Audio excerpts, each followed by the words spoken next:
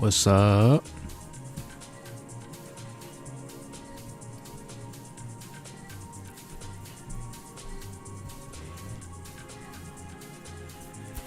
All right. What's going on, guys? Oh, yes, I have my fur on. It is fucking cold down here. I do have sweatpants on today, which is a little bit different, but...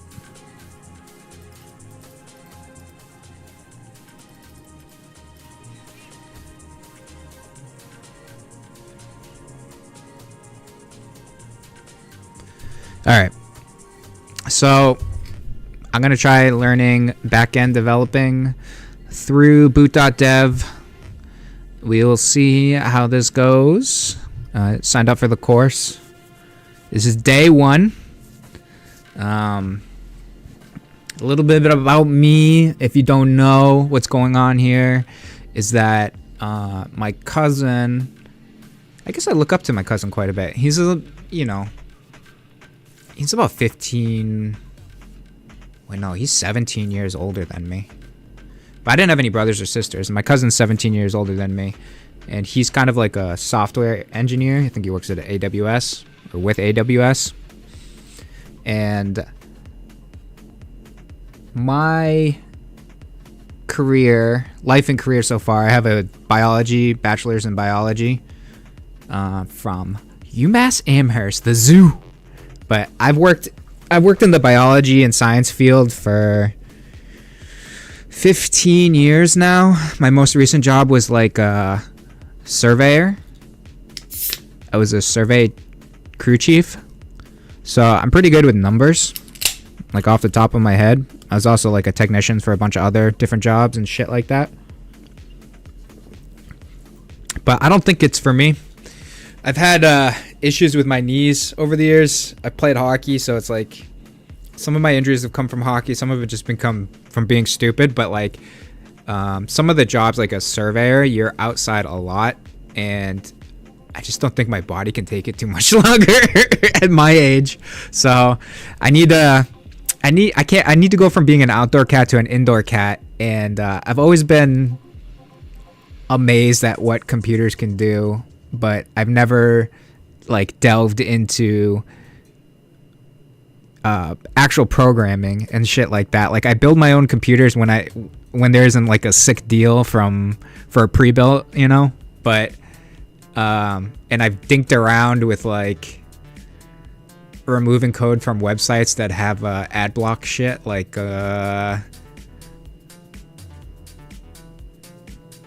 some website called the NY something, and then they have like you can remove the ads if you know how to do it and shit like that. So like I think I'll get into it. My cousin says I'm like right up the line for it. Yeah, I'm excited to get into it. So today is day 1. Let's fucking do it.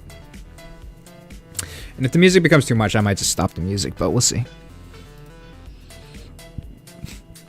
My hobbies are I like hockey and playing hockey and swimming in the ocean. I live near the ocean. Like I can walk to the ocean in about 15 minutes. And then I also stream video games too. So like currently I'm playing Kingdom Come Deliverance 2, but my base game is probably like Path of Exile 2. Yeah, I'm a Path of Exile nerd. Yeah, I just had a baby too, so this is for the baby to learn this. A little bit of a career change, so. All right, we'll get going with it. I haven't done any of it. I just signed up for it. I read some reviews. It looked good. It's going to take about 12 months to finish. But the way that I learn is typically through repetition and implementation, so we'll try to do that. The whole purpose of the stream is to just get like a working database up on YouTube so that I can see like for example, we're gonna start with Python. If there's something I need to refer to back on Python, I can go and refer to it on YouTube. So that I did, and then it'll just like kick some of the cobwebs around because I've definitely had concussions in my non-illustrious hockey career. So let's go. Yeah, I saw some interviews with Lane Wagner. He seemed like a cool dude and interested in people learning how to do this. So, and my goal is to stream probably or do this for about 4 hours a day, 5 days a week, Monday through Friday, to see kind of what the pacing's like in the beginning, and then I might adjust from there. And then I also stream video games like 3 hours at night too. So. Cool beans.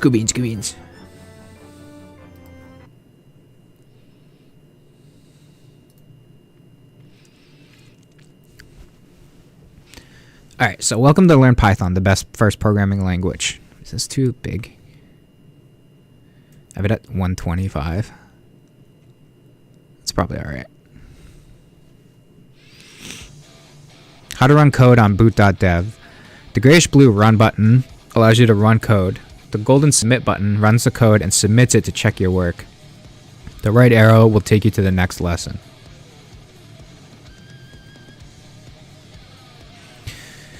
Alright, building Fantasy Quest. We're going to build a text-based adventure called Fantasy Quest in the course. I've written the first line of code for you.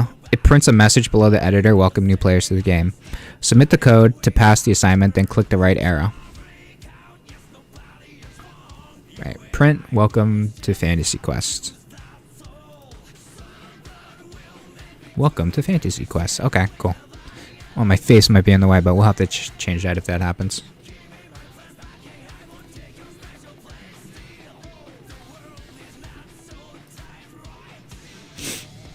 Fix your first bug. The combat system in Fantasy Quest isn't working as intended. It appears that players are gaining health when attacked instead of losing it. So my space heater's like wicked hot.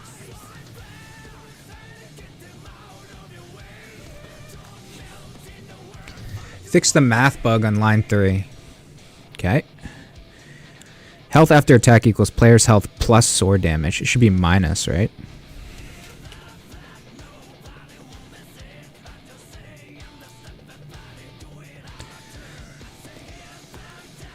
Lollyfred's health is 100. Lollyfred is hit by sword for 10 damage. Lollyfred's health is now 90.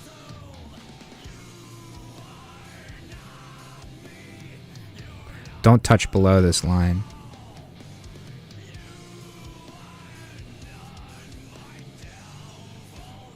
Okay, submit.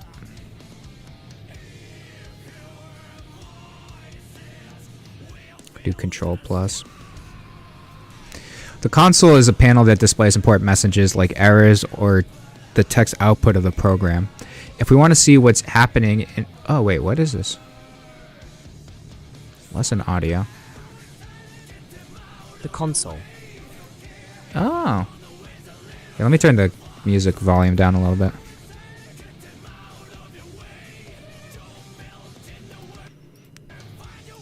Or at least let me make sure it's like minus 10 decibels, kind of like where I'm talking, so.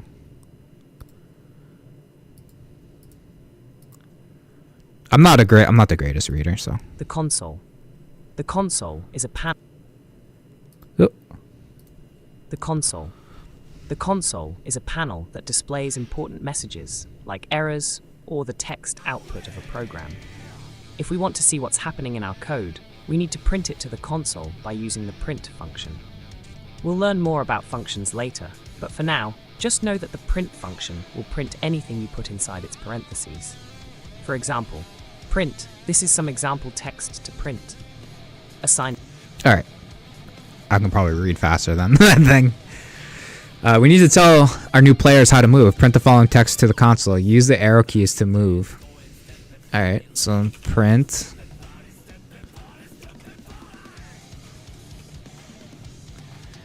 Use the arrow keys to move.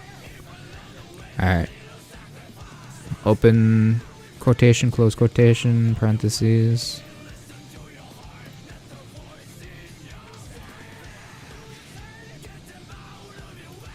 Alright, I'll pause Pause my thing. According to Stack Overflow and their methods of slicing the data, Python's actually among the most popular programming languages in the world. We think Python is one of the best programming languages for you to start with if you're learning to code for the first time. It's easy to use, but it still gives you plenty of control to build almost any kind of application. If you're new to programming, it may not seem like it right now, but Python code kind of reads like plain English, at least compared to the seemingly cryptic syntax of some other programming languages. Python is used all across Did it say the brain fuck? programming industry in back-end web development, automation, machine learning, DevOps, and cloud engineering. Once you've learned one programming language, almost all the concepts you learn will also apply to other programming languages. So making a switch in technologies just isn't as big of a deal as we make it out to be. Learning a second programming language isn't nearly as hard as learning a second natural language like Spanish or Japanese. Anyways, best of luck, and if you have any questions, join us in the Discord and ask away.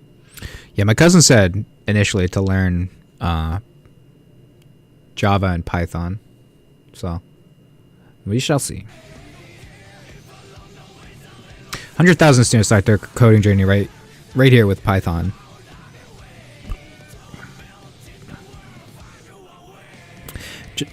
But because Python is simple doesn't mean it's not useful. Python is an extremely popular language in the industry and is well known for... Oh, we just watched a video.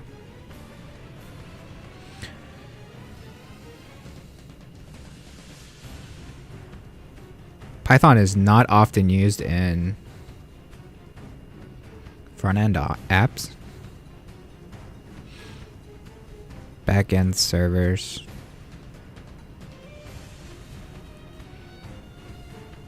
I say front-end apps.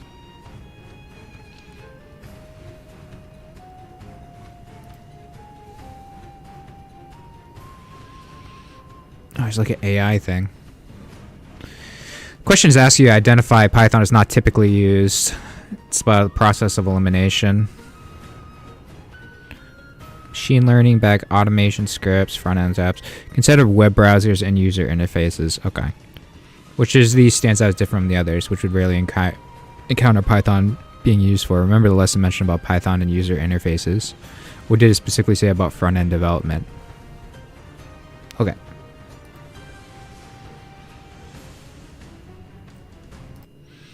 According to Stack Overflow and their methods of slicing the data, Python's actually among the most popular programming languages in the world. We think Python is one of the best programming languages for you to start with if you're learning to code for the first time. It's easy to use, but it still gives you plenty of control to build almost any kind of application. If you're new to programming, it may not seem... Alright, we just watched this. It's simple to read and write.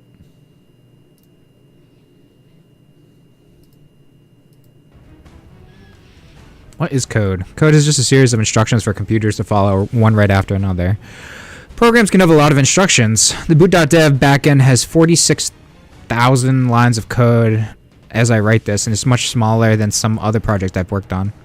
Remember how we used to use print instruction to print the text to the console? We can also use the print numbers. This prints the number 42. You don't have to use quotations. Well, addition is one of the most common instructions in the program. It also allows us to print the number 42, 40 plus 2. It first calculates the sum inside the parentheses and then prints it as a result. Okay, fucking algebra. Simple addition is used all the time in game development. In Fantasy Quest, we want weapons to deal bonus damage when they're enchanted. It's like a +1 weapon or something. Our hero's sword deals 25 damage normally, but it should deal another additional 75 damage when it's enchanted. Calculate the print result of 250 plus 7, 75. It's 325. Code runs in order, starting at the top of the program. For example, this prints first, this prints second, this prints last. Each print instruction prints on a new line. Okay. The dialogue in our game should display in the correct order. The first level our hero is talking. Our hero encounters a talking owl named Jax. Run, not submit the code, and see that it's printed in the wrong order. Rearrange the code so it prints in the correct order. Bika.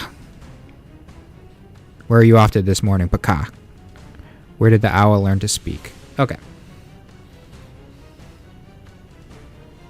Can I just like cut and paste on different lines?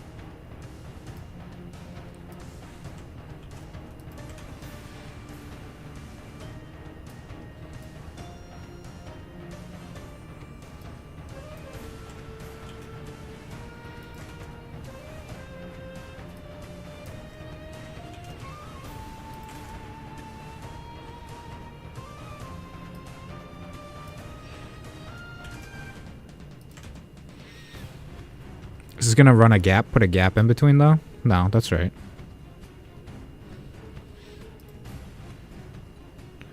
So you can just have an extra line in between, doesn't do anything. Syntax error is a jargon for, or syntax is jargon for valid code that a computer can understand. For example, the following code has an invalid syntax. Print hello world. It's missing the. It has mismatched quotes around the string hello world. One is a single quote and the other is a double quote. Let's continue to work on Fantasy Quest. There's a bug in a game. Hold on a sec. There's a bug in a game. Players are distraught. They're so needy. It's not like we added microtransactions. The code was supposed to print welcome to Fantasy Quest to our users, but we got an error instead. For the syntax error in the code editor and fix it.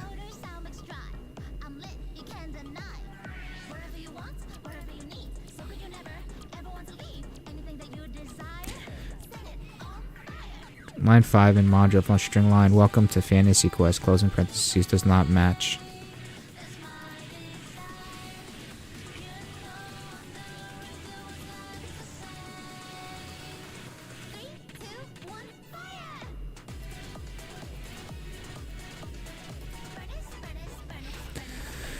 All right. The rules, syntax, the rules for how expressions and statements should be structured in a language. For example, I can't do like I can't do music with like lyrics in it while I read. It's fucking distracting. The rules for how expressions and statements should be structured in language. For example, in Python, the following is correct syntax: hello world, or print hello world. While in different programs language like Go, the correct syntax would be fmt.print line hello world. Syntax errors aren't the only kind of problems you can run into while coding. For example, a bug in your logic. The code is valid and will run, but it does something unexpected. It's too slow. Your code is valid, does what is expected, but it does it slowly. In this course, you're just concerned with syntax and logic errors. We'll cover performance issues in a later course. Okay, so like slowness. What does syntax mean? The rules for valid code in a program language. Syntax error quiz. The rules for expressions and statements should be structured in a language. For example, Python, the following is correct. Syntax, Oh, so we're still on the quiz. What happens if you try to run code with invalid syntax? Your dreams will wither and die alongside last few hopes and aspirations. You'll get an error message from the Python interpreter and the code won't execute. The computer will freeze.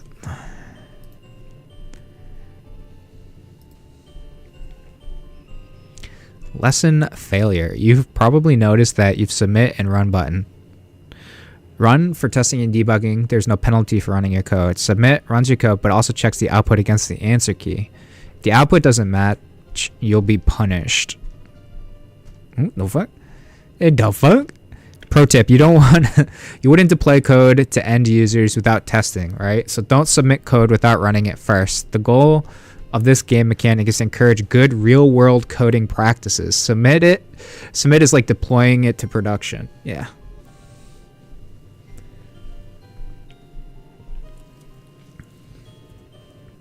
When you fail a lesson, one of two things will happen. If you have armor, you'll lose one. That armor is consumed to protect you from future failures on that lesson. If you don't have an armor, you'll lose sharpshooter spree, and it will reset to 0. Each time your spree counter hits 15, you'll earn a random chest. Chests contain gems and items like armor. Assignment. Fantasy Quest has a bug in its server code. The code is supposed to print message indicating that the game server has started successfully. Fix both syntax errors in this code. So can I just, instead of doing a double, can I just add a single? Oh, the fuck? That doesn't work, right? I have to do like a...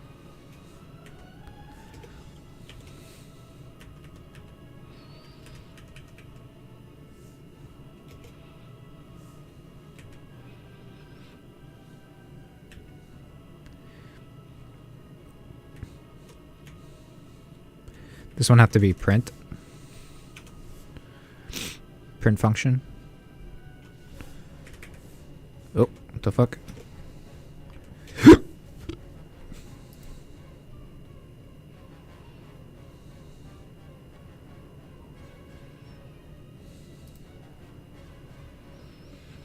I used before we got this like thing in, I used to work for the USGS.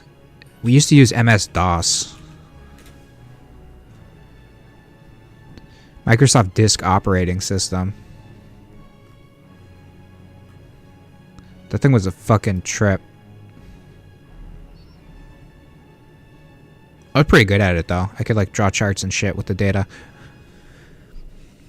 So we did this one next. Game statistics. Our team is asking... This is an optional challenge you can skip. I'll just do it. Our team is asking for some stats on Fantasy Quest game servers. They'd like to know the average number of players on the 4 servers. Debug the code so that it correctly prints the solution to the math problem.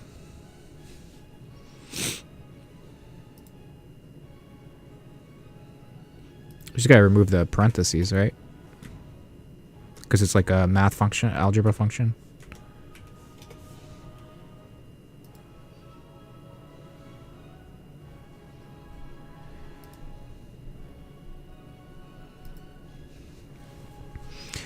Our dev team has been making up updates for Fantasy Quest Innkeeper Shop, but there's a problem. The Innkeeper text dialog is empty. Add separate print statements to complete the Innkeeper's response. They should say the following. Great choices. Can I copy this?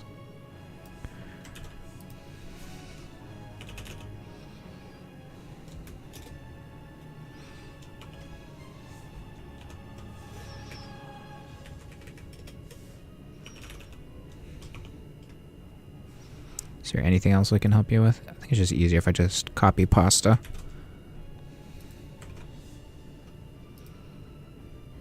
Oop, I didn't put quotations.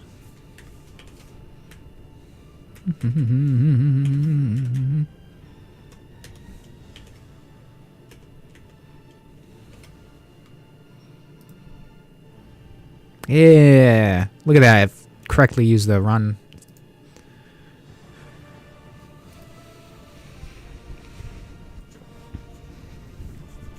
Variables are how we store data as our program runs. Up till now, we've been printing data by passing it through the print function. Now we're going to save data in variables so we can reuse it and change it before printing it. Creating variables. A variable is just a name that we give to a value. For example, we can make a new variable named my height and set the value to 100. Okay? We can define a variable called my name and set that to lane. Text string lane. We have the freedom to choose any name for our variables, but it should be descriptive and consist of a single token.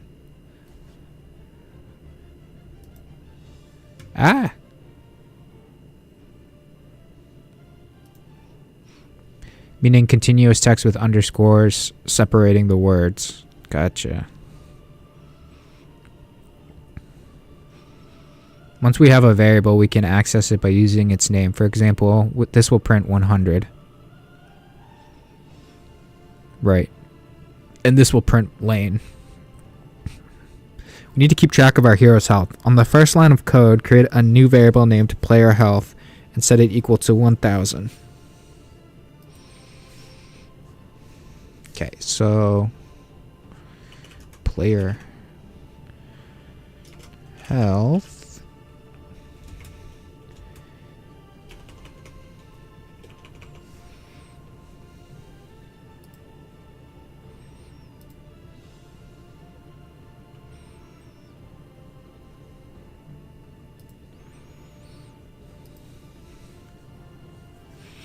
guess I could make this bigger so it's easier to see.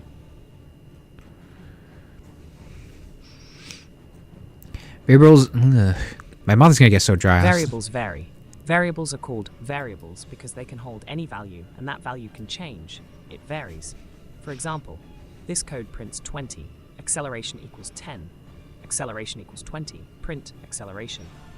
The line acceleration equals 20 reassigns the value of acceleration to 20. It overwrites whatever was being held in the acceleration variable before, 10 in this case. Assignment. We need to reduce our hero's health as they take damage. Before each print function in the provided code, change the value of player health to 100, less than it was before.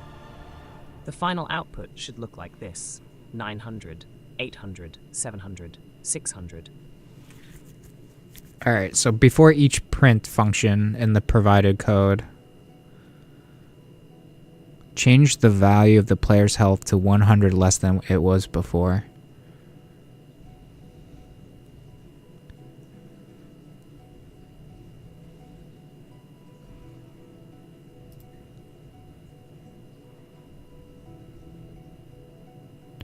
Number reduced by 100 here.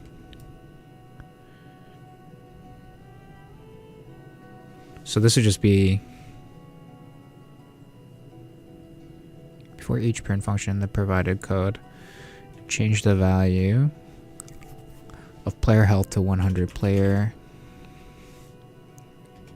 health equals 900.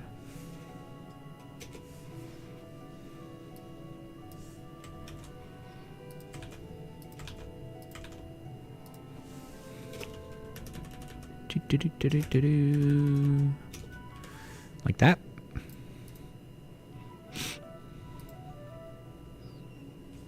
Oh, 15 exercises. Complete 1 sharpshooter spree.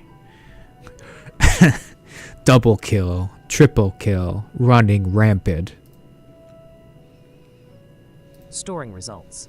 Now that we know how to store and change the value of variables, let's do some math.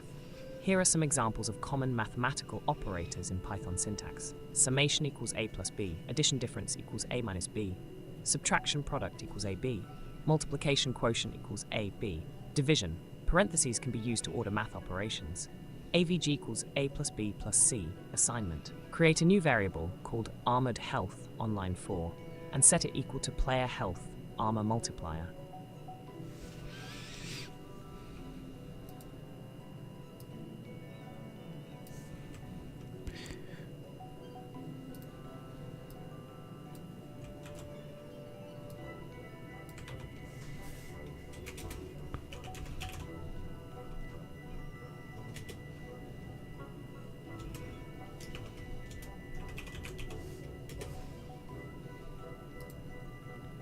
Is that right? 2000? Damn, armor's pretty good in this game. It's giving you twice the amount of effective HP. It's not like PoE 2.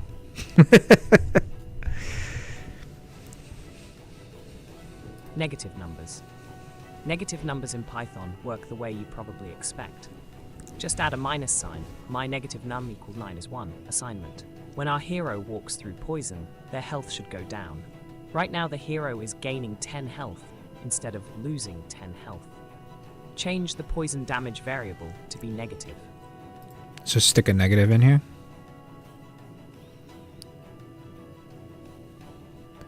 Because it's player's health plus poison damage, so if I'd make it negative, it brings it down. Or you could say poison damage is a positive number, right? And then you just do minus poison. I mean, you could do it either way.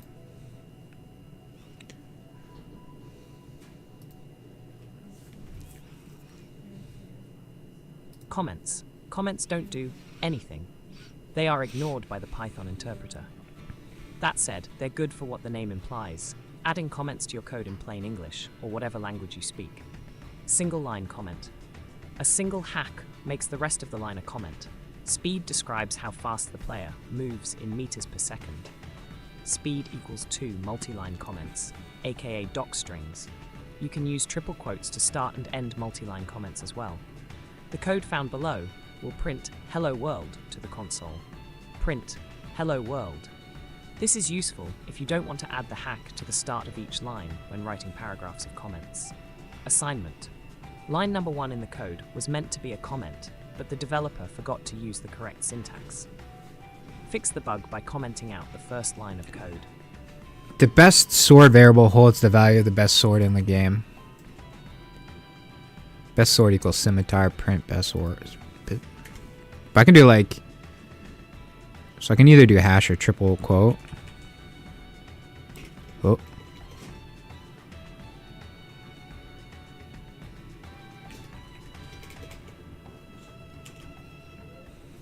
Do I have to do a space there? Or can I just run it like that? I think I can just do it like that without a space.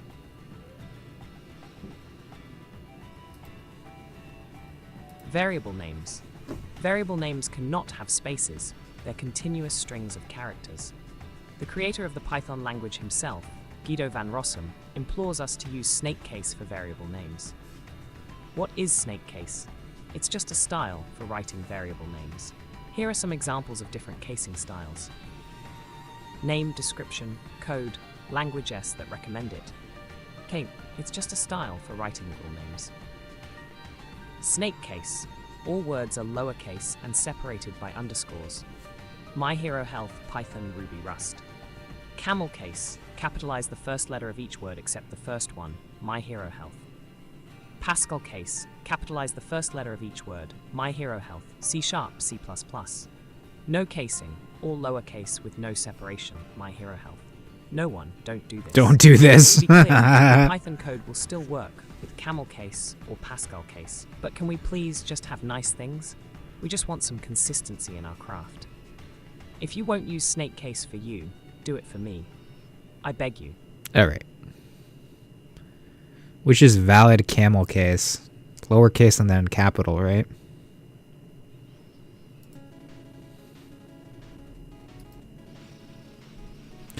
What's valid snake case is underscores.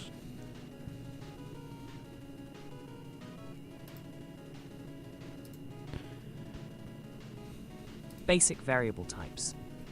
Python has several basic data types. Strings. In programming, snippets of text are called strings. They're lists of characters strung together. We create strings by wrapping the text in single quotes or double quotes. That said, double quotes are preferred. Name with single quotes equals Boot.dev. Not so good. Name with double quotes equals Boot.dev. So good. Numbers. Numbers are not surrounded by quotes when they're declared. An integer, or int, is a number without a decimal part. X equals 5. Positive integer y equals -5. Negative integer. A float is a number with a decimal part. X equals 5.2, y equals -5.2 booleans. A boolean, or bool, is a type that can only have one of two values, true or false. As you may have heard, computers really only use ones and zeros. These ones and zeros are just true-false boolean values. Is tall equals true is short equals false assignment. Fix the bugs in the code. Player health should be an integer, and player has magic should be a boolean. Okay, so player health should be an integer. What does it happen?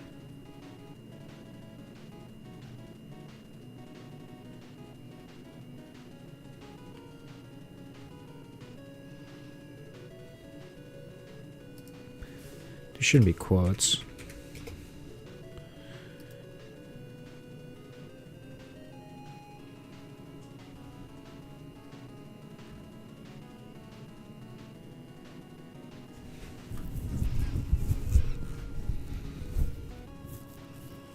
Player health should be an integer and player has magic should be a boolean, true or false.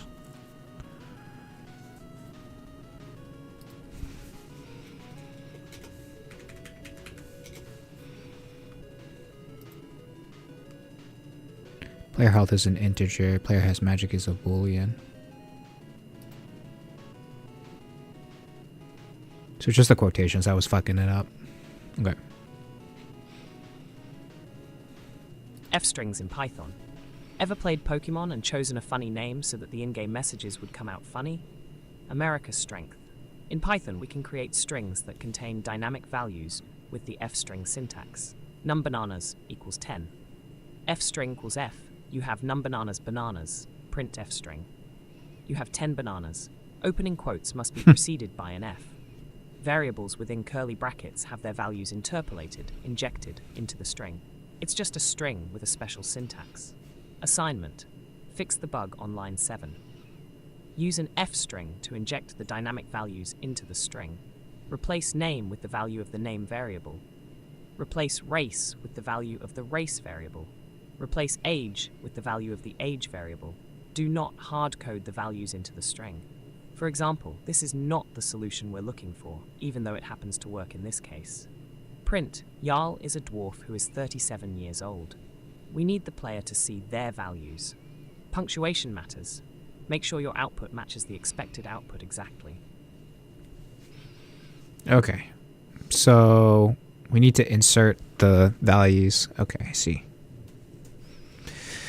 F string in Python.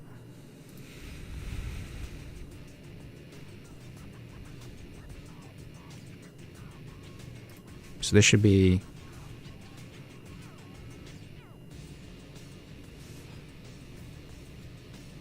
fix the bug on line 7. The F string injected dynamic values into the string. Replace name with the value of the name variable.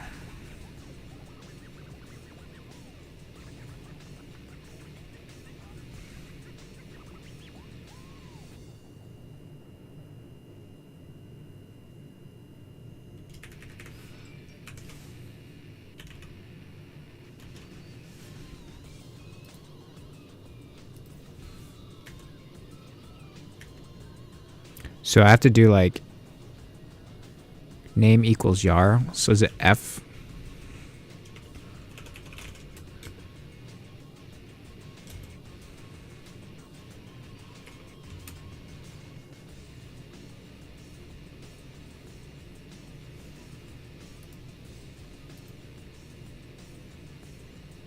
Oops. That's not right. Opening quotes must be preceded by an F.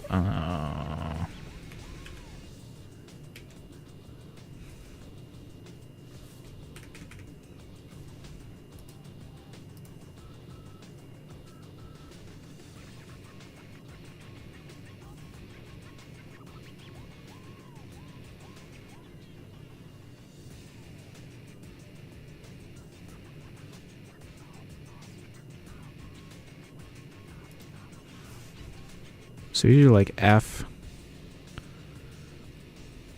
name.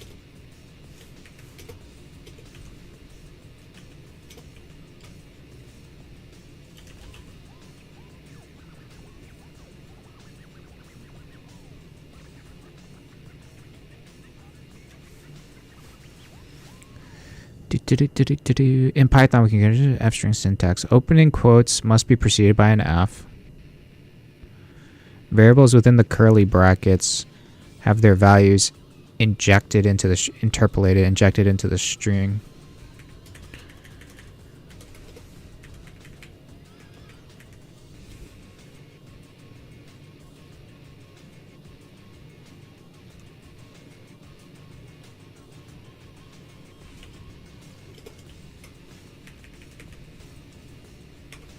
So like that. Oh, okay, I'm getting it.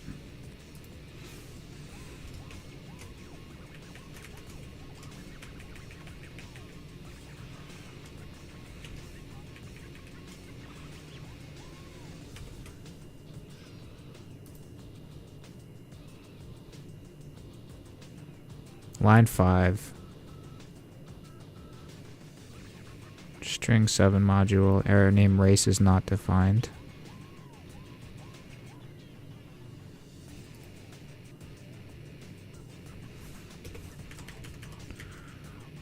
Like that.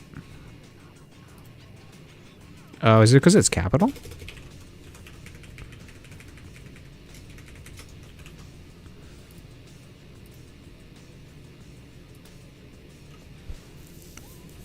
Most recent call last. Exec line 5 in module. Execute. String line 3 in module.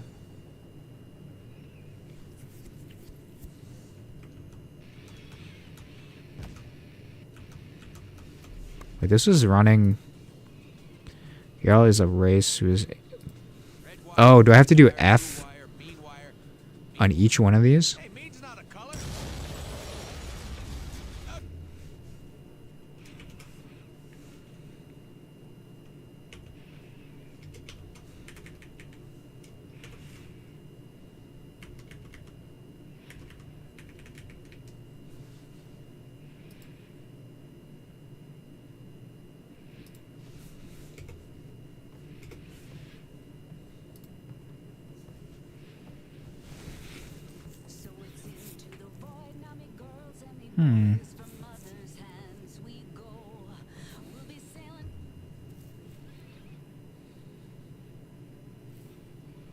Place the name value with the value of the name value.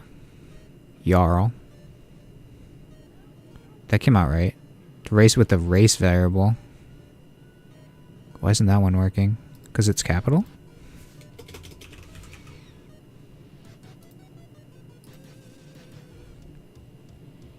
This is what I did before. I don't know why it wasn't working.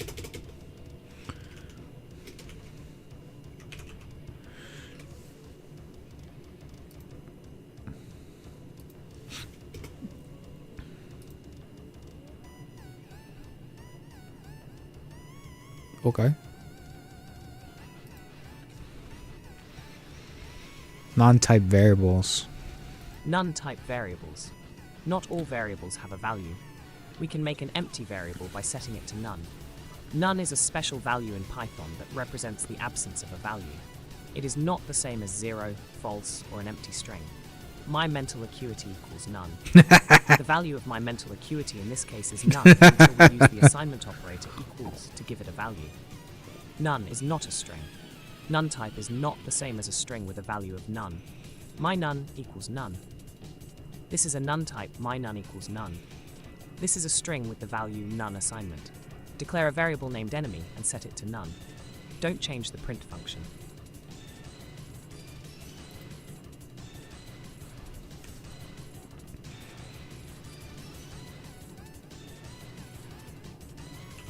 Alright, enemy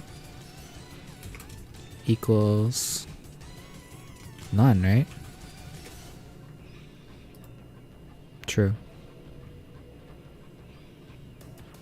None is none.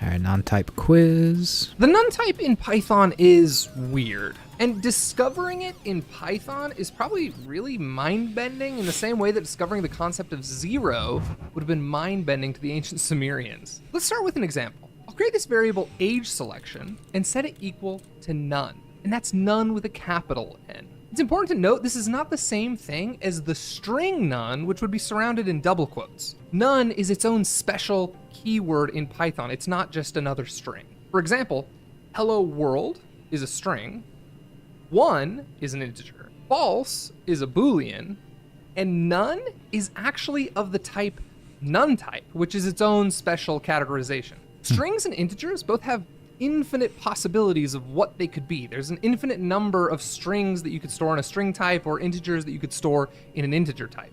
A boolean can only be true or false, but the none type can actually only contain the value none. So why is this even useful? Well, the idea of none is to communicate that there's nothing here, and not just the value 0, because sometimes 0 means something. Again, let's go back to our example of a variable called age selection. Let's say we have a form on our website where you can input an age. Well, inputting the age 0 would actually be a valid selection. So we can't use 0 to represent the state where the user has not yet selected an age. Again, because you could select 0. So one common use case with the none type is to sort of use it as a default value for a variable. And it indicates that, nothing is stored here yet, but there likely will be or can be in the future. Now, one common mistake I see with new Python developers is when they print a value, or I should say when they print a variable that stores the none value, it will actually print the string none to the console. And that's confusing because if you write a program that instead of printing a variable that stores the none type actually prints a string that just says none, the exact same thing is printed to the console, but they're not the same. Now, the easiest way to test is to actually wrap the variable in a type function. So you're actually printing the type of the thing. And in that case, you'd get a message saying, this is a none type or this is a string type. So if you ever get stuck or lost and you're not sure what you're looking at, be sure to use that in your print debugging. All right, so none type versus string type. Because the none just means the absence of a value, and the other none means the word none, like nothing.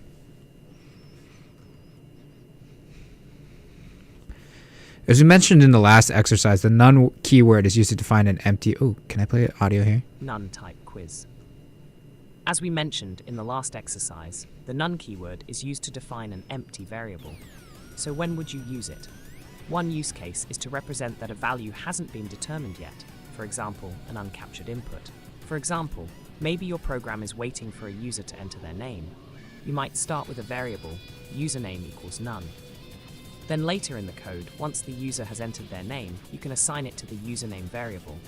Username equals input, what's your name? Remember, it's crucial to recognize that none is not the same as the string none. They look the same when printed to the console, but they are different data types. If you use none instead of none, you will end up with code that looks correct when it's printed, but fails the tests. Gotcha. Why might you use a none value? To cause additional pain and suffering to your coworkers. Because you need a string with the text none. No. It's a default placeholder that would be replaced later. Yeah. Dynamic typing. Dynamic typing.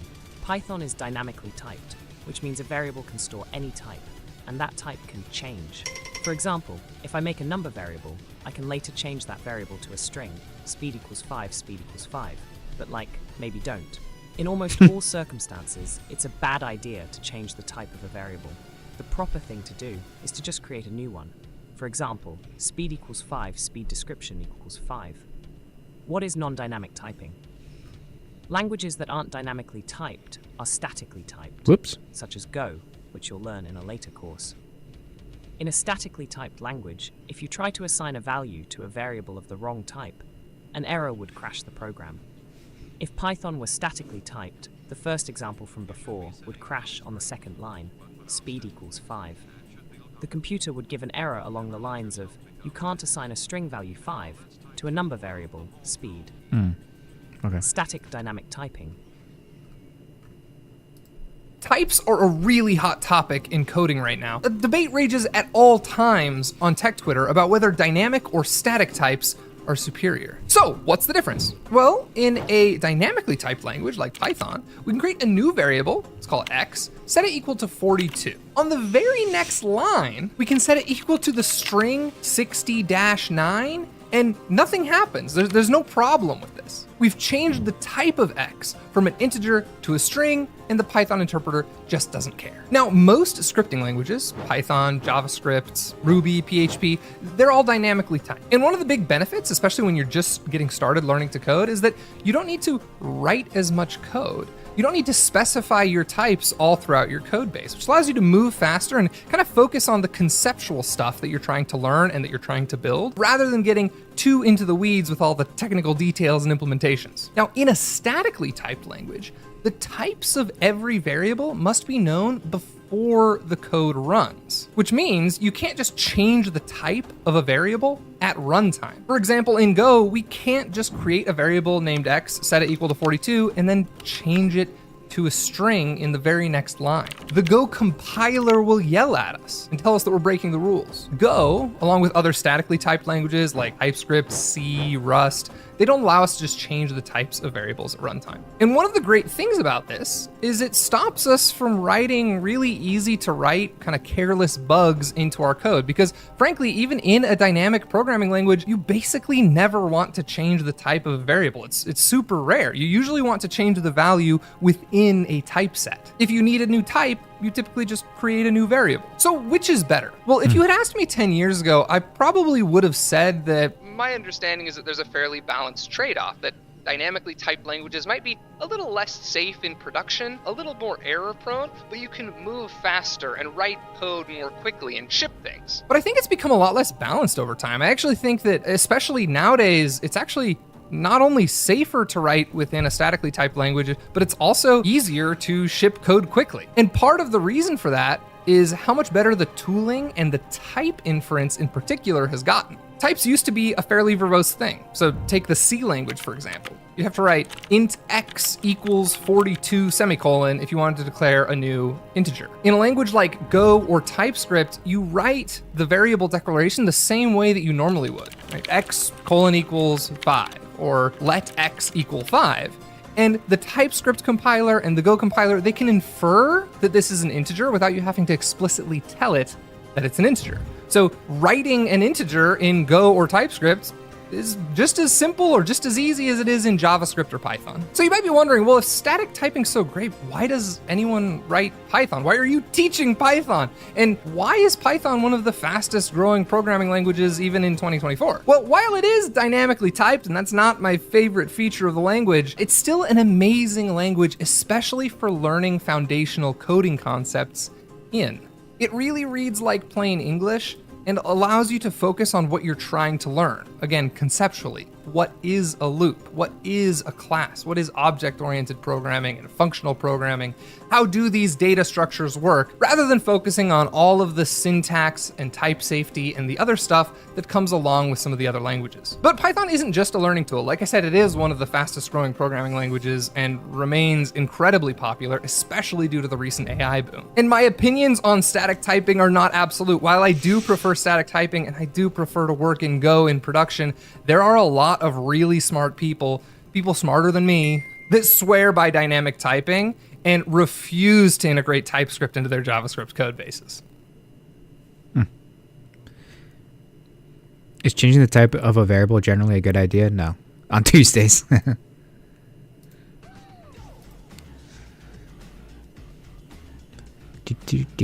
Dynamic typing. Python is dynamically typed, which means a variable can store any type, and that type can change. For example, if I make a number variable, I can later change that variable to a string. Speed equals 5, speed equals 5, but maybe don't. Oh yeah, we heard this already. Kind of typing does Python employ dynamic? Math with strings. When working with strings, the plus operator performs a concatenation, which is a fancy word that means joining two strings. Generally speaking, it's better to use string interpolation with F strings over plus concatenation. First name equals Lane, last name equals Wagner, full name equals first name plus last name, print full name, prints Lane Wagner. Full name now holds the value Lane Wagner. Notice the extra space at the end of Lane in the first name variable. That extra space is there to separate the words in the final result. Lane Wagner. Assignment. Okay. We have a second player in our game. We need to tell each of our players how much health they have left. Edit line 9 to print. Player 1's health. You have 1200 health using string concatenation and the variables provided. Edit line 10 to print. Player 2's health. You have 1100 health in the same way. Only print. You have X health. Once for each player, nothing else.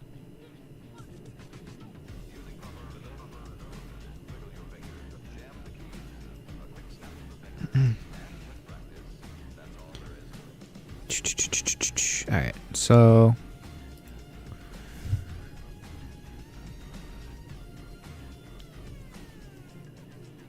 you have so it's sentence start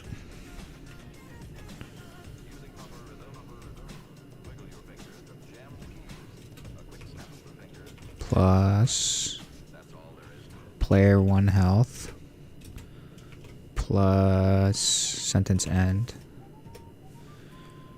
And then what does that run like? You have 1200 health. So then I can just copy this. And then just type in player 2 health.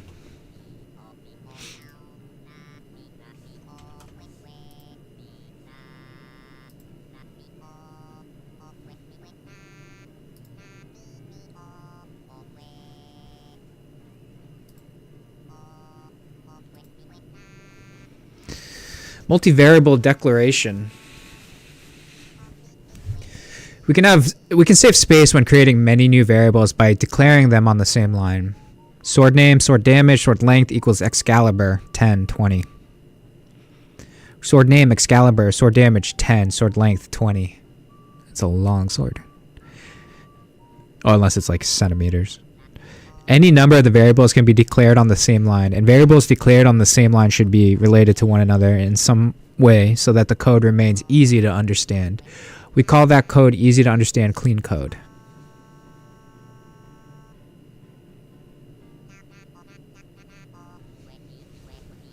How many variables can be declared on the same line? No limit.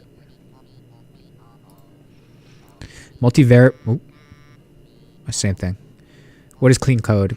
Code that runs quickly. Code that's easy for developers to read and understand. Understand, right? Yeah.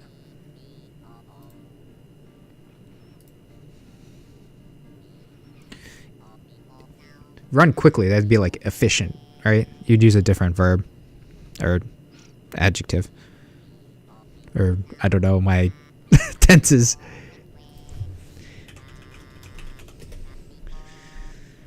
Adjective. Boots. You may have already figured this out by now, but below the lesson explanation, or in the Boots tab on mobile, there's an adorable bear wizard named Boots. His job is to help you if you get stuck. Here's how. Boots is an AI chatbot, like ChatGPT, that's been trained on our lessons. When you ask him a question, he already knows. The official solution. What you've been asked to do. The current state of your code, if you press the clipboard button to paste it in. He's been trained to not give you the answer.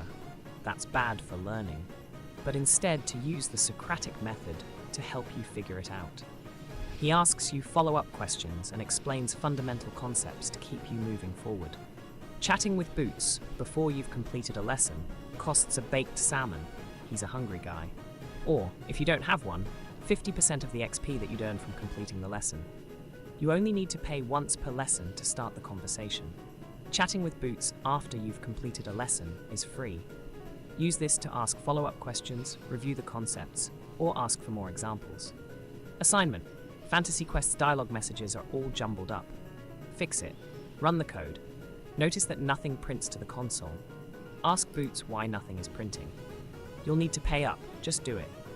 Be sure to click the clipboard icon on the text input to include your code so that he can see it. Use Boots to figure out what's wrong, fix the code, then submit it. We're expecting the following output.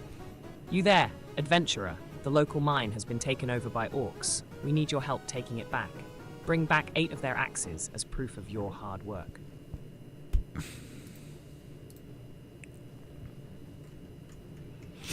How do I access them?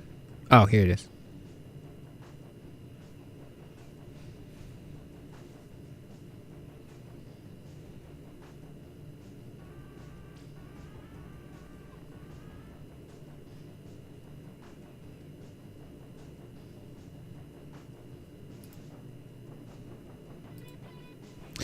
Alright, ask Boost why nothing is printing. You need to pay up, just do it. Be sure to click the clipboard icon on the text input to include your codes so you can see it. This?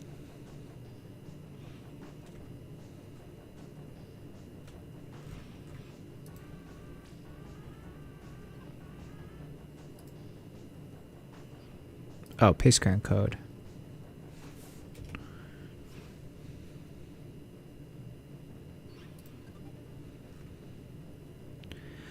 I've noticed you shared your code, but what seems to be the issue you're running into? Looking at your code, I see that you have all the message strings defined, but nothing is happening when you run it. What do you think might be missing if we want to display these messages to a player of Fantasy Quest? We gotta print it. We need to print. Exactly right. Use the print function. Looking at the expected output assignments, we need to display the 3 lines.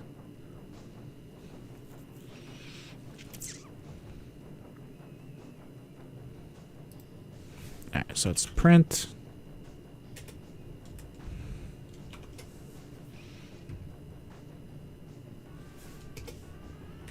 Oop.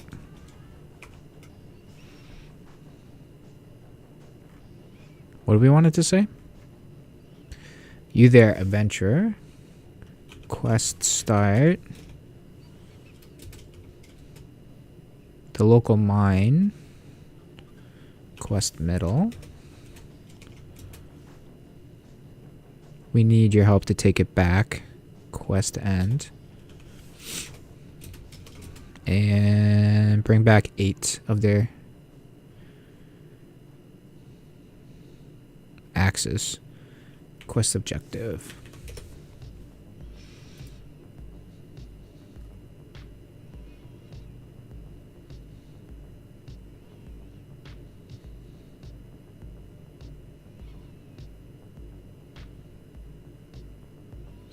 Oh, but we have to do it on separate line. So is this just like a bunch of like print functions? What if I hit enter? Yeah, okay.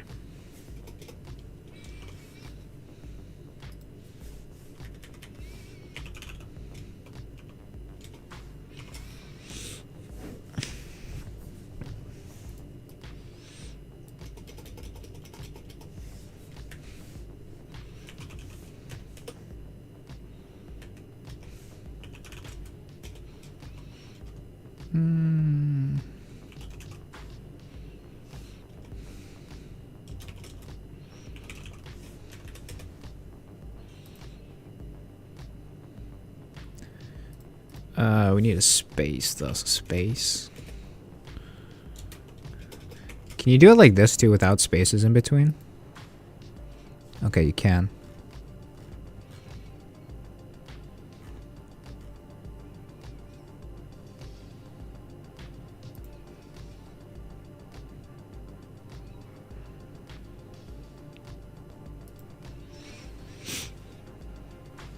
Spellbook. As you progress through Boot.dev, you might find yourself wanting to take notes, review concepts you already learned, see more examples of a concept, see an example of some syntax you already learned. Your spellbook solves these problems. It's a searchable cheat sheet of everything you've learned on Boot.dev. As you complete lessons, you'll automatically unlock new pages in your spellbook that can be searched at any time. That's cool. So if you know what you're looking for, use your spellbook before chatting with Boots, because using the spellbook costs no items or XP. Oh, it's like a reference of stuff that we already know. Competitive Fantasy Quest players, Balance Ballers, have won all their games in the elimination round of the tournament. They're now in the finals. Calculate the average score of their 4 games and store it in the average score variable. The average, or mean, is calculated by adding up all the numbers and dividing by how many numbers there are, which means first we need to add up all the scores. Then divide by 4. Parentheses. Let's use our spellbook to recall the syntax we need. Look at the bottom right of the lesson text. You'll see a toggle to switch from Boots to your spellbook. Flip the switch to open your spellbook.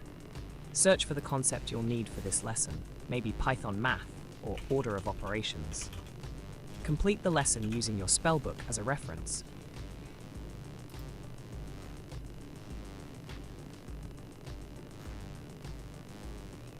Yeah, so we have to run the function of the addition first.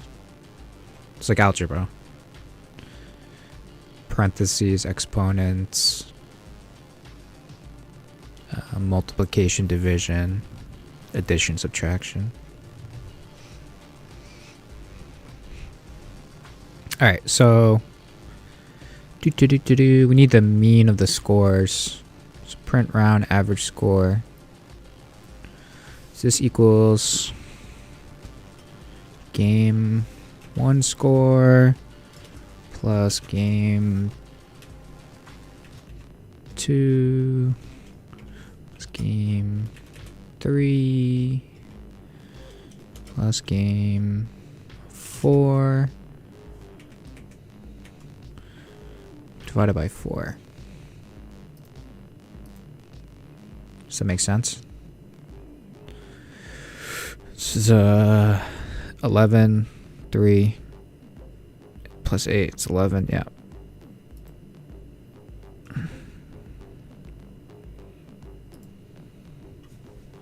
This is an optional challenge. You can skip. Nah, we'll do it. One of the interns started working on a program that outputs data to about Fantasy Quest player characters. It's nearly done, but it has various bugs. Fix the bugs and get the character report working. Update the variables to their expected data types. Name string, level integer, character class string, armor integer, magic resistance float, account active, boolean. Select true or false. Fix the bug with the F string on line 9. These are the original values. Okay.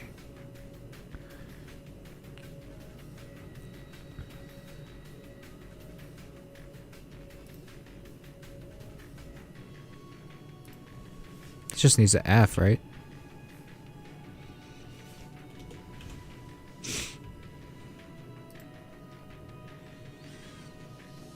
Line 5 in module. These have to be updated.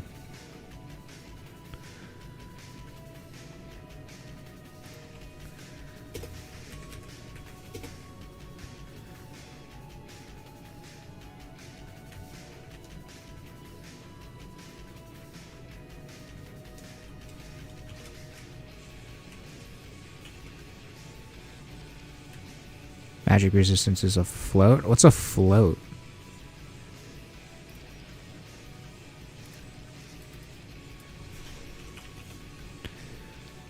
Basic variable types in Python. Floats are numbers with a decimal points. Okay. Gotcha. I forgot what a float was there for a second.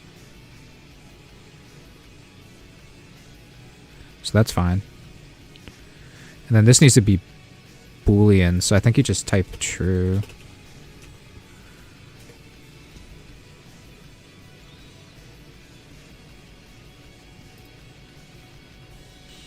Character report. Lupin is level 25 Windrunner. They have 12 armor, 15.4 magic resistance. Their account is currently active. True. Character report types, data types, level, int, strength.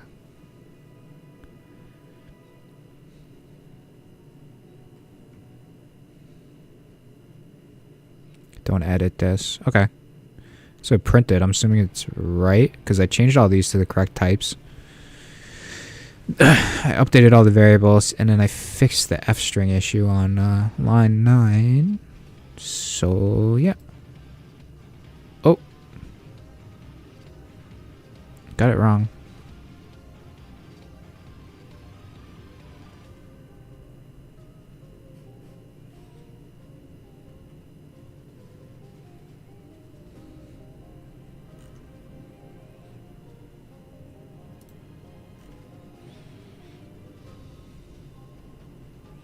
Floats are numbers with a decimal. They can also be positive or negative. Integers.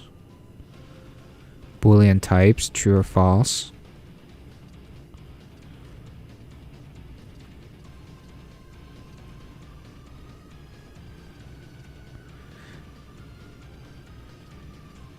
Oh, armor, float, magic resistance, float.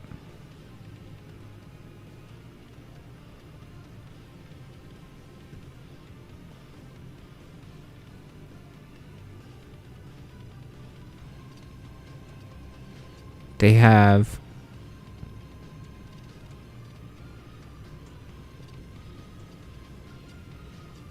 armor equals 12. Wait, why did this... Armor, float, magic resistance, float. Int, name strength.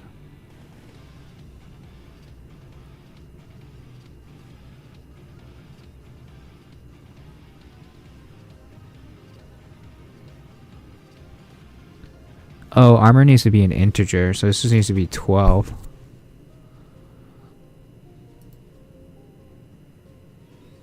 Oh, is that what it is? Because the integer needed to be... Okay, I see. So string, integer, float, boolean. There we go. Got it.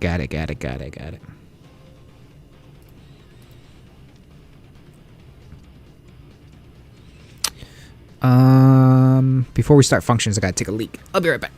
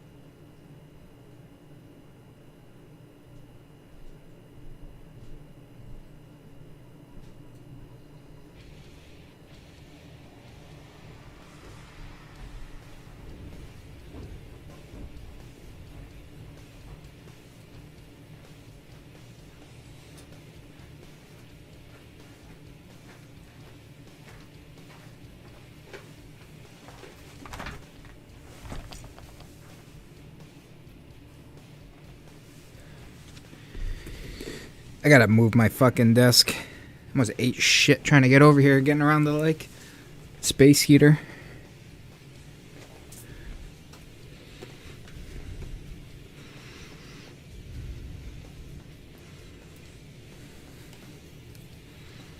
Damn, salad is packed.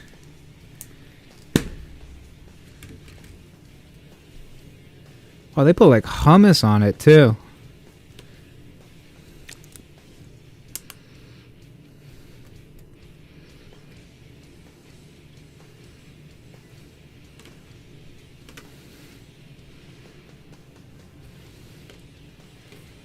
Mmm.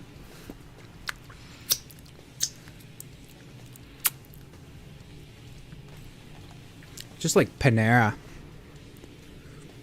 Don't look at my face, camera. I think it's some Mediterranean salad.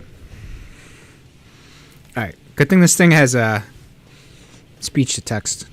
Text to speech. Functions. Functions allow us to reuse and organize code. For example, we have some code that calculates the area of a circle. Radius equals 5, area equals 3.14, radius.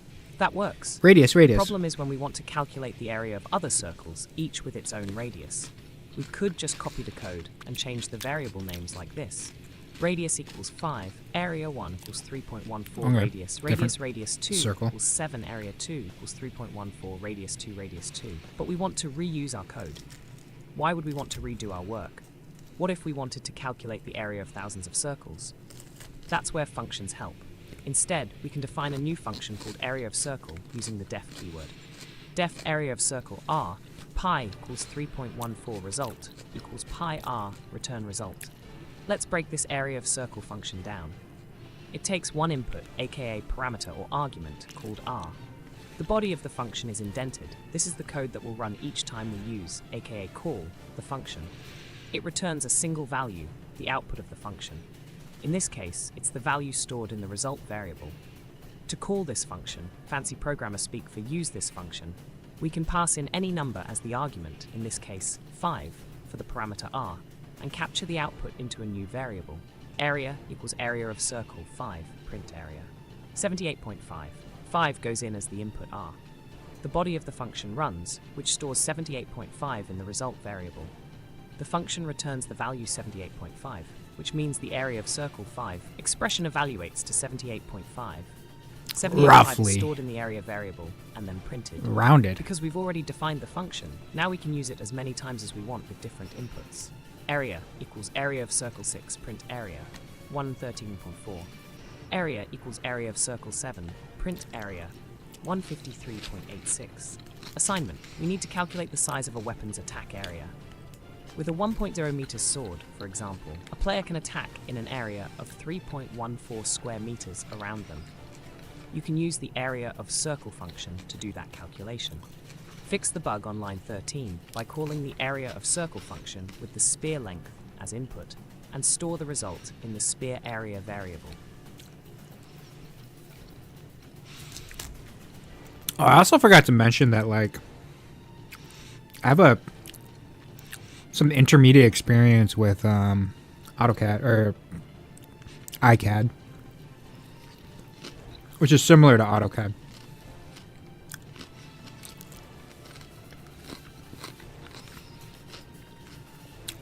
Fuck no, I can't eat red onions anymore. Unless I want, like, fucking Mount Vesuvius in my esophagus. I can't eat red onions anymore. At least not raw red onions. Pickled red onions, okay.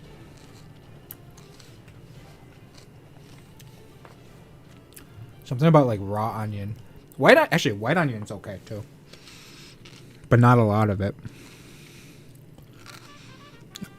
Oh, I should have got it with no red onions on it. It's too bad. I like red onion, too.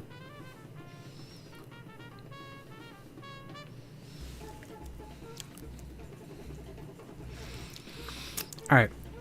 Fix the bug in line 13 calling for the area of a circle function with the square length as input stored in the result in the spear area variable. Spear length.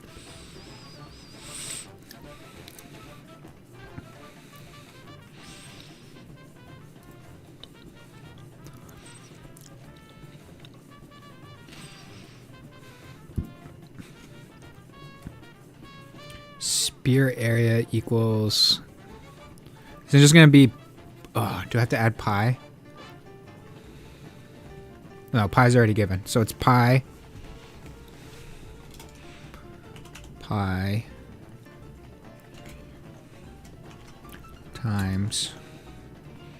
Spear length.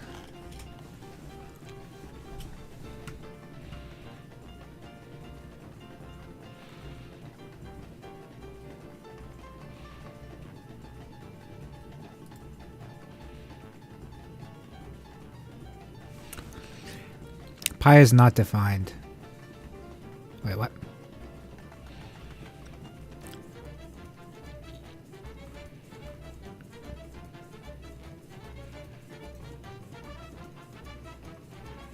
Oh, spear area?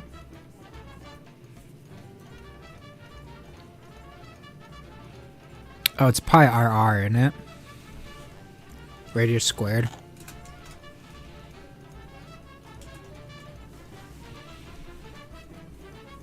Diameter is for the circumference.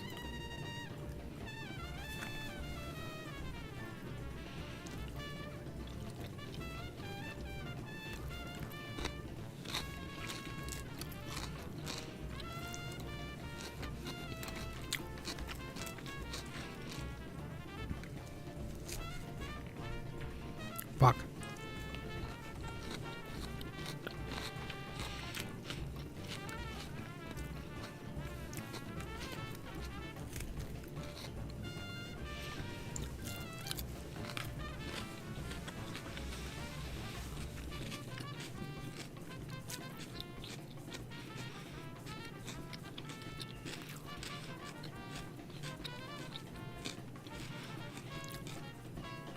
Area of circle is pi radius. So pi times sphere area.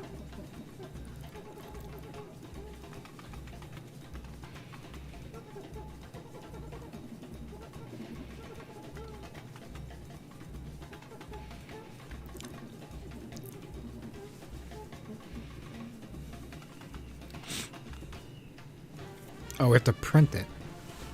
No, we don't have to print it. The prints are below. Area of circle 7. Oh, area of circle.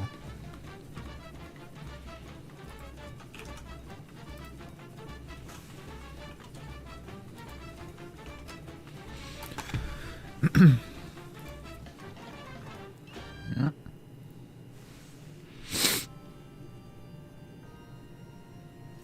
Area of circle sphere length. Because area of circle is this.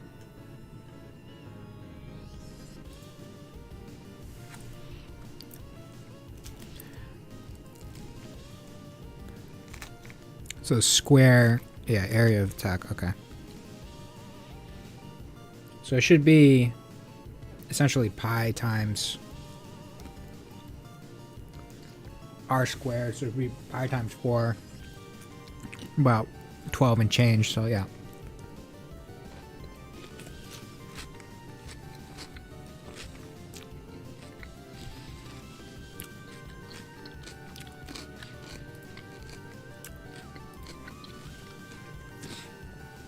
Functions are the building blocks of real-world applications. They make it so we can reuse the code that we write, and they help us organize our code into smaller pieces so that it's all easier to keep track of. Let's take a look at this example, a function that calculates the area of a circle. It takes the radius of a circle as input, in meters, we'll be using the metric system for this example, and when it's done, it will return the area of the circle, in meters squared.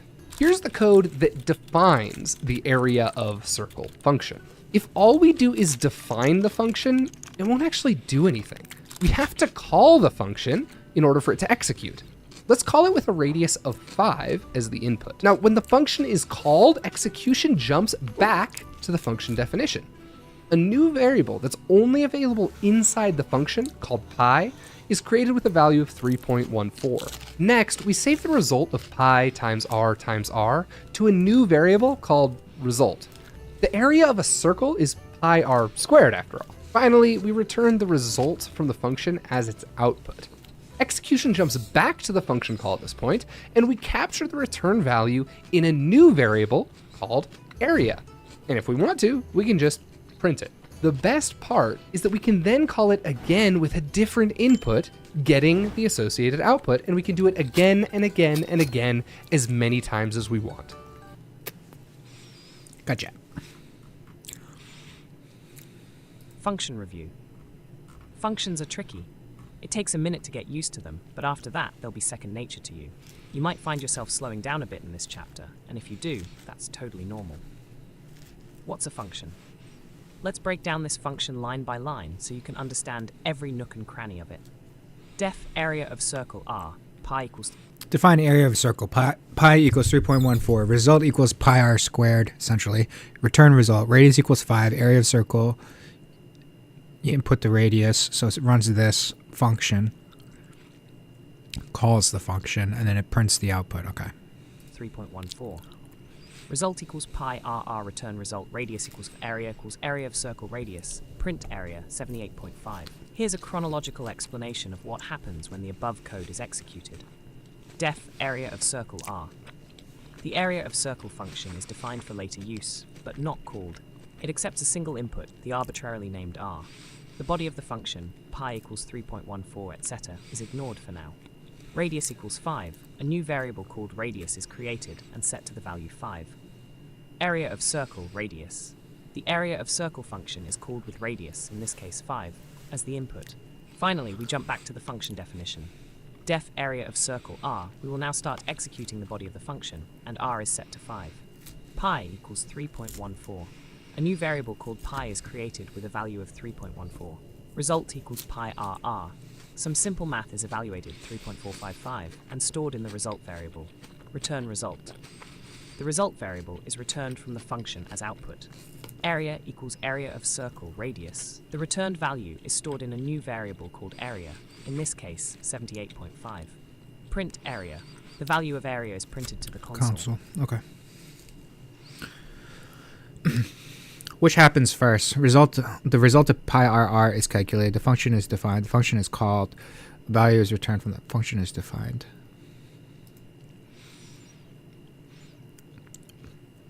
Of the choices, which step happens last when the code is executed? Prints the screen, right?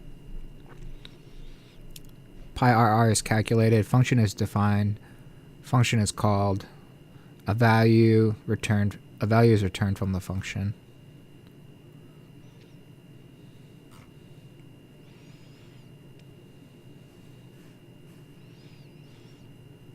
This is the return. The result variable. The function is defined. Function is called. So the normal order would be the function is defined. The function is called to be used, right? The result of this is calculated, and then the value is returned. Or no, the return.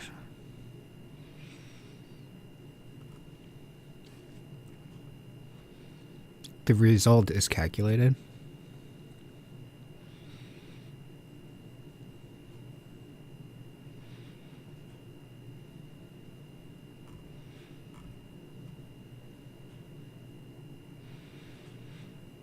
Defined. It's called. Returns the result.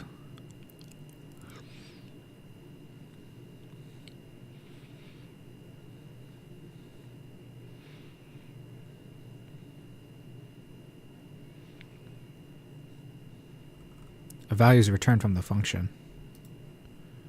Okay, I don't know why I was getting so hung up on that. Why is a variable called radius outside the function but r inside the function? This program is hard and needlessly makes me want to cry. It makes me want to cry sometimes, because only the value of the variable is passed to the function. It is then assigned a new variable called r. Because all variables are called r inside functions. No, because all variables are automatically shortened to one letter inside functions. Is it this one?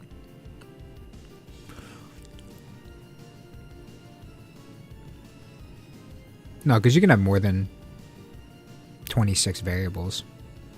Because only the value of the variable is passed to the function. It is then assigned a new variable called r.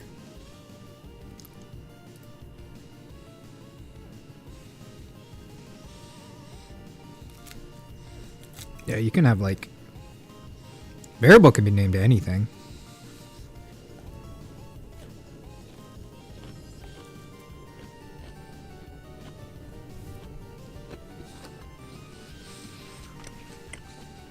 Multiple parameters.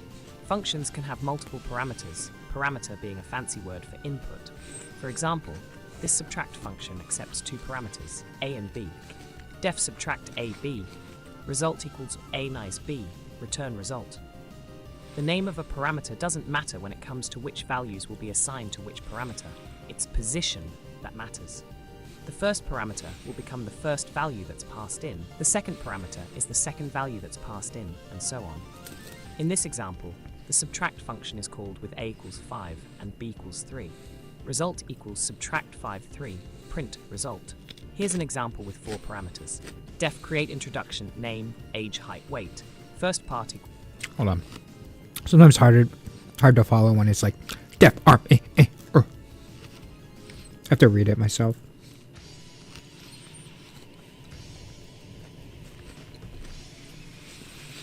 Create introduction. Define name, age, height, weight. First part. Your name is name. You are age. Years old. Okay. Your name is plus name, and you are age years old. Second part. You are height meters tall and weight kilograms. Full intro equals first part plus second part return full intro. It can be called like plus space. Is this a space?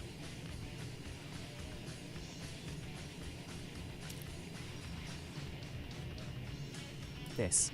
My name equals John. My age equals 30. Intro equals create introduction. My name, my age, 1.8, 80. Print intro. Your name is John and you are 30 years old. You are 1.8 meters tall and weigh 80 kilograms. Assignment.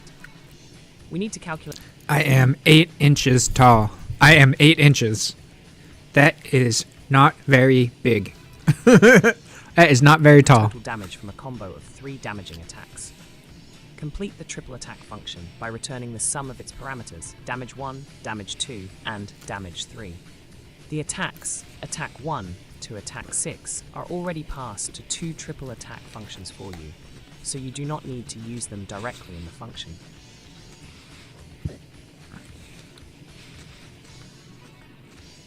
You need to calculate the total damage from a combo of 3 damaging attacks.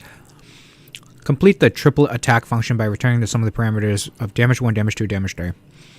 The attacks 1 and attack 1 to attack 6 are already passed to 2 triple attack functions for you, so you do not need to use them directly in the function. 1, 2, 3. First triple attack equals triple attack. Second triple attack, -1, 10, 5. 4, 5, 6.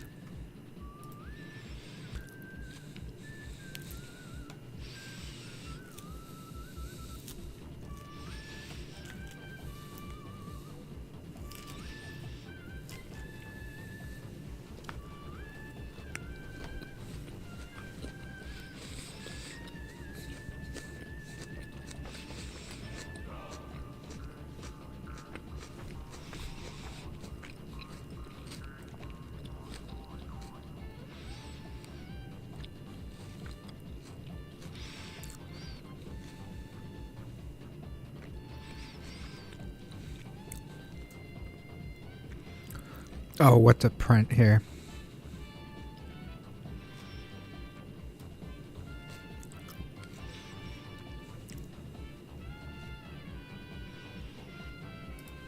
Oh, it's printing a line. Never mind.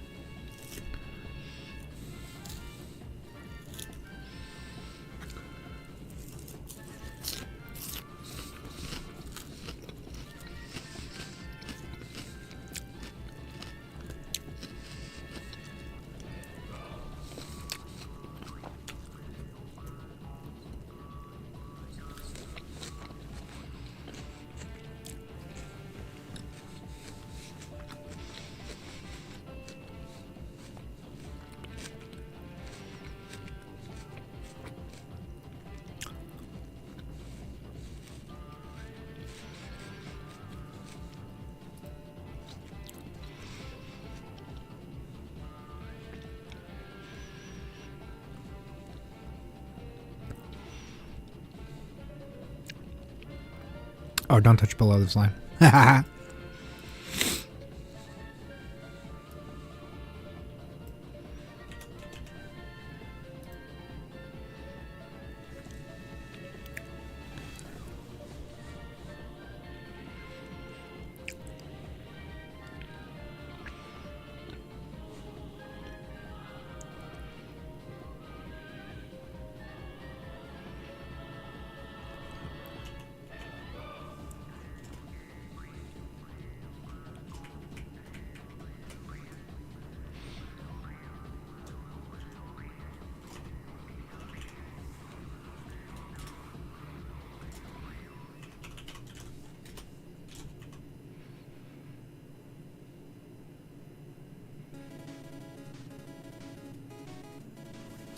Oh, I think I'm fucking this up. Hold on.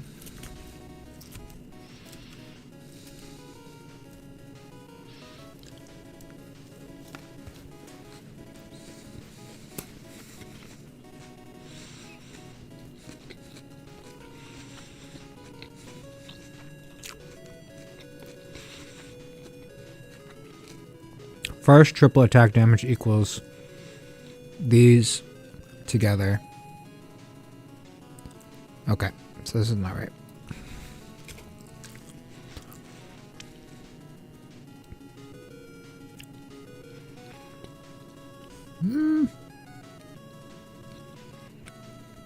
Damage 1, 2, 3. Second triple attack damage.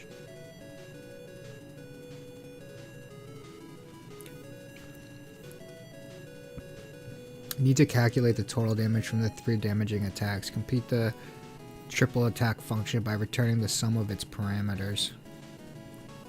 Damage 1, damage 2, damage 3.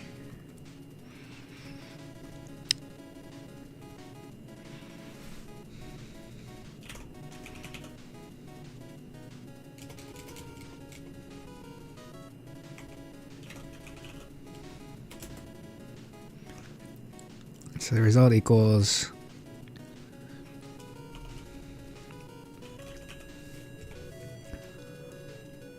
plus.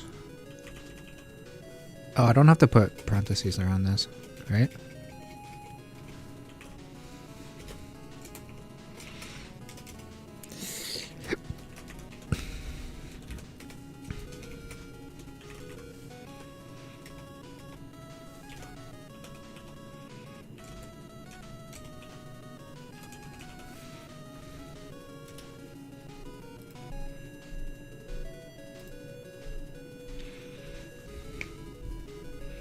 Getting damage for 2, 4, and 3, 9 points of damage dealt. Getting damage for -1, 10, and -5, 15 damage dealt.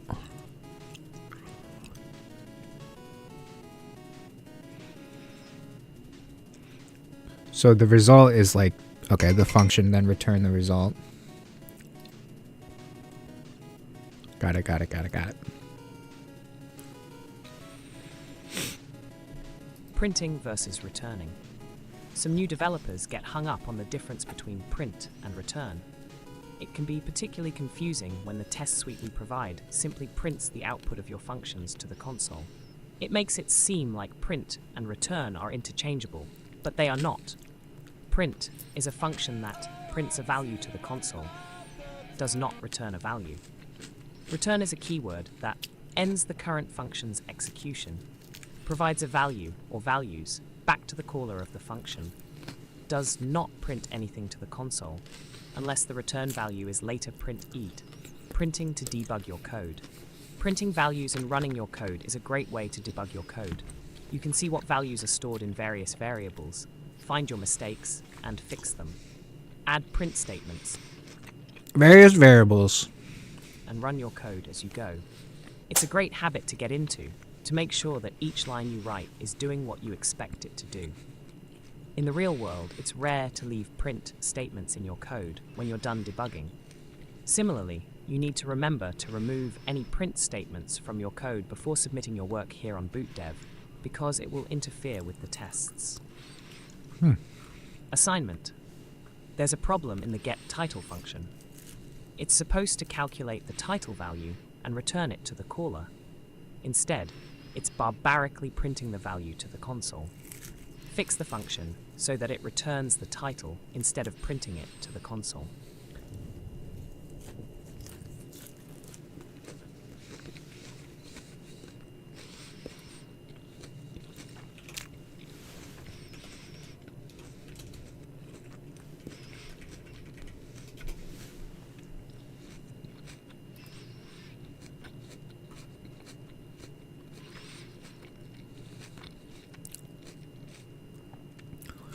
Just changing it from print to return, right?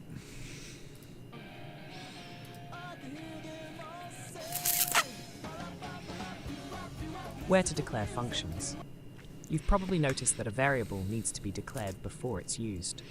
For example, the following doesn't work. Print my name equals Lane Wagner. It needs to be my name equals Lane Wagner, print my name. Code executes in order from top to bottom, so a variable needs to be created before it can be used. That means that if you define a function, you can't call that function until after the definition. Assignment. There's a bug. Run the code and read the printed error, then fix it.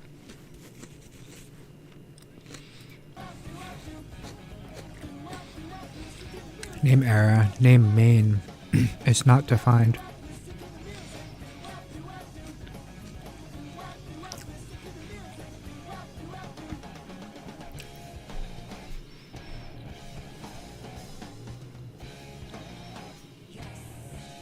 Define main. So this just needs to be below, right?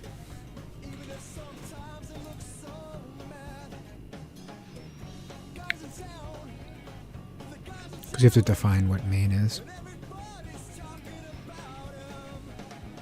Order of functions. All functions must be defined before they're used. You might think this would make structuring Python code hard, because the order of the functions needs to be just right. As it turns out, there's a simple trick that makes it super easy. Most Python developers solve this problem by defining all the functions in their program first. Then they call an entry point function last. That way, all of the functions have been read by the Python interpreter before the first one is called. Note, conventionally, this entry point function is usually called main to keep things simple and consistent. Def main, health equals 10, armor equals 5, add armor, health, armor. Yeah, it's the order of operations, right? Essentially. You can't ask a computer to calculate the area of a circle and the area of a square and add them together by trying to get the sum. You need to do the calculations of the circle and the square first before adding them together.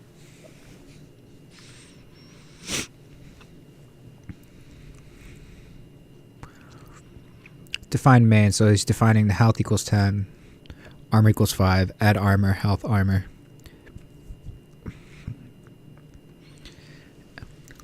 Define add armor. New health equals H plus A, health plus armor. Print health, new health. Define print health, new health. Print, now the player has blank X amount of health. Call entry point last, main.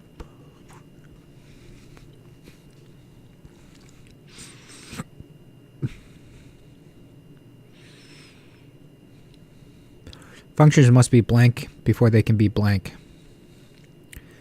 They must be defined before they can be called.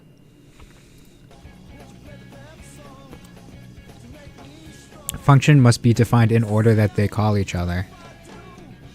True. Functions must be defined in the order that they call each other. Oh.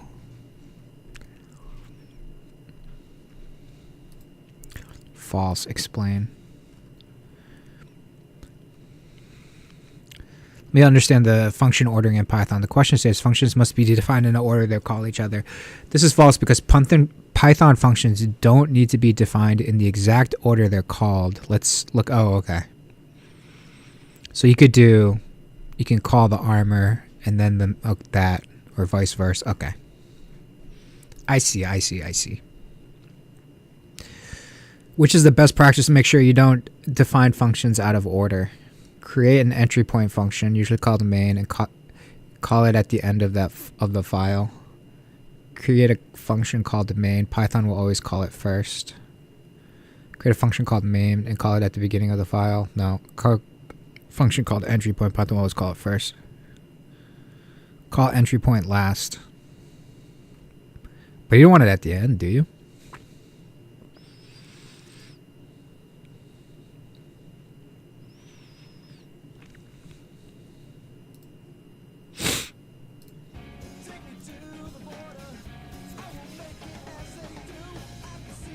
Discord. Getting help is a critical part of learning to code, and even in your day-to-day working as a developer. We've already talked about boots and spellbooks, which are great first lines of defense. But what else can you do? First, it's totally normal to look stuff up online as you work on Boot.dev. It's not cheating. It's impossible to memorize everything, and it's frankly just not necessary, even as a professional developer. Second, sometimes you just need a human. Luckily, we have an amazing Discord community full of developers and fellow students ready to help you out. So, open our Discord community page, join the server, and sync your account. With your account linked up, you'll be able to chat with other learners and mentors, as well as use the help forums to ask questions.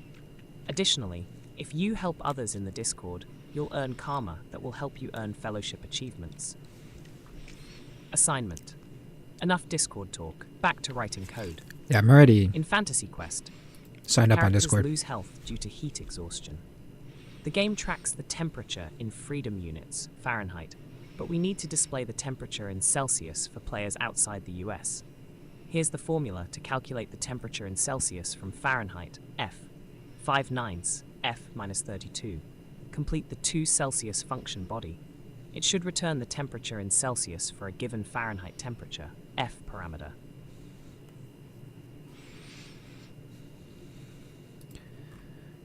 Do, do, do, do.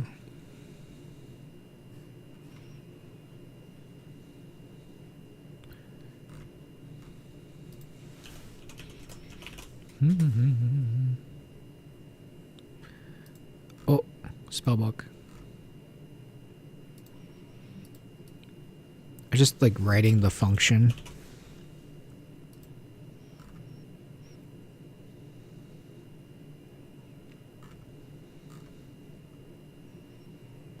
Gotcha. Define to Celsius. Do do do do do do do do.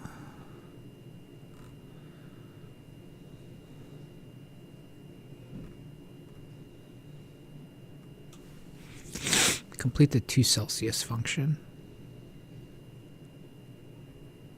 F.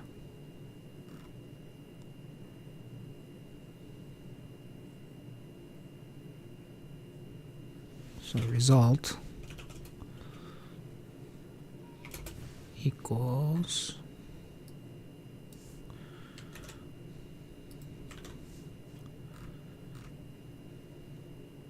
return result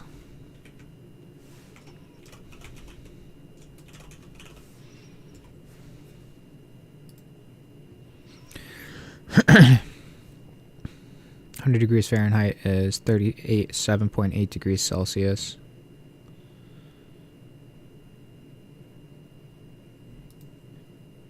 Okay, cool.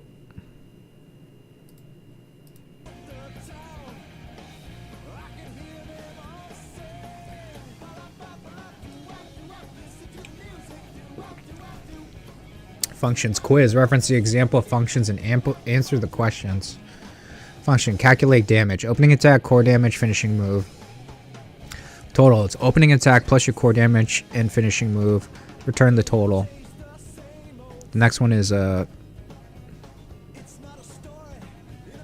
Celsius to Fahrenheit conversion. Function calls damage. Damage 1, calculate 10, 20, 30. Damage 2, calculate 5, 10, 15. Temperature, Celsius 32, Celsius 12. 212. Jesus. Which keyword is used to create functions in Python? F. Def.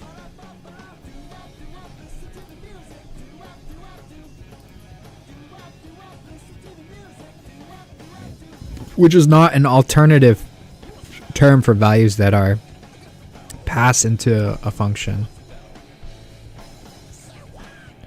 Which is not an alternative term for values that are passed into a function. Slots?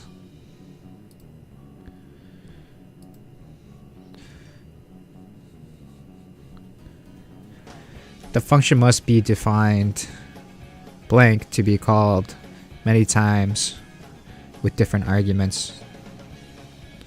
Function must be defined once to be called many times with different arguments. Because you're just creating the function that has different variables.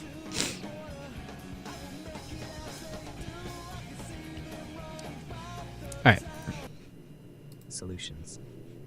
Okay, I just need to tell you about one last recourse you have when you're stuck. Every lesson on Boot.dev has an instructor solution that you can view. Like Boots, solutions come at a cost. A steeper one, in fact. If you view a solution before you complete the lesson, you'll lose all the XP for that lesson. Well, unless you use a seer stone, in which case you won't lose any XP, though you will be down a seer stone. Just as using Boots after a lesson is complete is free, viewing a solution after you've completed the lesson is free as well. In fact, We encourage you to frequently check your work against ours. Oftentimes, there's something to learn from the differences. Okay. View solutions It's a good idea. sparingly. If you find yourself using the solution before completion more than about once per chapter, you should consider slowing down, asking for help in the Discord, and even resetting lessons and trying them again to build a stronger foundation. Assignment. Enough about solution mechanics, let's write more code. We need to display the current time to our players. The problem is that the time is stored as a number of hours, but we want to display it as a number of seconds. There are 60 seconds in a minute, but how many are in an hour? Complete the hours to seconds function. It should convert hours to seconds and return the result.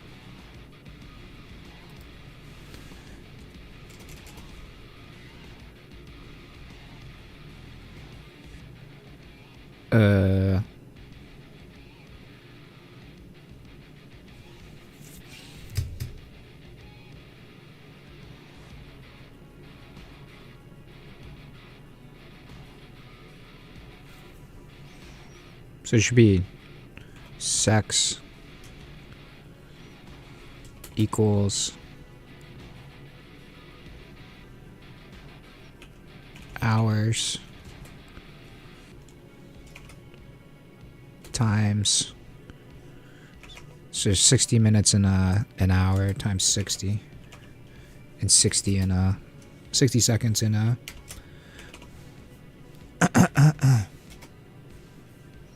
in a minute.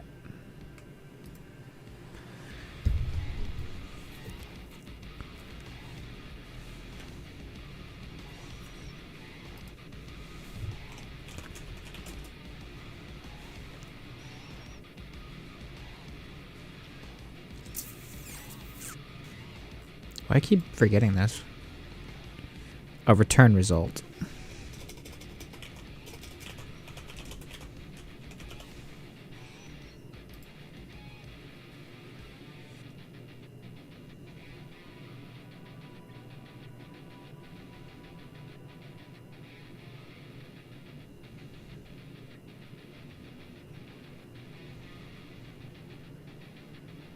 Or am I combining too much of this? So it should be results equals.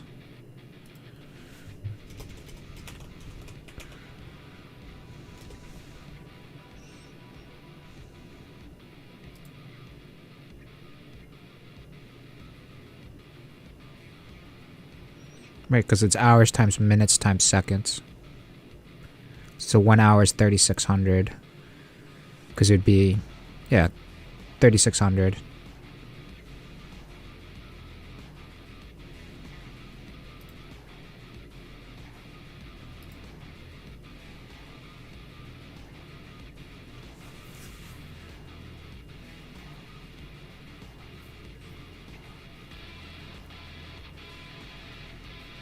Oh, I see. So I'm saying that, you know, results is equal to hours times minutes times seconds, and then return the results. They're just saying return hours times seconds times second. Okay, I got it.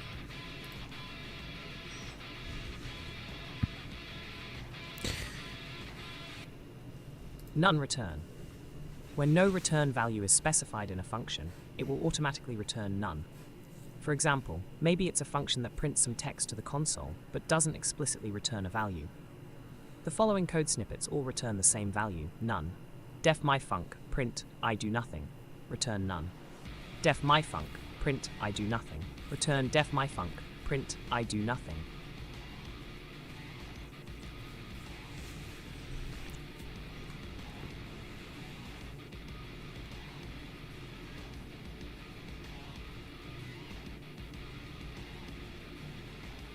Because there's a none return.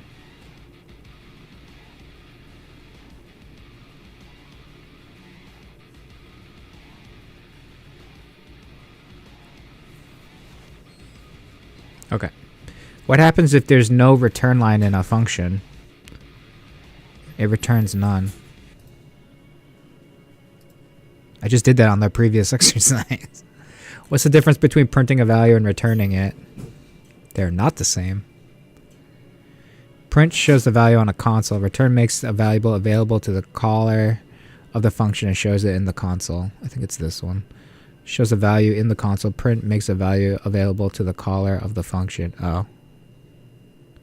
Makes a value. Print makes the value available to the caller of the function. This is wrong. So what's the difference between these two? Makes the value. Return makes the value available to the caller of the function and shows it in the console. Makes the value available to the caller of the function. Does it show it in the console? It does, doesn't it? No, it doesn't. That's what the print function does. Multiple return values. A function can return more than one value by separating them with commas. Def cast Ice Blast, wizard level, start mana, damage equal wizard level 2, new mana equals start mana minus 10, return damage, new mana, return 2 values. Receiving multiple values. When calling a function that returns multiple values, you can assign them to multiple variables. DMG mana equal cast Ice Blast. I'll just read this. Damage mana equals cast Ice Blast 510. Print. Damage. Remaining mana. Okay. When cast Ice Blast is called, it returns 2 values. The first value is assigned to damage, and the second value is assigned to mana. So subtracting 2 mana, so wizard level times 2. Okay, so like it's in order of the values that matters, not the variable names. We could just easily call them variables 1 and 2. 1 and 2 cast Ice Blast. Print F damage 1, remaining mana 2 damage. That said, descriptive variables make your code easy to understand, so you should use them. What happened to the variables? Damage and new mana variables cast Ice Blast function only exists inside of the function. They can't be used outside the function. We'll explain that more later as we talk about scope. Assignment. Complete the Become Warrior function. Accepts 2 inputs, the full name string and the power integer. It shows return 2 values, a title string and a new power integer. Create the title using F strings. Combine a full name and the warrior in this format. Full name the warrior. Create the new power value that is equal to the input power plus 1. Return both title and new power.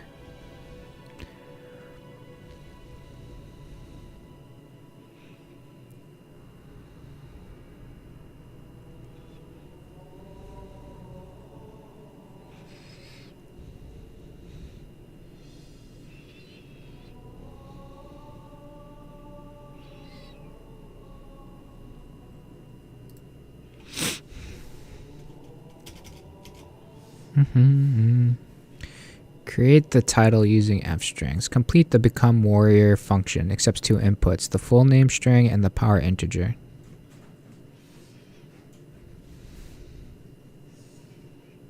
Should return 2 values, title string and the new power.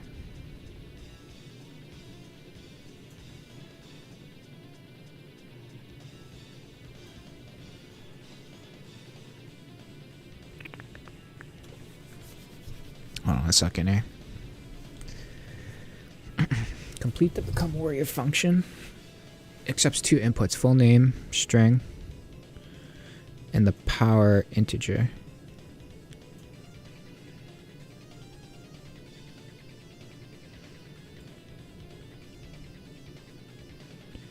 Create the title using F strings.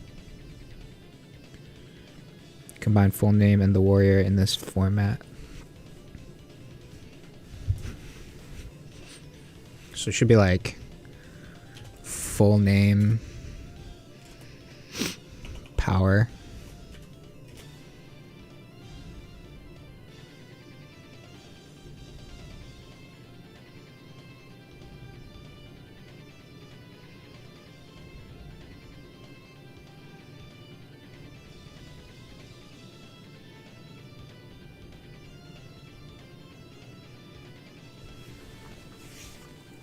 Complete the Become Warrior function accepts 2 inputs, the full name string and the power integer.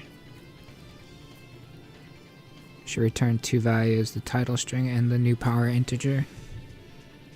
Create a title.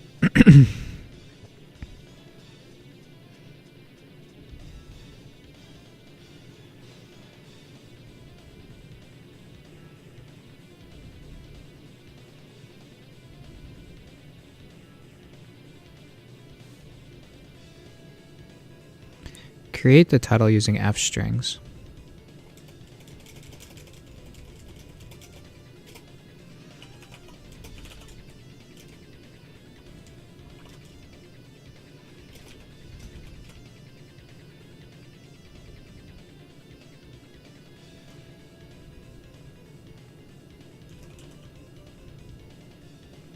Full name the warrior.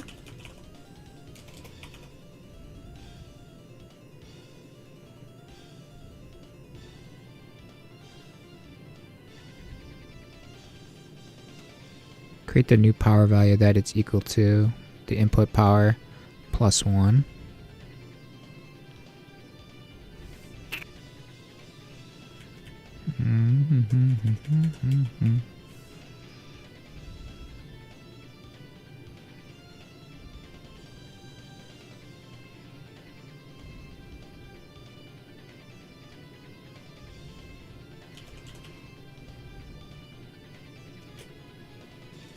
Full name, power.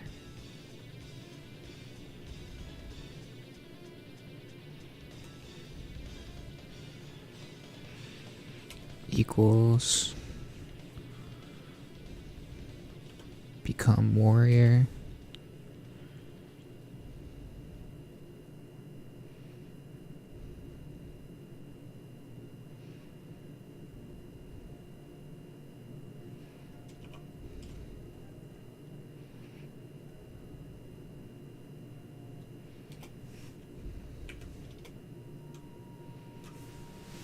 Uh-oh.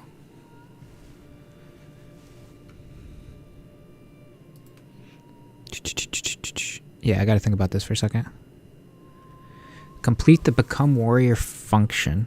Accepts 2 inputs, full name, string, and the power integer. Should return 2 values. A title and the new power integer.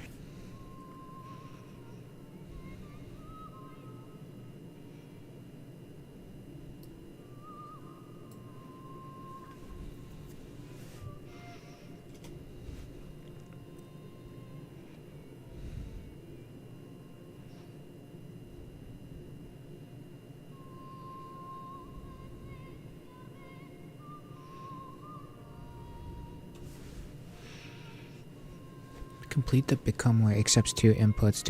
Create a title using F strings.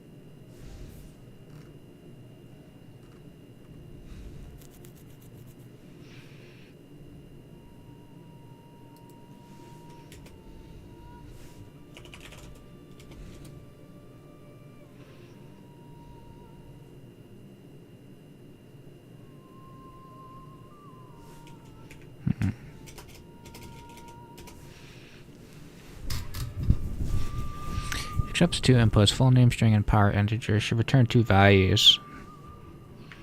Okay, so it's going to take the name and the power, and it's going to return title and new power. Create the title using F strings. Combine full name with the warrior in this format.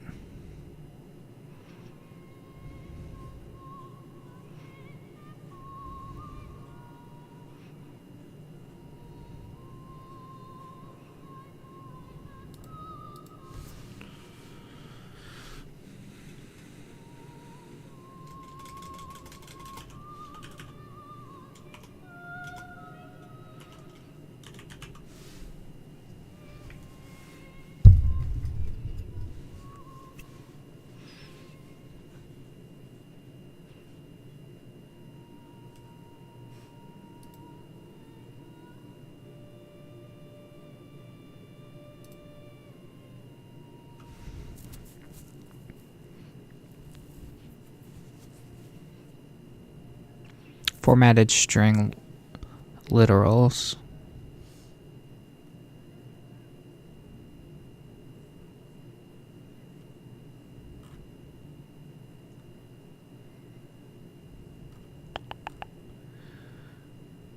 Import map, print f, the value of pi is approximately math pi. Okay.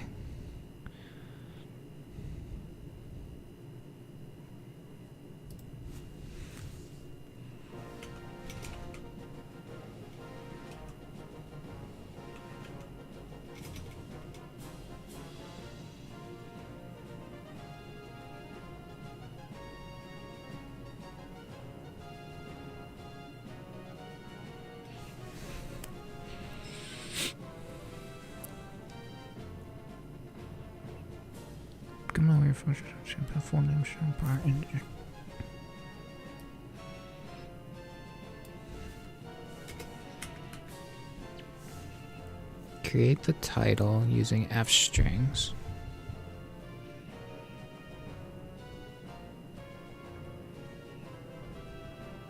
Combine full name with the warrior.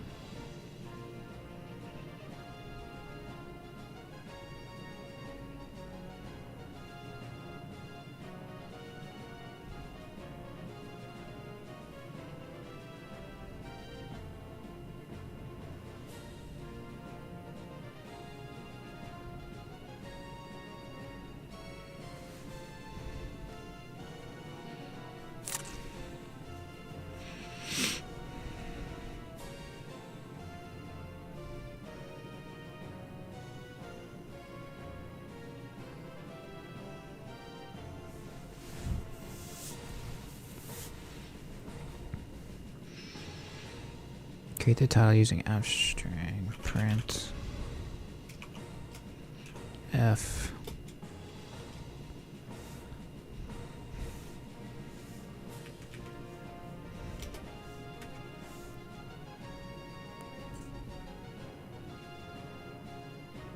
Full name.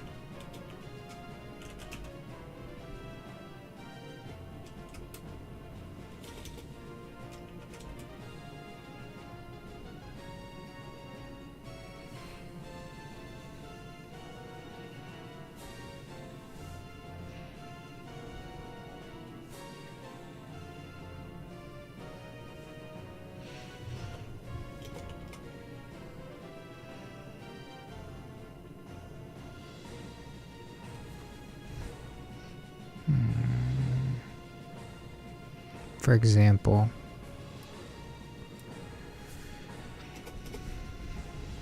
title, power, goals, become warrior.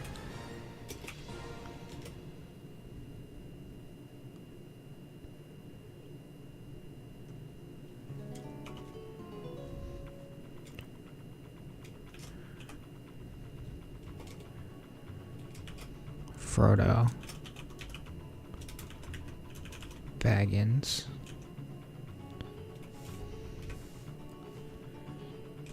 five,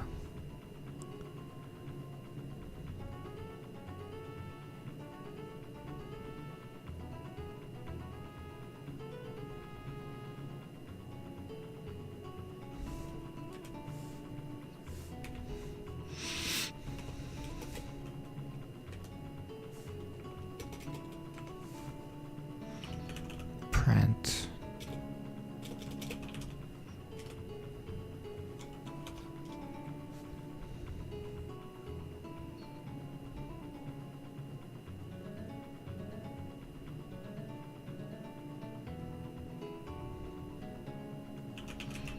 title,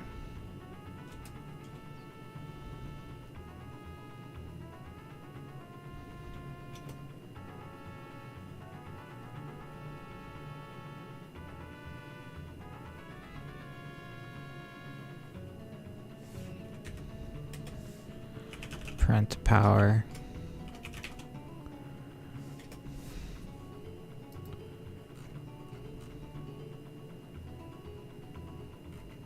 whoop,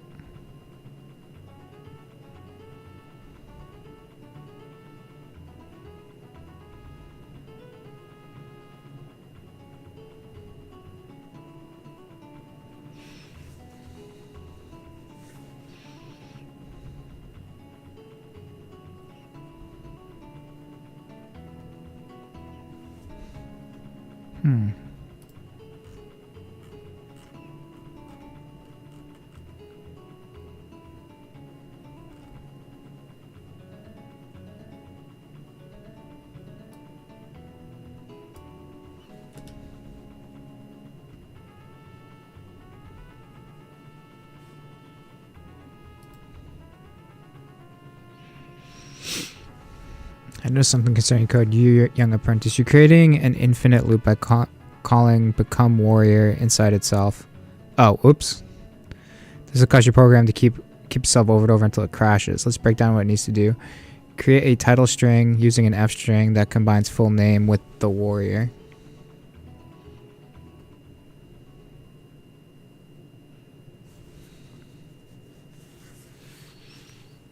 Create a title string using F string that combines full name with the warrior.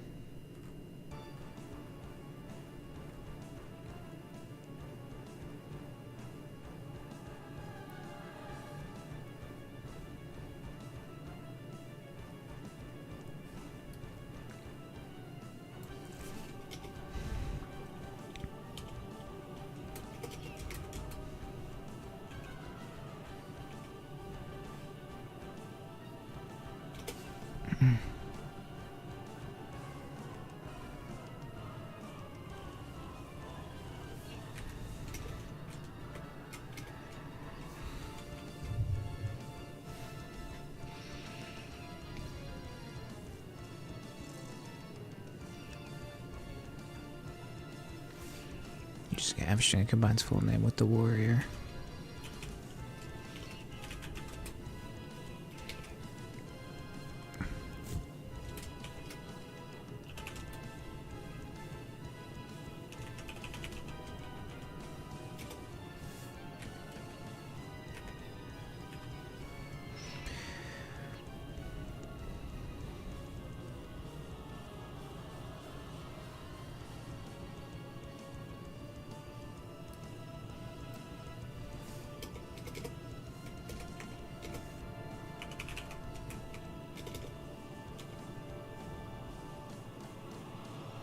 Can do power value by adding 1 to the input power.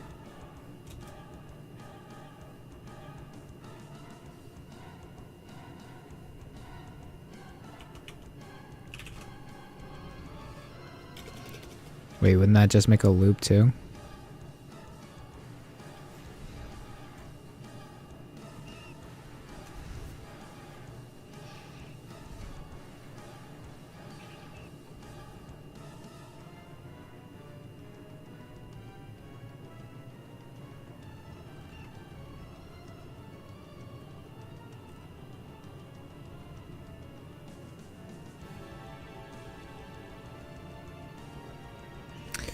Create a title string using an F string that combines full name with the warrior. Oh, this is supposed to be...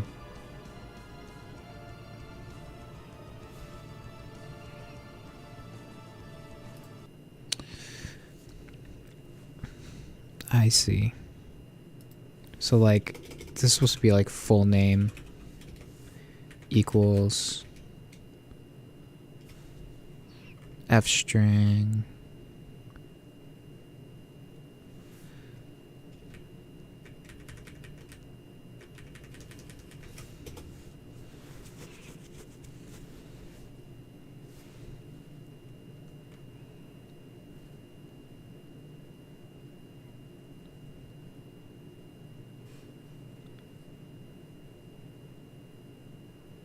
so full name and power.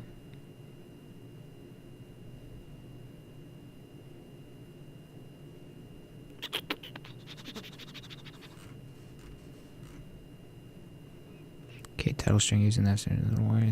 Try the functions. Remember, you can return multiple values by separating them with comments like this. Return value 1, return value 2.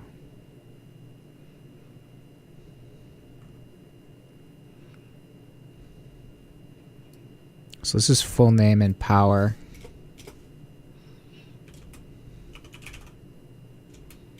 Equals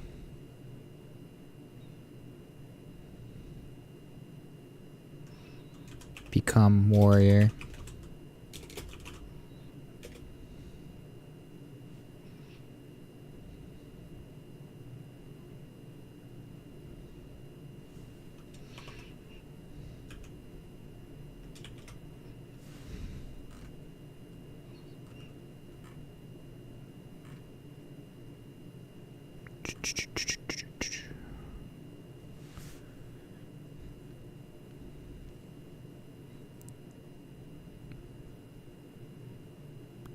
Warrior.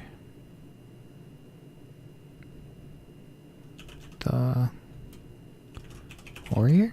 Like that?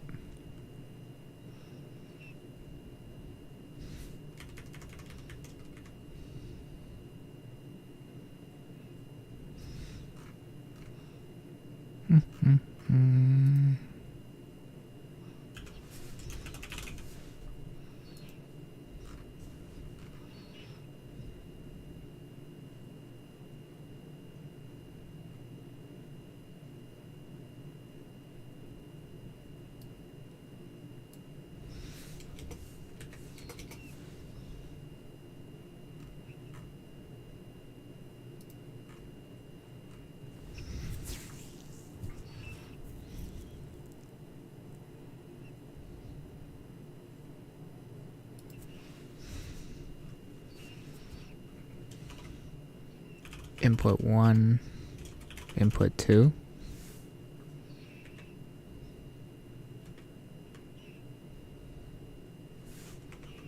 Then print f string.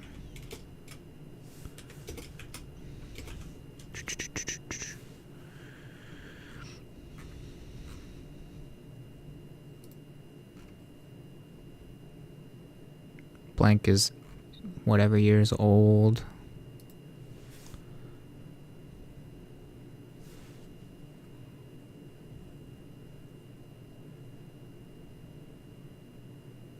Full name with the warrior.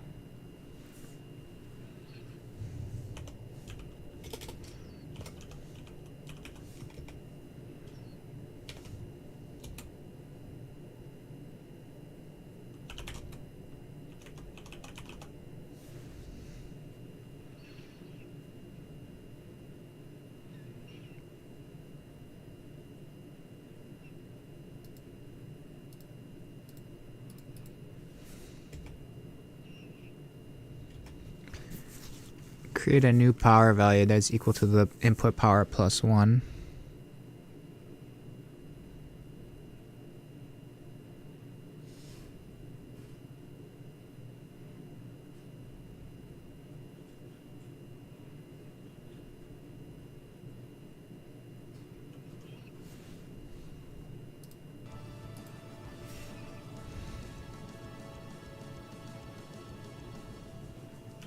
New power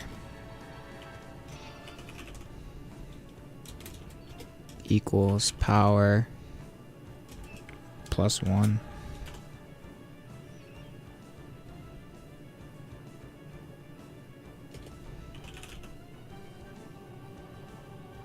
Oh, return.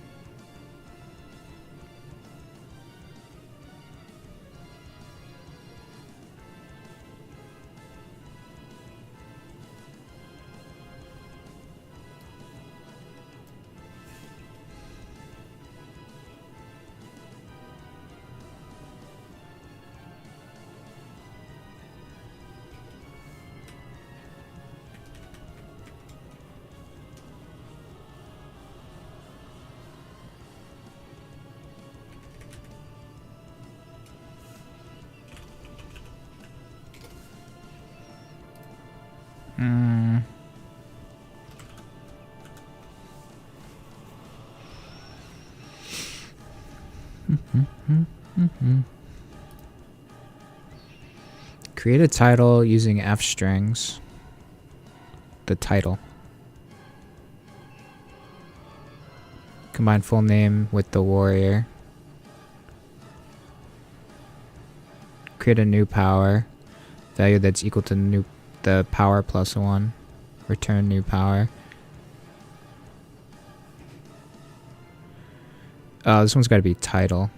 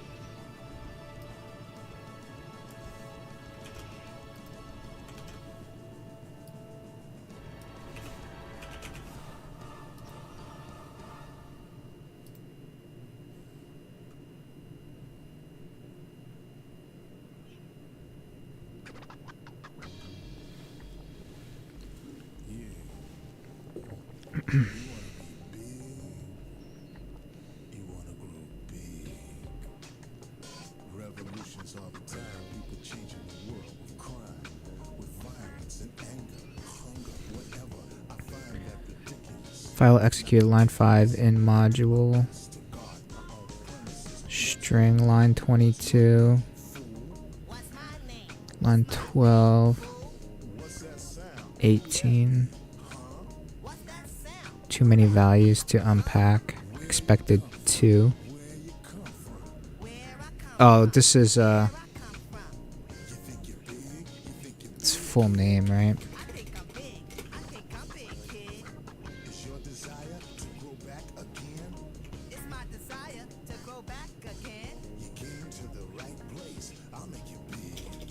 Oh, this is supposed to be title.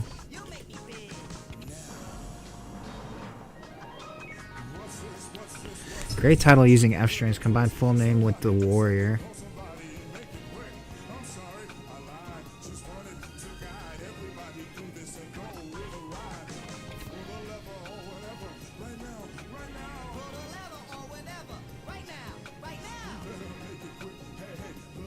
Create a new power equal to the power plus 1. Return both title and new power.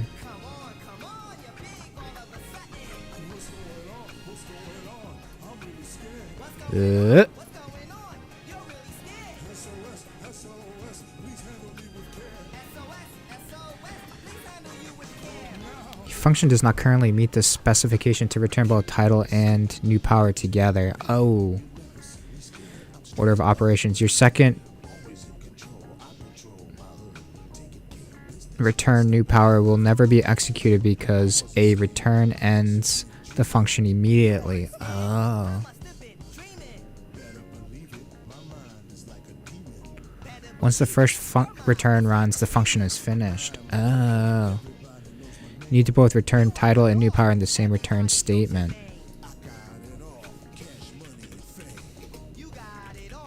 So like return title, new power. Oh, okay. Return is like terminates the. I see.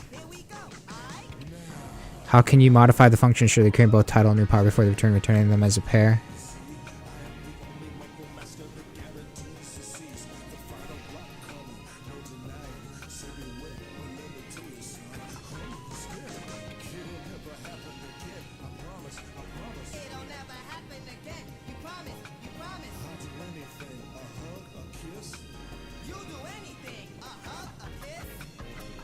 Dude, Gandalf is over 9,000.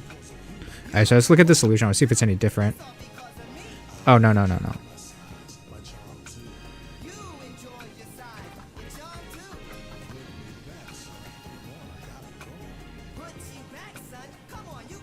Okay, so that's exactly how you're supposed to do it. Alright, man, I got stuck on that for a minute, huh?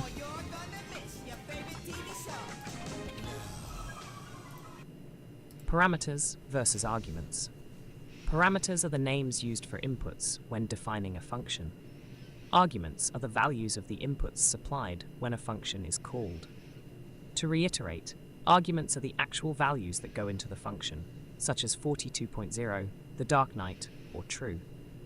Parameters are the names we use in the function definition to refer to those values, which at the time of writing the function can be whatever we like.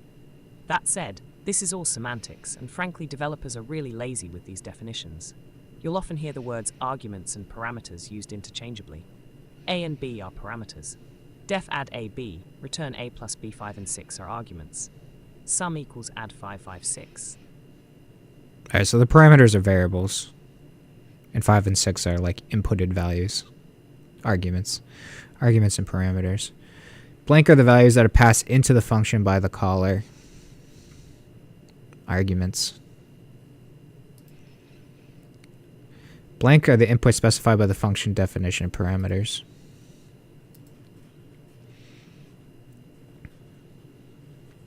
Pa. Default values. In Python, you can specify a default value for a function argument. It's nice for when a function has arguments that are optional. You as the function definer can specify a specific default value in case the caller doesn't provide one. A default value is created by using the assignment equals operator in the function signature. Def get greeting, email, name it's there, print hello, name, welcome. You've registered your email. Okay. You can specify a default value function argument. It's nice for when a function has arguments that are optional, as the function definer can specifically specify a specific default value in the case the caller doesn't provide one. A default value is created by using the argument equals operator in the function signature.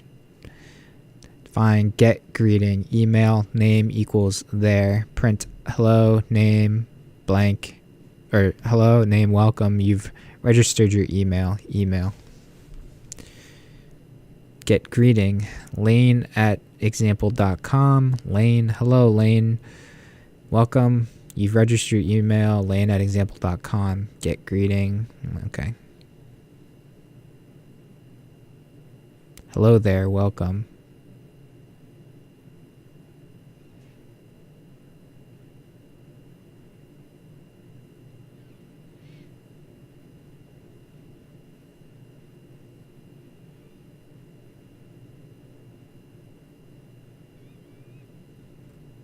In the second parameter, if the second parameter is omitted, the default there value will be used in its place.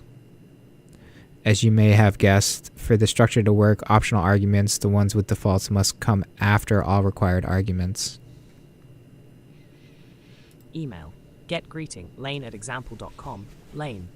Hello Lane, welcome. You've registered your email, Lane at example.com. Get green, Lane at example.com. Hello there, welcome. You've registered your email, Lane at example.com. If the second parameter is omitted, the default there value will be used in its place. As you may have guessed, for this structure to work, optional arguments, the ones with defaults, must come after all required arguments. Assignment.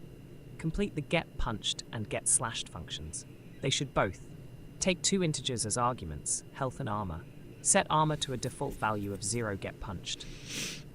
Create a damage variable equal to 50 minus the armor. The armor reduces the damage.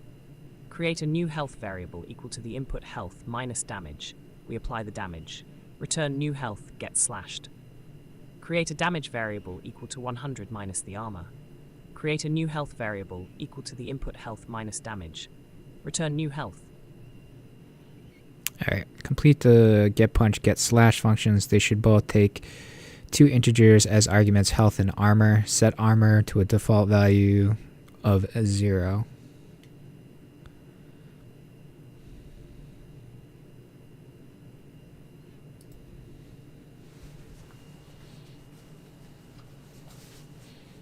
Create a damage variable equal to 50.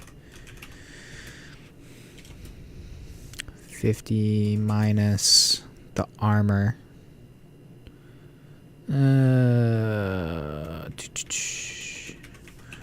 Armor equals 0.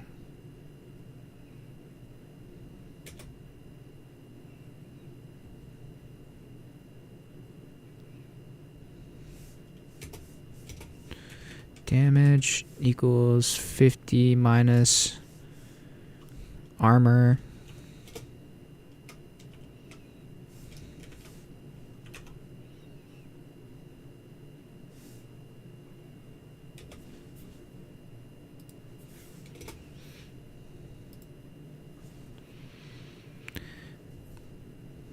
The armor reduces the damage.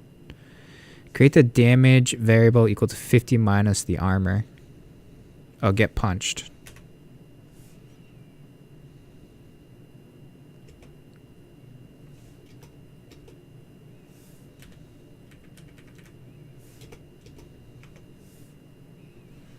Armor reduces the damage. So 50 minus the armor. So if the armor is a positive number, it'll reduce it.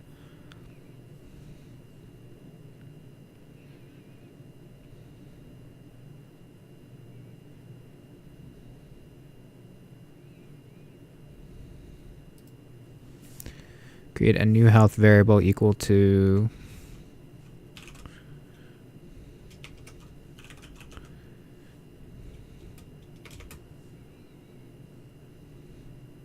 input health minus damage.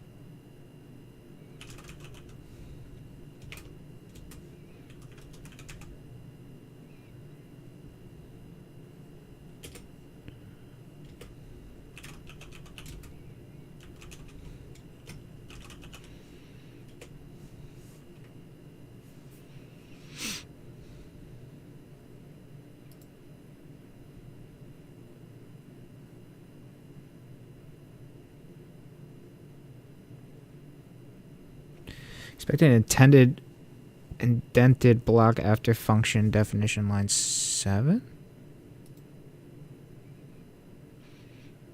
File execute line 5 in module. String line 14 dev test armor. Trace back most recent call last dev test health armor.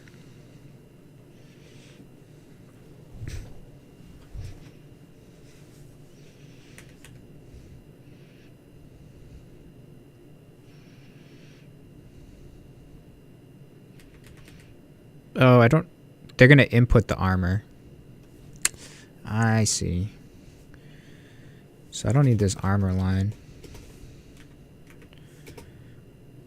So it's damage is equal to 50 minus whatever the armor input is. New health is the given health.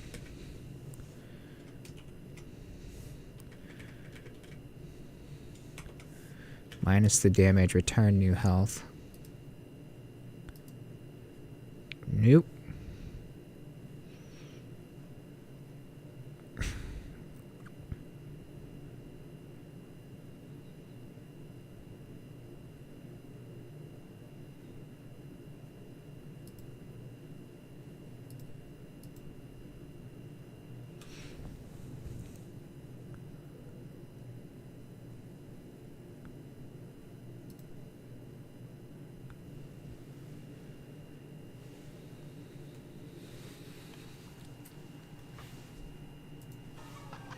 Let me look at this for a sec. Hey, you're pretty mature than I thought. Good going. Thanks, but you're still bigger than your normal size. You're right. Make me small again.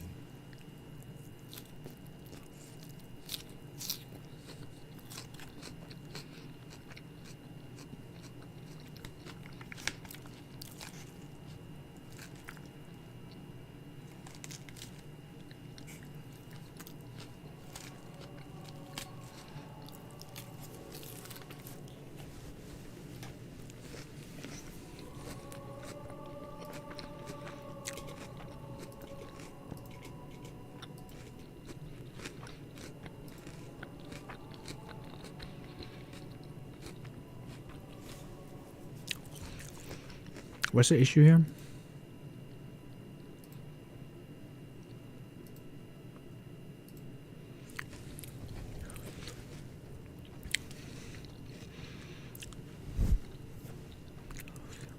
It's power plus 1 equals new power. Return title new power.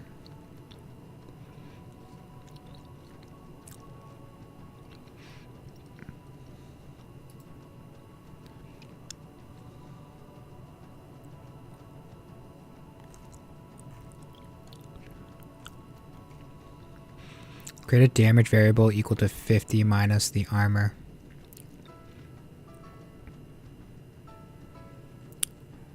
The armor reduces the damage. So you have 10 armor, 50, it would only be 50 minus 10. Create a new health variable equal to the input health minus the damage. Does this one have to be like this?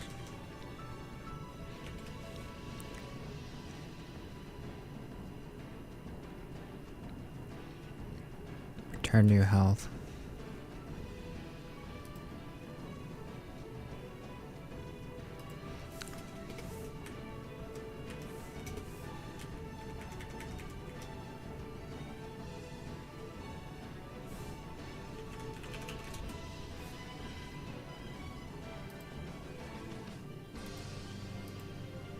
Mhm.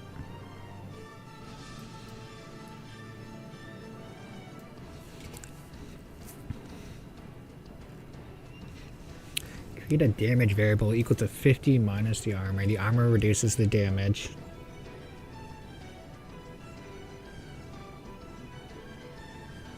New health variable equal to the health minus damage.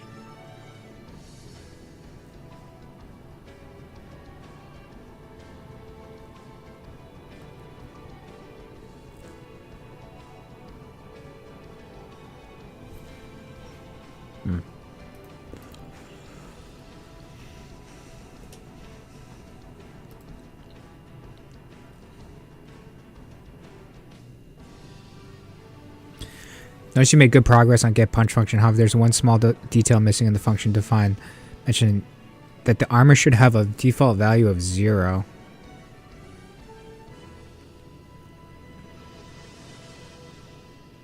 How would you modify the function signature to include the default value? So just say armor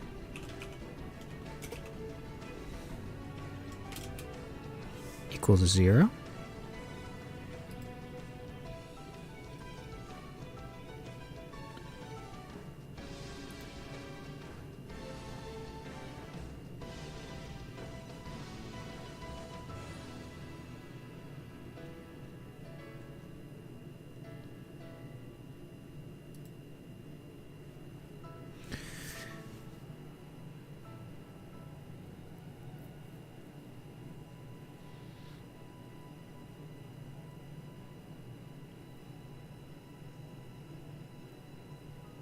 It's not armor equals 0, it's the default value equals 0.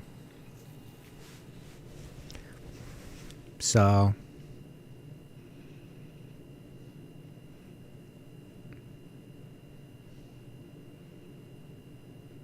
it's not none.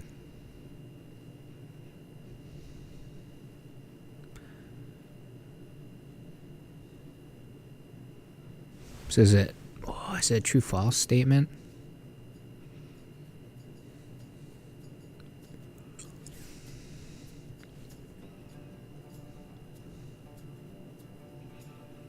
So if it's false equals 0, like that. Can assign to false.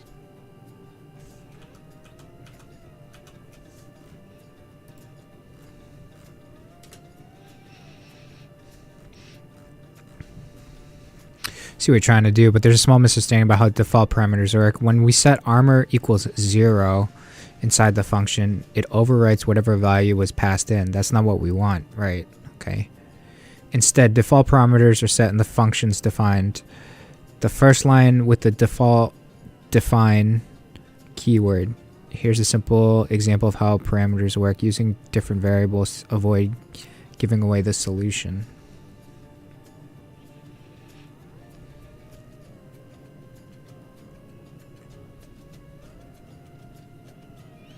How could you modify your get punch function to set the default value of armor in a similar way? Title equals sir. Hello.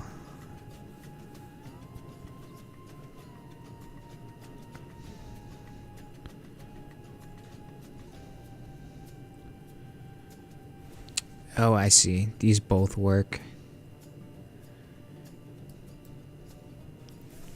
So it'd be armor.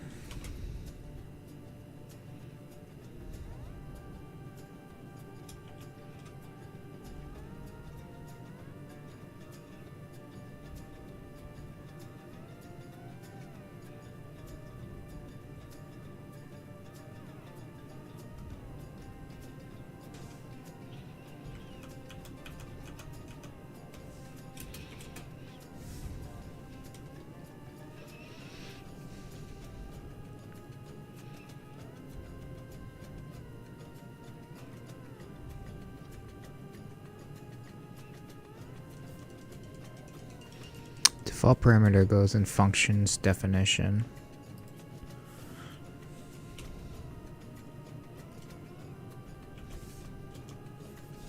So like that instead of this.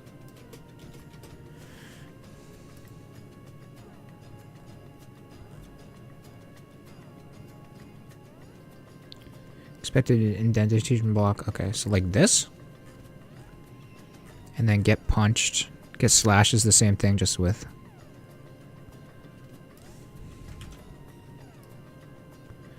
different values.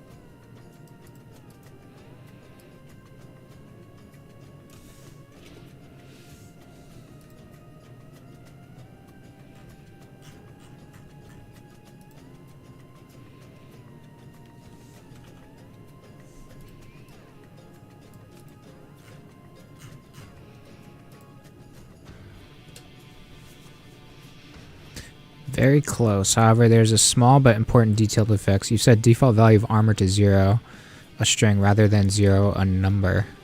Ooh.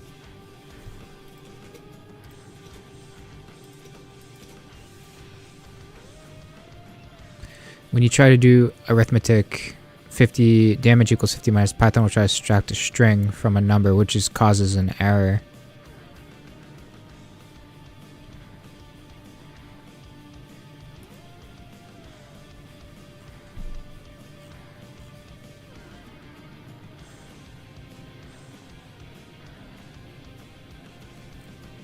I see.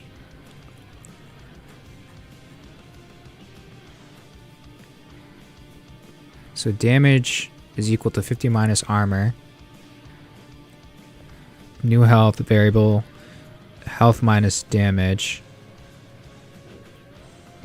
Return new health. Set the armor to a default value of 0. Number, not a string. Okay. Integer. Number. Okay.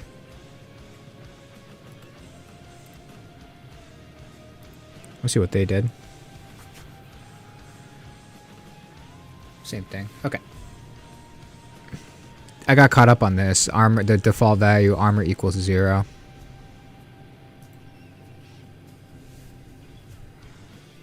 Archmage, congratulations on making it to the end of the functions chapter. This is one of the hardest chapters in the Python course, though dictionaries are no walk in the park either. You've probably already figured out that chests contain gems and items. Gems can buy items in the shop. Items help you earn achievements and XP. XP levels you up, and higher levels unlock new roles. So why should you care about your role? My guess is that you've earned enough XP to be an apprentice by now. You can see your role at the top right of your screen. When you hit level 100, you'll unlock the final role, Archmage. It's kind of a big deal. When you hit Archmage, you'll have learned a ton, built many real-world projects, and should be starting your job search. You'll have unlocked all the private role-based chat channels in our Discord. You'll have immeasurable bragging rights and a horde of fake internet points. Bragging rights. You'll get a physical Archmage coin in the mail as a token of your hard work. Dude, my my e-peen will be 1 inch longer. It's already massive. Which role is the highest in Boot.dev hierarchy? Pupil, mage, archmage, apprentice, archmage. Explain. Curse. Curse. An enemy's weapons can be cursed so they don't deal as much damage. Assignment. Complete the curse function. It accepts a weapon damage parameter and returns 2 values. The lesser curse damage reduced the input weapon damage from 100% to 50%, 50% reduction. The greater curse damage reduced the input weapon damage from 100% to 25%, 75% reduction. A greater curse is more powerful than a lesser curse, so it reduces the damage more. Tip: you can multiply a number by a decimal to get a percentage of a number. For example, 30% of 50 is 50 or 0.3. Ignore the float function in the print statements. We will introduce floats later. Alright, so complete the curse.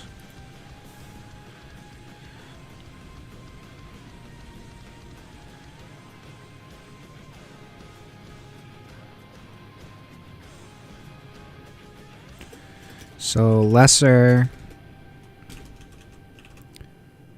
curse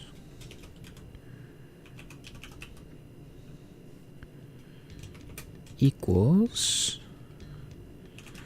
weapon damage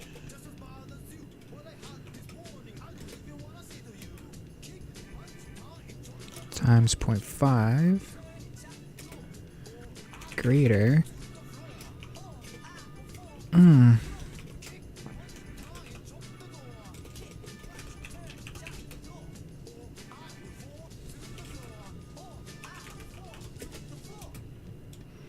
It's 25%, right?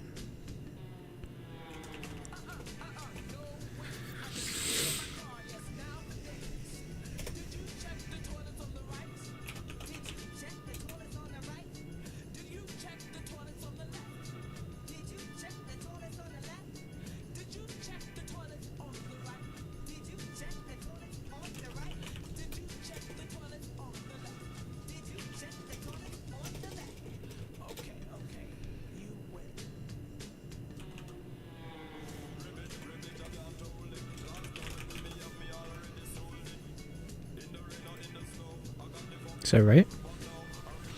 Weapons base damage 100. Cursing. Lesser curse will be 50 damage. Greater curse will be 25. Base damage is 500. Half on lesser. Yep. I think that's right.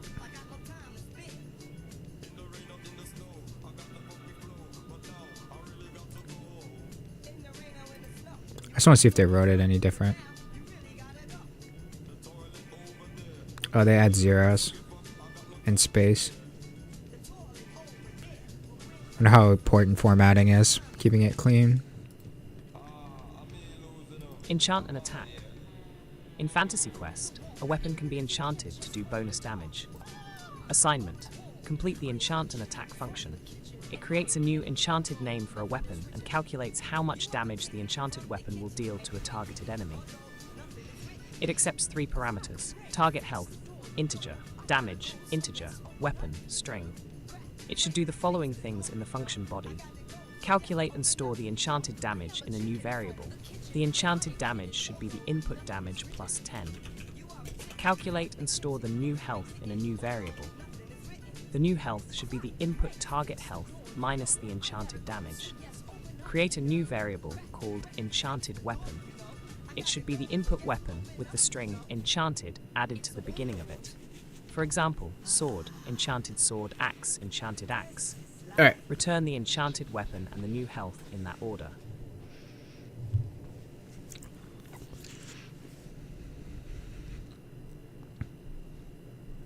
Calculate and store the enchanted damage in a new variable. The enchanted damage should be the input damage plus 10.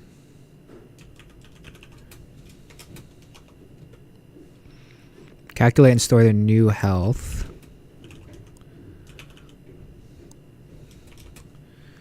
The new health should be the input target health.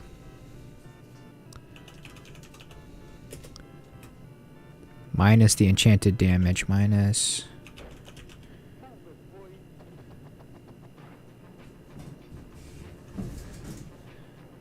This has to be underscored, right?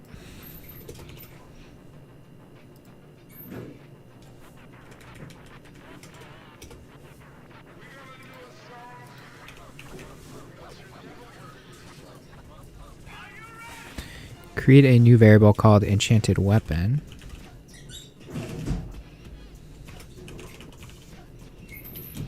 Should be the input weapon with the string enchanted added to the beginning of it.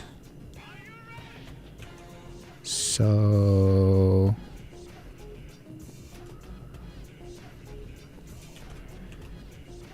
enchanted plus weapon. Create a new variable enchanted weapon. There should be the input weapon with the string enchanted at the beginning for it. So yeah, enchanted weapon. Return the enchanted weapon and the new health in that order. Enchanted. I typoed this. Enchanted weapon.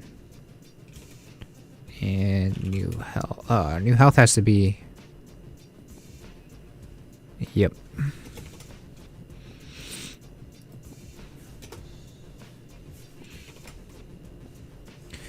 I don't want new health.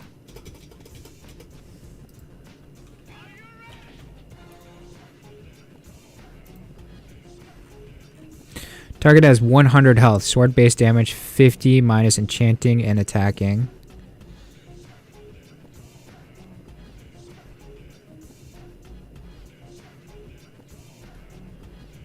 Target has been attacked with the enchanted sword.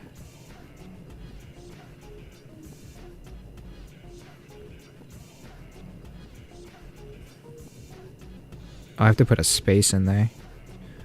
Target has 40 health remaining.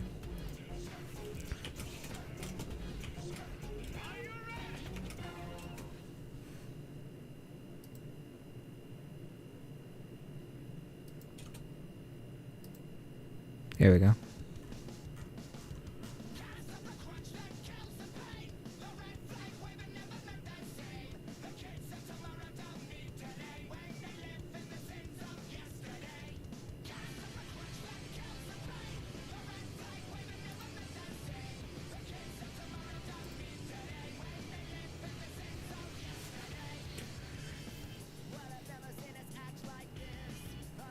Enchanted weapon equals F. Enchanted space weapon. Oh, I see. F string. Okay, I just did it with like more characters. I gotta get used to doing the F string. I'm not like super great at it.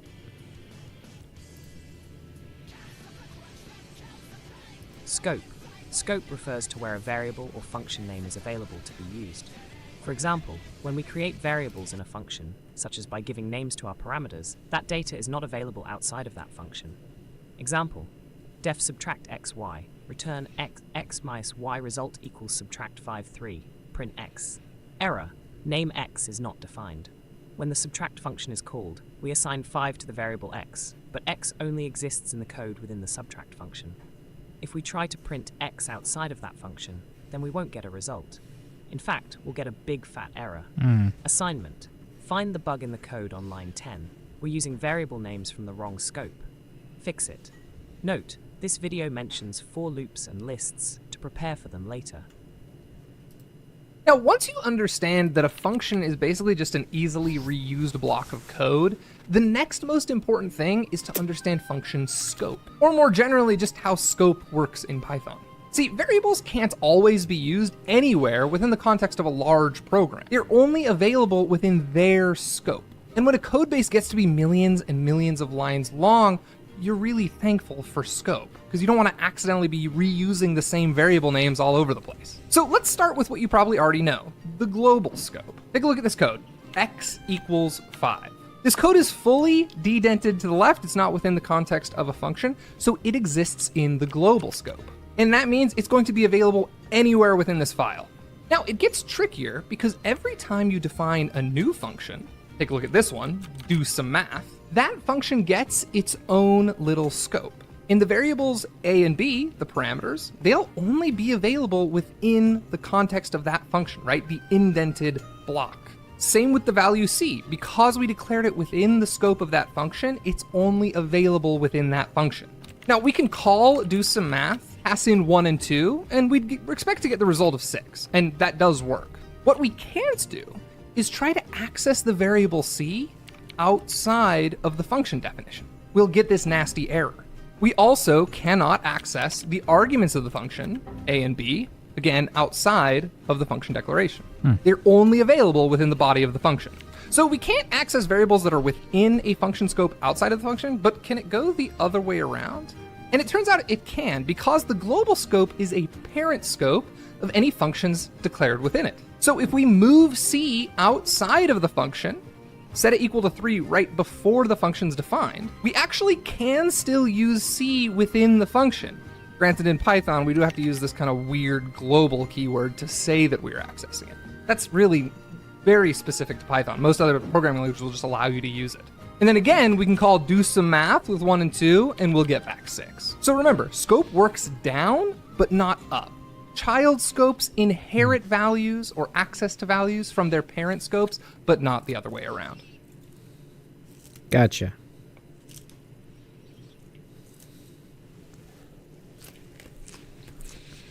Find a bug on line 10. We're using variable names from the wrong scope. Fix it.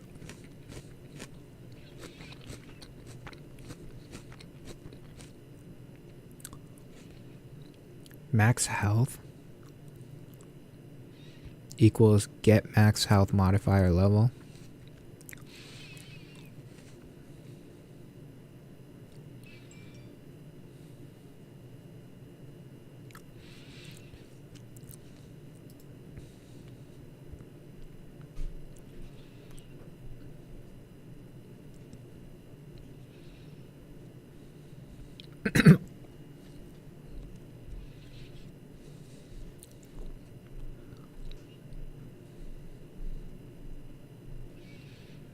Because we're outside the scope of this, right?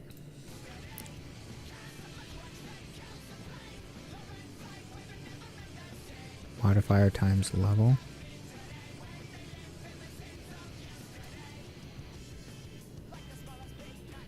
So shouldn't this just be modifier times level?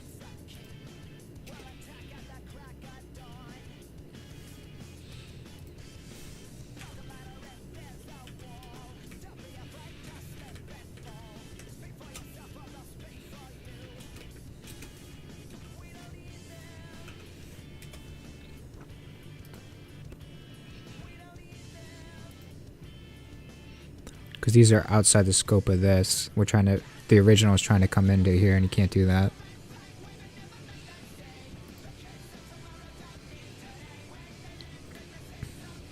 Get max health.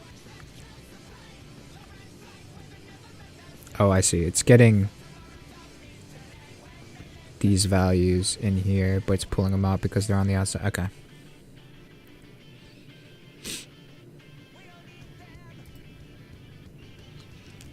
Global scope. Global scope. So far we've been working in the global scope. That means that when we define a variable or a function, that name is accessible in every other place in our program, even within other functions. For example, pi equals 3.14, def get area of circle radius, return pi radius radius.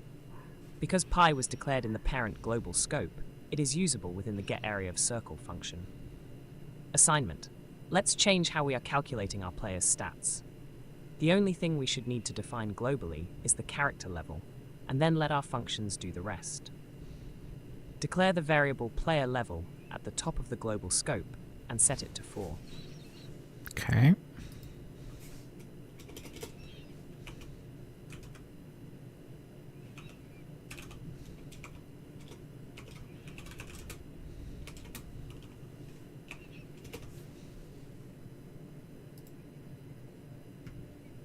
Character has 40 health, 15 stats.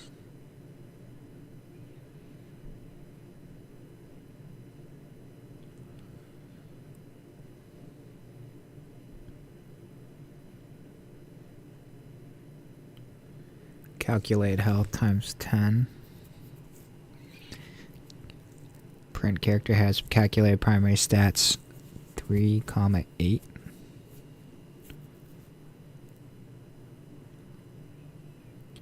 Primary stats is armor plus armor and the modifier.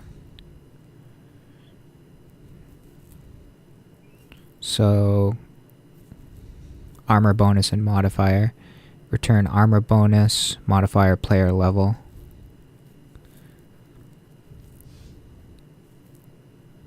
These are 3 and 8, and then plus player levels 4. Wait, how does that work?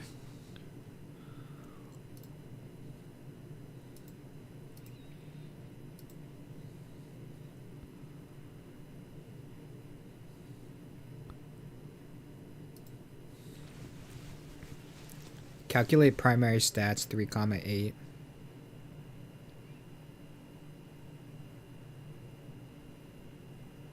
So the armor is 3, the modifier is 8.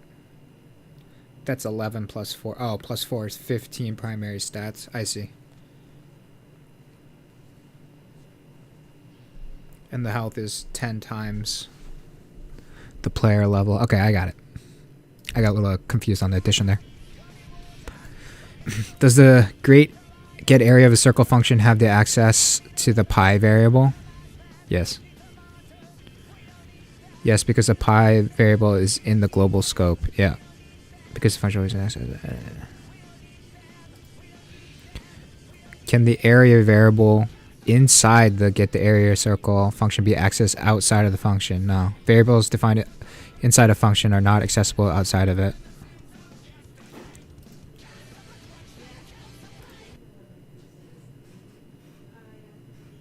Unit 10. What happened? What? Oh. Up until this point, all the coding lessons you've completed have been testing you based on your code's console output, what's printed. For example, a lesson might expect your code, in conjunction with the code we provide, to print something like armor 2, health 18. If your code prints that exact output, you pass. If it doesn't, you fail. A new type of lesson. Going forward, you'll encounter a new type of lesson, unit tests. A unit test is just an automated program that tests a small unit of code, usually just a function or two. The editor will have tabs, the main.py file containing your code, and the main test.py file containing the unit tests. These new unit test style lessons will test your code's functionality rather than its output. Our tests will call functions in your code with different arguments and expect certain return values. If your code returns the correct values, you pass. If it doesn't, you fail. There are 2 reasons for this change. It's more realistic. In the real world, you'll be writing unit tests and running them against your code to make sure it works as expected. You can run and debug your code with print statements, and leave those print statements in when you submit. Unlike the output-based lessons, you won't have to remove your print statements to pass. Assignment. Complete the total XP function. It accepts 2 integers as input, level XP to add. There are 100 XP per level. Total XP should convert the current level to XP, then add this current XP to the XP to add argument and return the player's total XP. For example, if a player is level 1 and gains 100 XP, they have 200 total XP. If a player is level 2 and gains 250 XP, they have 450 total XP. If a player is level 170 and gains 590 XP, they have 77590 total XP. The pass keyword is a way to tell Python to do nothing. You'll need to replace it with your own code. Tips. Take a look at the main test.py file at the top of your editor. You can read the tests, but you can't edit them. If a lesson expects a returned value, make sure to always return a value, or else you may encounter some cryptic none-type errors. Okay, I'll be right back. I gotta use the bathroom.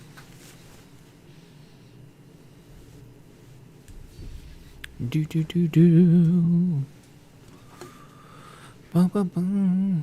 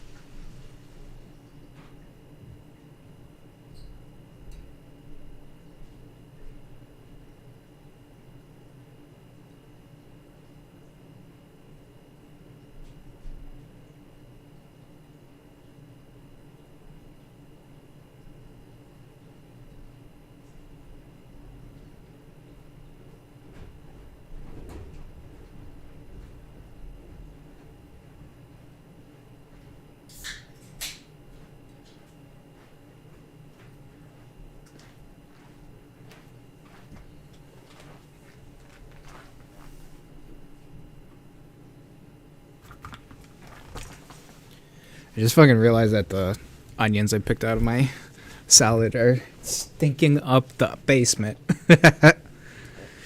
Alright. So there's 100 XP per level. There's total XP. Should convert the current level to XP. Then add this XP to the XP add argument. And return the player's total XP.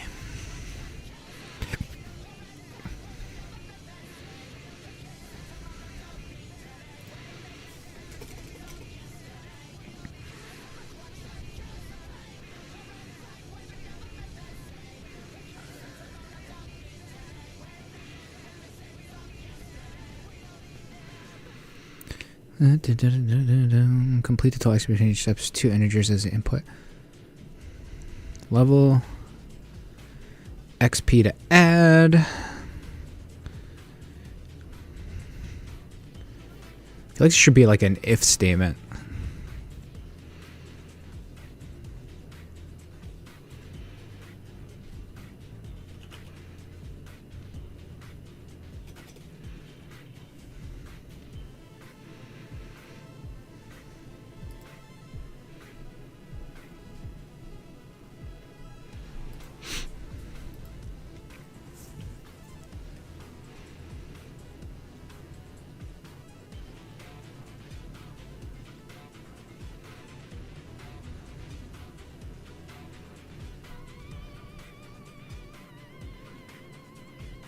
So it's the function is so let's say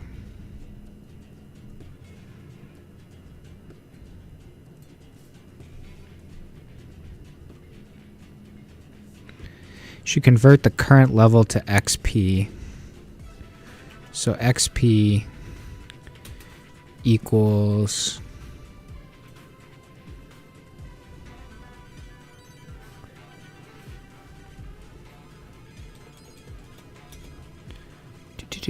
so current level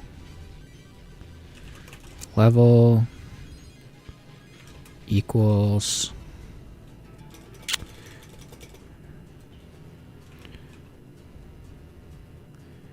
current say current XP equals level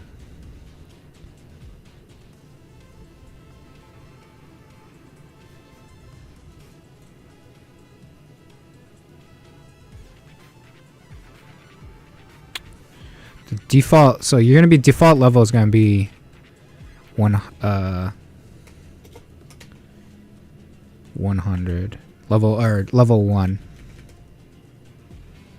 right? Because you're never gonna be level 0.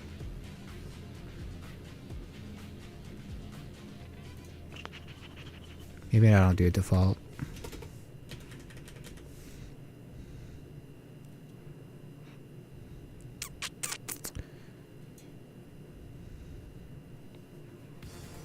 So if they're level 1, it's level times 100, right? Because if they're level 2, they have 200 XP.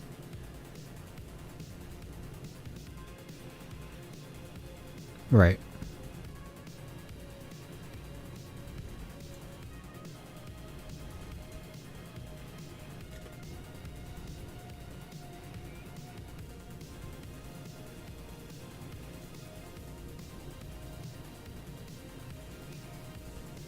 What does it want me to do? They're 100, yeah, per level should convert it. Add this, then add this current XP to add argument and return the player's total XP.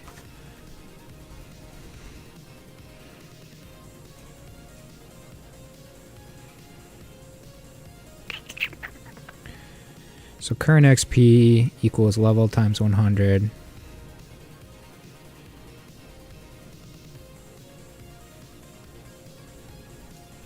Total XP equals current XP plus XP to add. Return total XP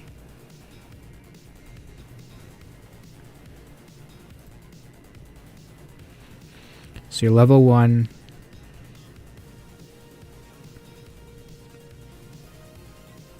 pass. Your level 2 and you have 50 XP. Pass.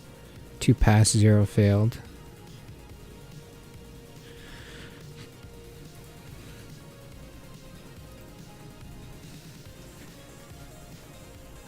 They just wrote XP. I want current XP. So XP equals level times 100. Total XP.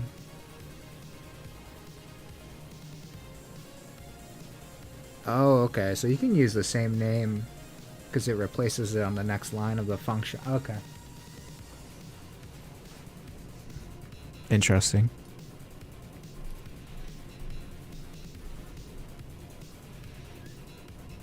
Two lesson types. As we talked about, there are two types of coding lessons on Boot.dev: console output lessons, unit test lessons. Console output lessons. Only one file of code, usually with a comment explaining where to write your code. When you submit your code, its console output must match the expected output exactly to pass. Debug print statements will cause your code to fail submission, so remove them before submitting. Unit test lessons. Two files of code, main and main test. You can read the tests, but you can't edit them. When you submit your code, the return values of your functions must match the expected values exactly to pass. Console output is ignored. You can leave debug print statements in your code. Which is more common? Going forward, you'll encounter far more unit test lessons than console output lessons, but you'll still see both from time to time. Different concepts are better suited to different types of lessons. Console output lessons. Only one file of code, usually with comment explaining where to write your code. When you submit your code, its console output must match the expected output exactly to pass. Debug print statements will cause your code to fail submission, so remove them before submitting. Unit test lessons. Two file codes, main and main test. You can read the test, but you can't edit them. When you hit submit your code, the return values of your function must match the expected values exactly to pass. Console output is ignored. You can leave debug print statements in your code. What type of lesson can you safely submit with your debug print statements left in your code? Unit test. Debugging. Debugging. When you're working as a professional developer, you'll typically write code on your computer and test it by yourself before it's deployed to users. That first part of the process is called debugging. You write some code, run it, and if it doesn't work, you fix the bugs. You repeat this process until you're confident that your code works as expected. Run versus submit. At Boot.dev, the Run button is for debugging. The Submit button mimics the idea of publishing your code for production use. You should be debugging your code using the Run button. You should be adding print statements to your code to make sure it's doing what you think it's doing at different points in the code. Write a line to calculate a value, print the value you calculated. Run the code. Did it print what you expected? If not, fix it. Repeat. You will never lose XP or be penalized on Boot.dev for using the Run button. However, there are consequences for submitting broken code, just like there are career consequences for pushing broken code to your users. The Submit button will run additional tests. When you use the Run button, a few tests will run against your code. However, the Submit button will run additional tests that you're not able to debug against. That's what keeps it fun and realistic. It's so hard to know what your users will do with your code. Assignment. Complete the Take Magic Damage function. It should return the new health after calculating how much magic type damage the player takes. Here is a description of the arguments. Health, the player's starting health. Resist, the player's magic resistance. This reduces the damage they take by a static amount. Amp, the attacker's magic amplification. This increases the damage they deal by a multiplier spell power. The base damage of the spell. First, calculate the total maximum damage to be inflicted by multiplying the spell power by the amp. Then, subtract the resist from the total damage to get the actual damage dealt. Apply that damage to the player's health and return the new health. Okay. So, calculate the total maximum damage to be inflicted. So, damage is spell power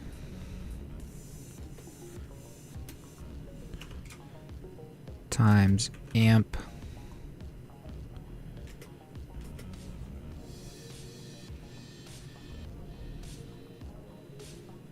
then subtract the resist from the total damage to get the actual damage dealt. So damage equals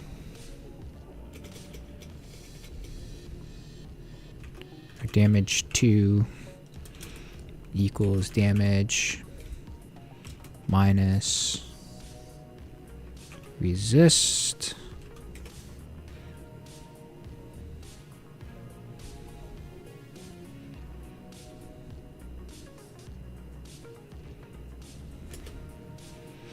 apply the damage to the player's health and return the new health. New health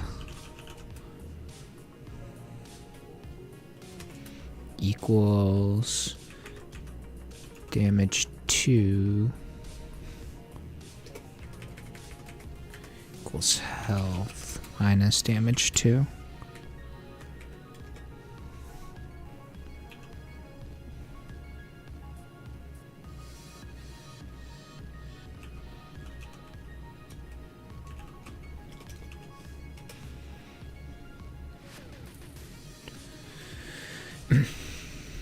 So you have 10 health, 5 resist, 2 amp, 20 spell power. So it'd be 20 times 2 is 40. Minus the resist of 5. It's 35 damage.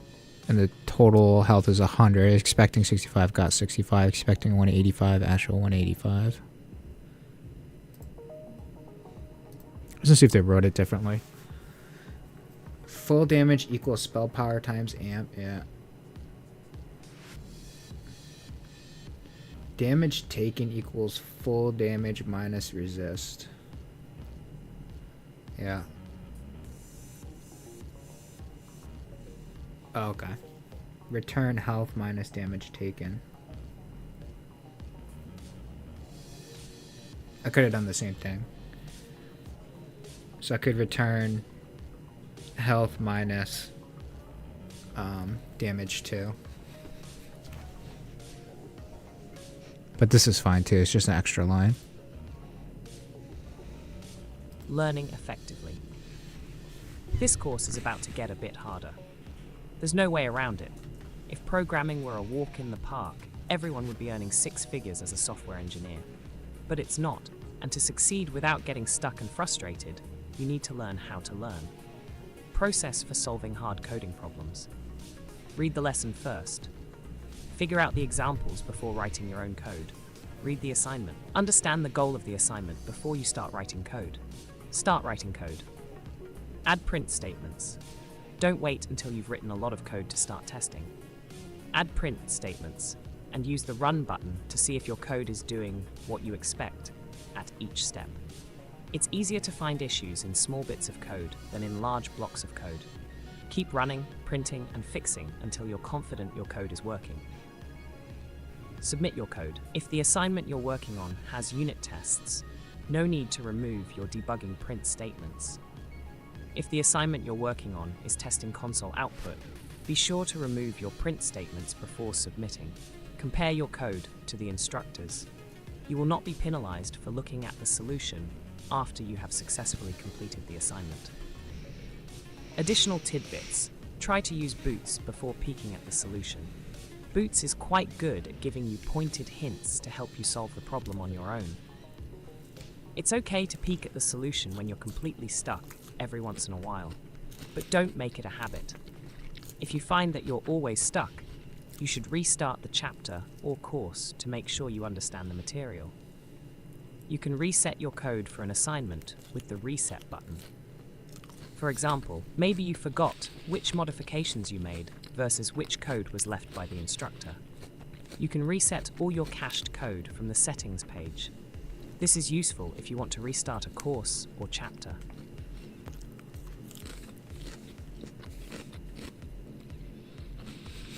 You'll be penalized for peeking at the solution after you successfully completed an argument. An assignment. False.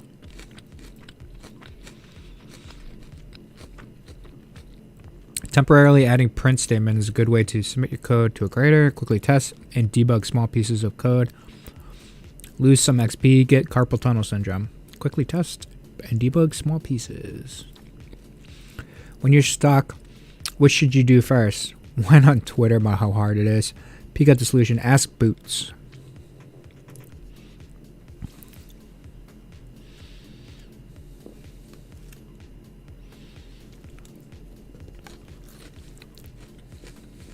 Debugging practice.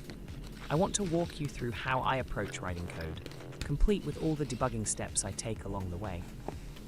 The goal is to write small amounts of code and then test each bit of code to make sure it's doing what we expect before moving on. Trying to write entire programs at once is a recipe for pain and suffering. The goal is to write a few lines, test them, and then write a few more lines and repeat until you're done. This isn't a technique that's unique to beginners. Even senior engineers write code this way. Assignment. Let's complete the unlock achievement function. It accepts 3 arguments. Before XP, int h XP, int 8 name str. It should return 2 values. The player's XP after the achievement is unlocked, the sum of before XP and h XP. An alert message that says achievement unlocked, achievement name, where achievement name is the name of the achievement. Let's start by running the code in its current state. You should see an error like this. Indentation error. Expected an indented block after function definition. Looks like we're getting a syntax error. Python doesn't allow you to have an empty function body. To get past this error, let's just return 2 dummy values from the function. Def unlock achievement, before XP, hxp, atch name, return none. None. Run the code again. This time you shouldn't get a syntax error, but your test should fail because you're returning the incorrect values. Let's fix that. Let's start by calculating the new amount of XP. Update the function body. Def unlock achievement before XP hxp h name. After XP equals before XP nats hxp. Print after XP, return none none. Run the code again. This time you should see the after XP value printed to the console. Does it look correct? It shouldn't. We have a bug. The after XP should be the sum of the before XP and aged XP values. Fix the code and run it again to make sure it's working. Once that's working, remove the print statement and return the after XP value instead of the first none. Run the code again. You should see that your tests are closer. The first expected and actual values should match for each test. The second return value is still broken. Let's fix it.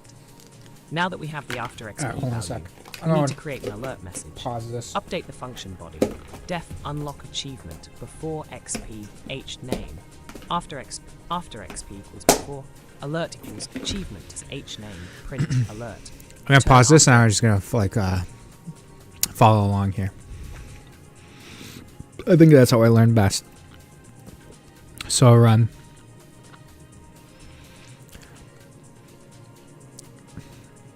Indentation error. Expect an indented block as a function on line 1. So we'll return none, and then run it. This time you shouldn't get a syntax error, but your test should fail because you're returning incorrect values. Right, so none, 2 failed. Let's start by calculating a new amount of XP. Update the body. Okay.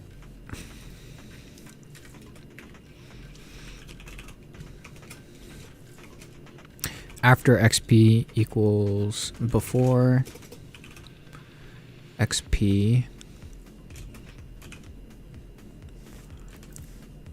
h XP. Oh.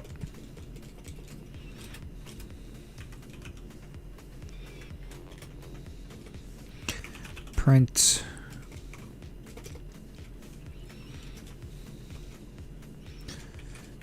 after XP after XP.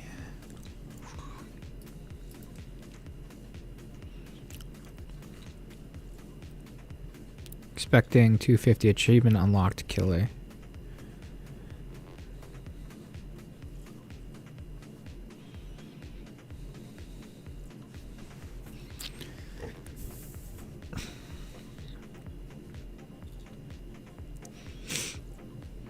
This time you should see after XP value printed to the console. Yeah, here.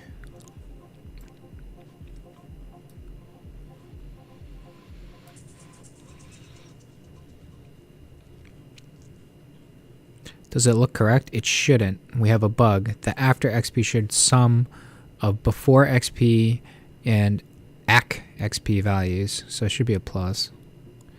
Fix the code and run it again and make sure it's working.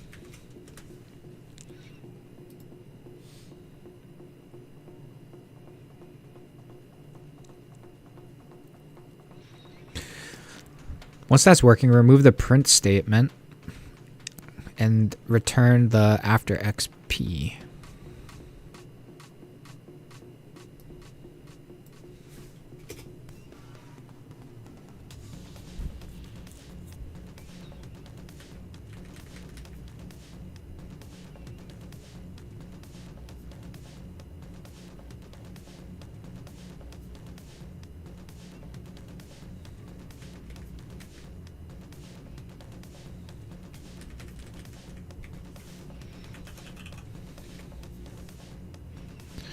Instead of the first now, and run the code again.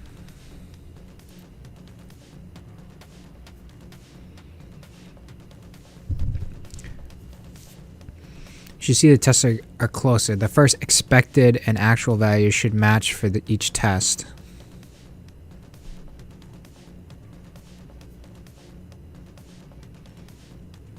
The second return value is still broken. Let's fix it.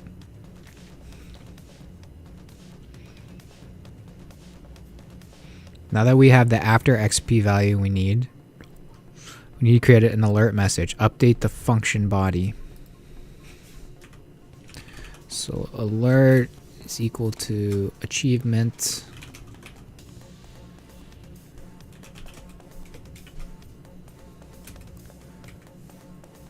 plus achievement name print alert.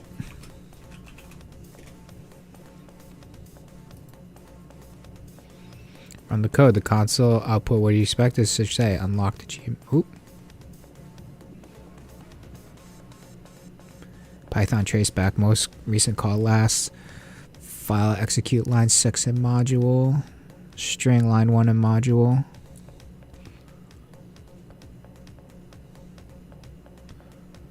File home pyoid line 3 alert achievement name.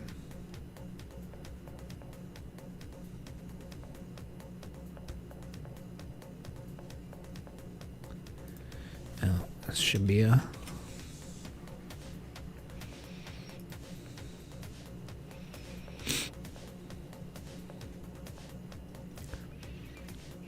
achievement unlocked, achievement name, speedster, achievement unlocked killer.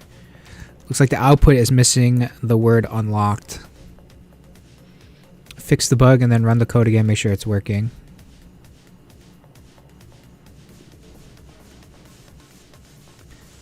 Output is missing unlocked plus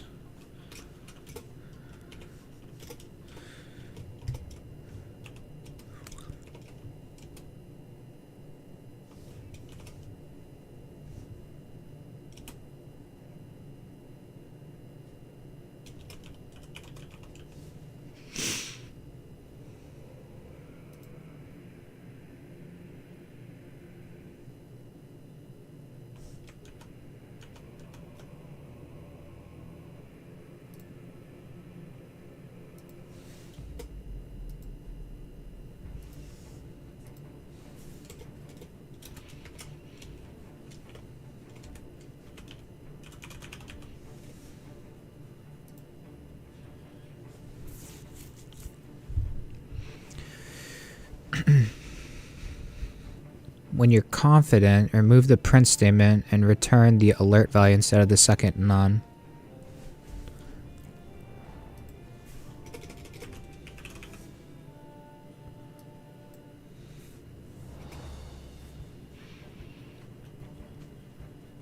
Run the code again. You should see the tests are passing. Oops.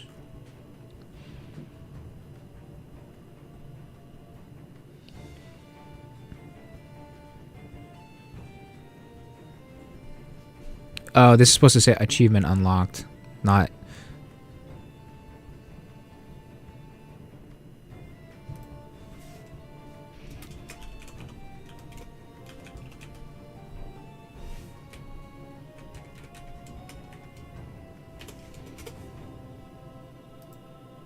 There we go. 2 pass. Now that your tests are passing, submit your code so that it runs against all the test cases. Remember, when you run instead of submit, you're only able to see a few of the tests. The submit button will run all the tests, which might catch bugs that you didn't know you had. That's why it's important to debug with print statements and run button before submitting. Okay.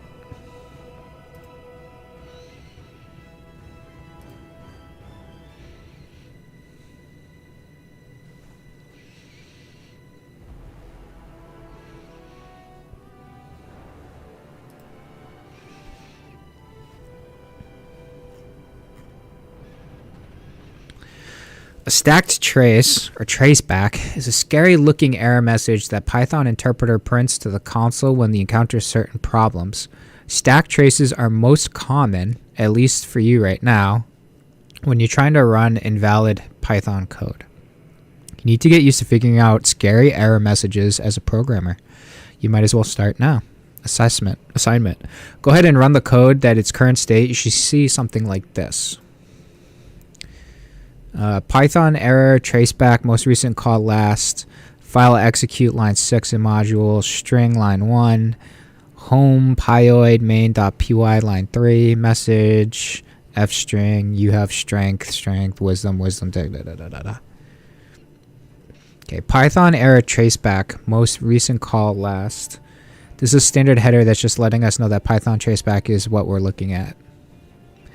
File execute line 6 in module and file string line 1 in module. This is the start of the trace. These strange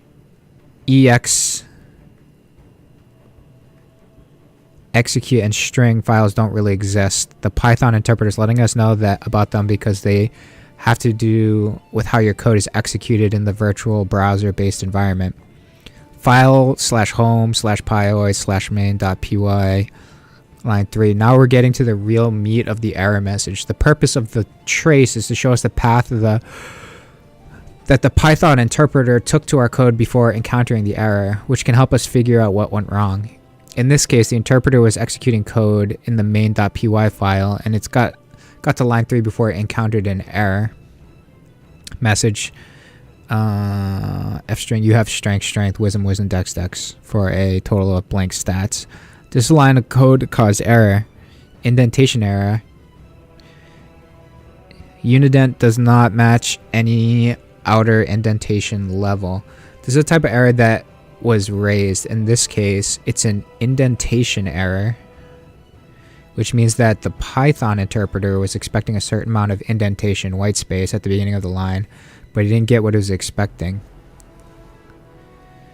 Don't be fooled. The proper amount of indentation Python is 4 spaces, or 1 tab stroke in this case. Line 2 is actually indented 6 spaces, which is why the interpreter is confused. Fix line 2. Oh, so just 4 spaces. Okay. Run the code again. You should see another error, this time with the last few lines are something like...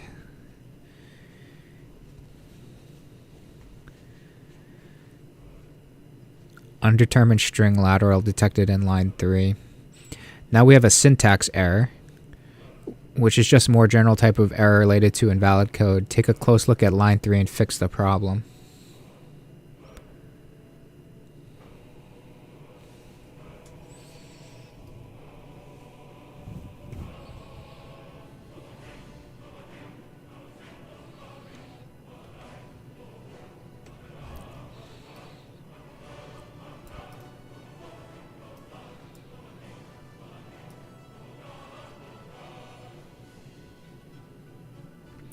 Total is strength plus wisdom plus dexterity.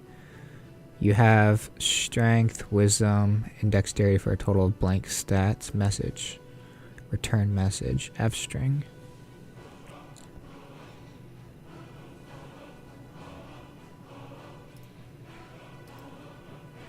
You have a syntax error. It's general type of. Take a close look at line 3.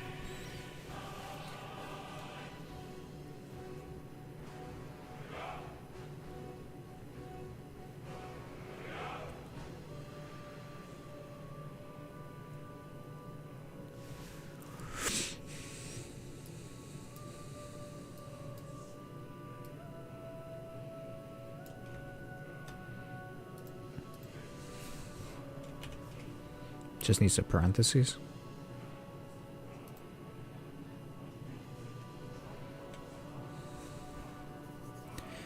You have 1 strength, 3 wisdom, 2 wisdom, 3 dexterity for a total of 6 stats. Pass.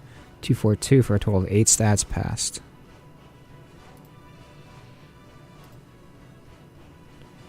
Yeah, it's just the same thing. Python numbers. In Python, numbers without a decimal point are called integers, just like they are in mathematics. Integers are whole numbers, positively or negatively. For example, 3 and -3 are both examples of integers. Arithmetic can be performed as you might expect. 2 plus 1, 2 minus 1, 2 times 2, 1.5, a float. This one's actually a bit different. Division on 2 integers will actually produce a float. A float is, as you might have guessed, a number type that allows for decimal values.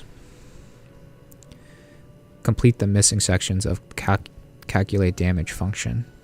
Fix the total damage variables so that it contains the sum of all different weapons and spell damage values. So it contains the sum of all the different weapon and spell damage values. So total damage equals sword plus arrow plus spear plus dagger plus fireball. Bum, bum, bum, bum, bum, bum. Bum, bum, bum, bum, bum. Bum, bum, bum, bum, bum, bum. Fireball. Alright. Fix the average damage variable so it contains the average of the combined weapon and spell. So the average.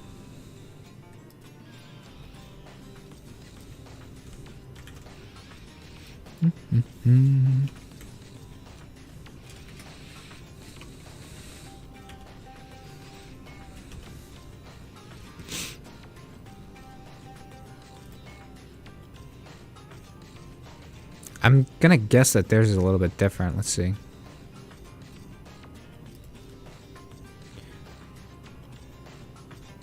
I lost connection to the server. The fuck?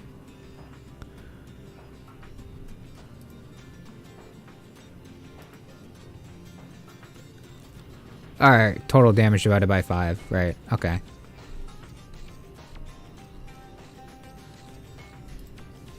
I gotta remember that. I'm like writing out all the stuff that I shouldn't be writing out. My shawl is like ripping.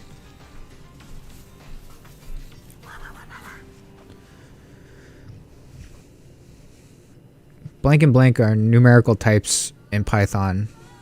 Integers and floats. What would be the best result of 11/2? Floor division. Python has great out-of-the-box support for mathematical operations. I'm just going to play this. Floor division. Python has great out-of-the-box support for mathematical operations. This, among other reasons, is why it has had such success in artificial intelligence, machine learning, and data science applications. Floor division is like normal division, except the result is floored afterward, which means the result is rounded down to the nearest integer. The slash operator is used for floor division. Okay. 7 through, an integer, rounded down from 2.333. Minus 7, 3 minus 3 integer, rounded down from minus 2.333. Oh shit, Path of Exile does this. When you get like fractions of a percent, it does floor division on the percentage. So instead of like 18.2%, you get 18%. But I think in the background, it still calculates it as 18.2. Just on the display, it shows 18. That's cool. I know the practical implication of this. So result 11 divided by 2. It's 5.5. But it's going to round up. So you want to hear a little tangent? So in the USGS, when we rounded numbers, you would round up on the evens and down on the odds, so you wouldn't be biased. Right? So I think that's what it was. So 1.5 would round to 1, but 2.5 would round to 3, right? Because you have 1, 2, 3, 4, 5, 6, 7, 8, 9. So you'd split the 5 half the time so that you would round to the bottom 4 or the top in the direction of the top 4. I don't know. It's kind of weird. But in math, it's always round up. So 6. It's not. It's 5?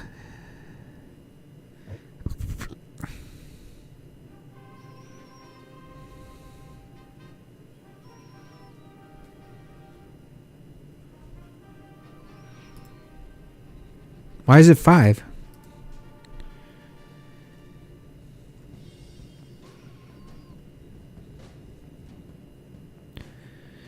Oh, it rounds down. So anything after decimal gets dropped, and we always round down. So if it's 0.9. Oh shit! I just realized this. Floor division is just like regular division, but there's a slight twist. Should've The watched the remainder is video. ignored, or truncated, or dropped, at least with positive numbers. Let's go over a few examples, but first with regular division. 6 divided by 3 is 2. 8 divided by 2 is 4. And 6 divided by 4 is 1.5. Because 4 goes into 6 one whole time, and then half a time more, right? Because it goes into 6 once, then we're left with a remainder of 2, and 2 divided by 4 is 0.5. So in all of these examples, we divided one integer by another integer, and we were actually left with, at least in the case of the last example, a fractional part, which isn't an integer. In Python, it's called a float, or in a language like C, it might be called a double. So what is floor division? Floor division is just like regular division, but after the division operator, we have one more step. We floor the result. And floor really just means to always round down, no matter what 1.9 the goes to fractional 9. part actually is. So while 6.8 rounded might round up to 7, 6.8 floored will still be floored down to 6. And flooring a negative number, like negative 5.6, actually results in negative 6, because negative 6 is less than negative 5. And in Python, when we want to do floor division, there's actually a special operator for it. The regular division operator is just a single slash, but the floor operator is actually 2 slashes. So 6 floor divided by 3 is still 2, just like 6 divided by 3 is 2, but 7 floor divided by 3 is also 2, whereas 7 regular divided by 3 would be 2.33333. So to use our original example, 6 floor divided by 4 isn't 1.5, it's just 1. Whereas 9 floor divided by 4 is just 2. And that's because 4 goes into 9 a full 2 times, and then the fraction is dropped. Gotcha. Well, that fucked up my streak.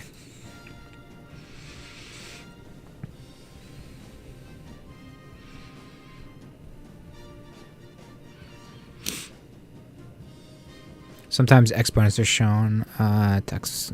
Exponents are super easy. Really, do not let the complicated, confusing name get to you. An exponent is just a mathematical operator that multiplies a number by itself a certain number of times. But before we go deeper into that, let's just review some even more basic math to make sure that we're on the same page. As you know, 2 times 2 is 4. We're saying that we have 2 2s. Similarly, 3 times 3 is 9. Again, we have 3 3s. It's really 3 plus 3 plus 3. This relationship between multiplying and adding is very similar between exponents and multiplication. 2 raised to the power of 3 just means 2 multiplied by itself 3 times. So 2 raised to the power of 3 is 2 times 2 times 2, which is 8. 2 raised to the power of 4 is just 2 times 2 times 2 times 2, which is 16. And 3 raised to the power of 5 is just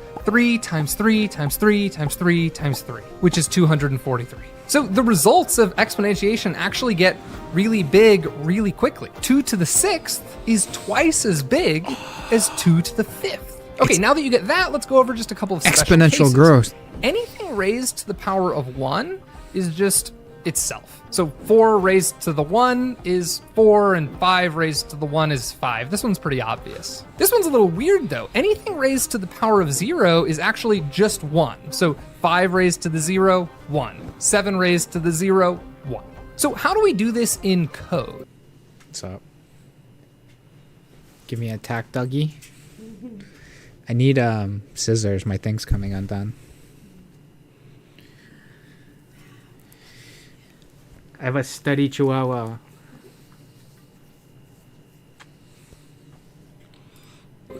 We obviously can't use superscripts because code is just plain text. We don't have that kind of fancy formatting in our code files. Well, Python is actually one of the few languages that has built-in support for exponentiation in the language itself.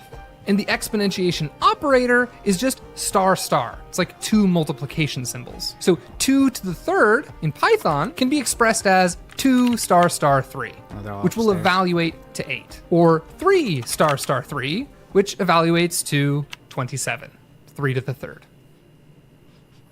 He's stinky.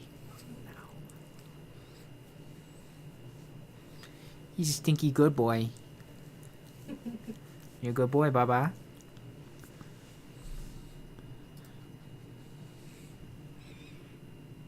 Yeah, put him on the full camera screen.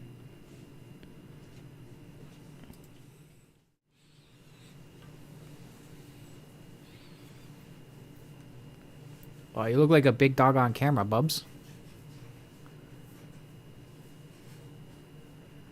I'm a big dog and I dig big dog shit.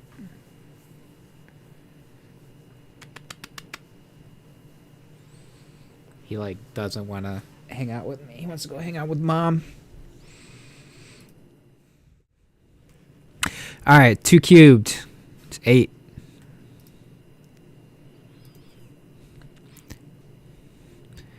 Changing in place. Changing in place.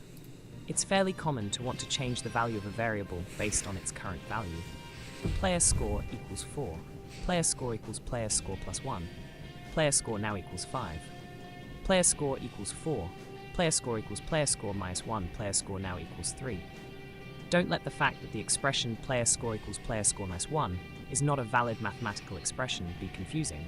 It doesn't matter. It is valid code. It's valid because the way the expression should be read in English is assigned to player score the current value of player score minus 1. In this operation, the right-hand side, player score dash 1, is calculated first. Once we have the result, we update player score with this new value. Assignment.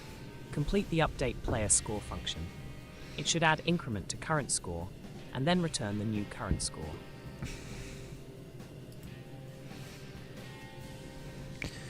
Update the player score function. It should add increment to current score.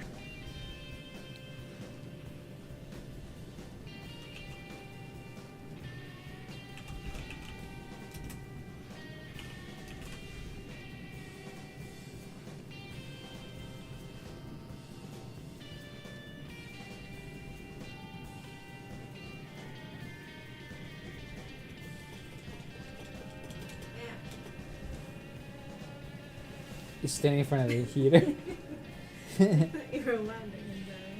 He's like, oh, it's nice.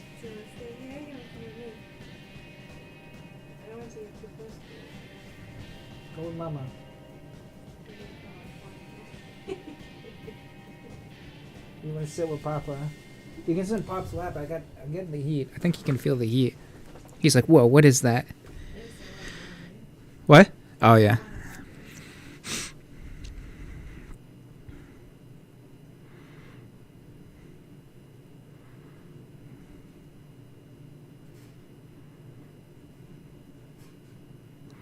Complete the function. It should add increment and current score and return the new current score. So current score equals current score plus increment.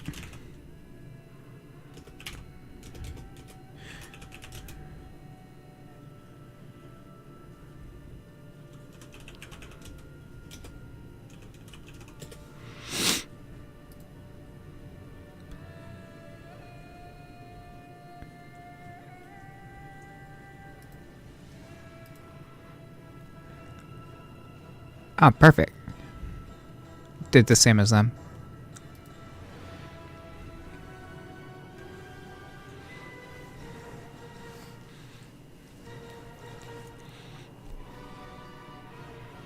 Plus equals. Python makes...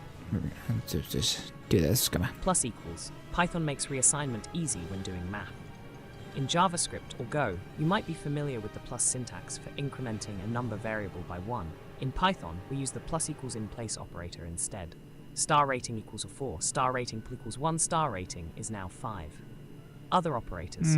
The other in place operators work similarly. Star rating equals 4, star rating nad equals 1, star rating is now 3. Star rating equals 4, star rating equals 2, star rating is now 8. Star rating equals 4, star rating equals 2, star rating is now 2.0. Assignment. Complete the getHurt function. It should use the nice equals in place operator to subtract damage from current health and then return the new current health. Note, you cannot use calls in a return statement. Set the variable first and then return it after. Oh, right. Complete the getHurt function. You should use the minus equals in the place operator to subtract damage from current health. And then return the new current health. You cannot use that in the return statement. Set the variable first and return it after. Okay, so we gotta do current health. Current health equals... Or can I do like return current health minus damage?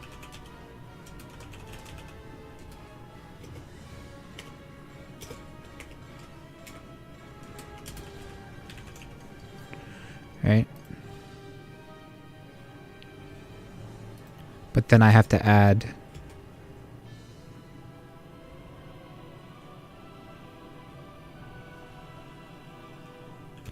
getHurt minus equals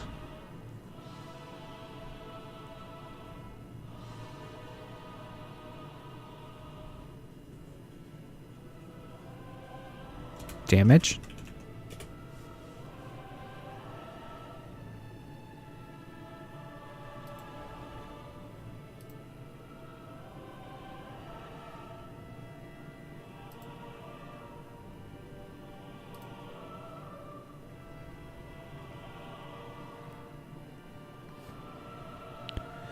Oh, okay. Current health minus equals damage. Return current health. Okay. Scientific notation. As we covered earlier, a float is a positive or negative number with a fractional part.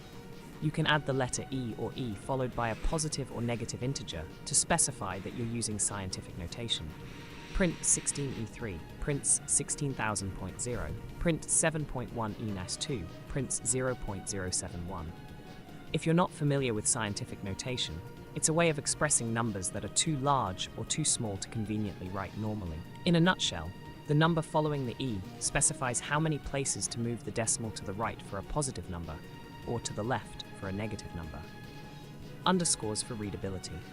Python also allows you to represent large numbers in the decimal format using underscores as the delimiter instead of commas to make it easier to read. Num equals 16 score 0 or 0. Print num. Prints 16,000. Num equals 16 or 0 or 0 core. Print num. Prints 16 themed. Assignment. Due to the constraints of our app servers, there's a maximum number of players who can have a single Fantasy Quest server. Complete the maximum players on server function. It takes no inputs, but simply returns 3 static numbers. Maximum on a small server is this. Medium, large. Use scientific notation to represent these numbers. For example, that. Okay.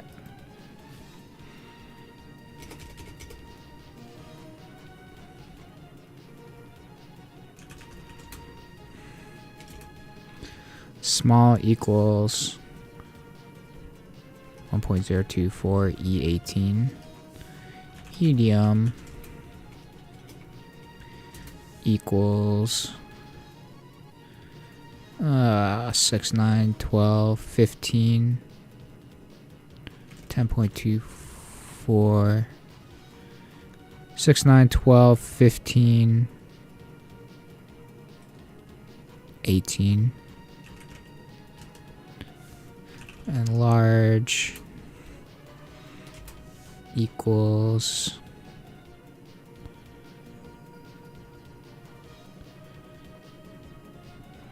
102.4 E18. Scientific numbers and scientific notations are floats. All right.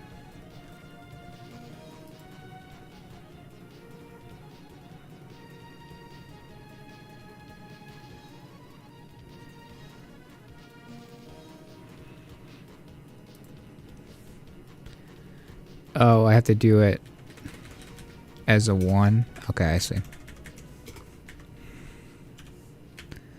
And then 2 more, so this will be 20.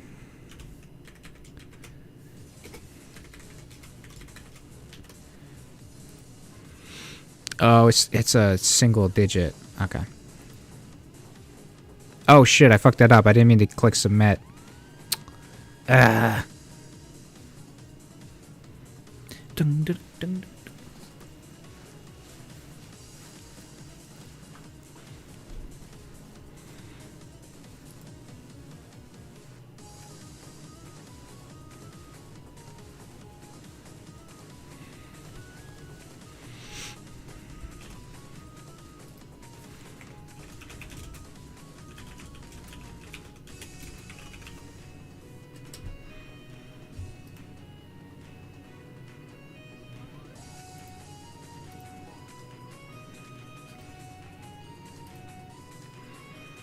Yeah, the dog was distracting me a little bit. See if I can put him down here on like a pad. Here you go, Bubba. You can sit on that. Okay. You hang out here? You can go see Mom. I have the heating dish. Alright, he doesn't care. logical operators. You're probably familiar with the logical operators and or. Logical operators deal with Boolean values, true and false. The logical and operator requires that both inputs are true to return true. The logical or operator only requires that at least one input is true to return true.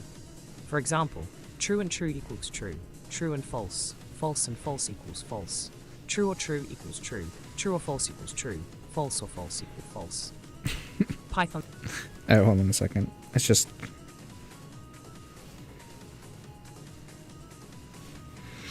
spouting numbers.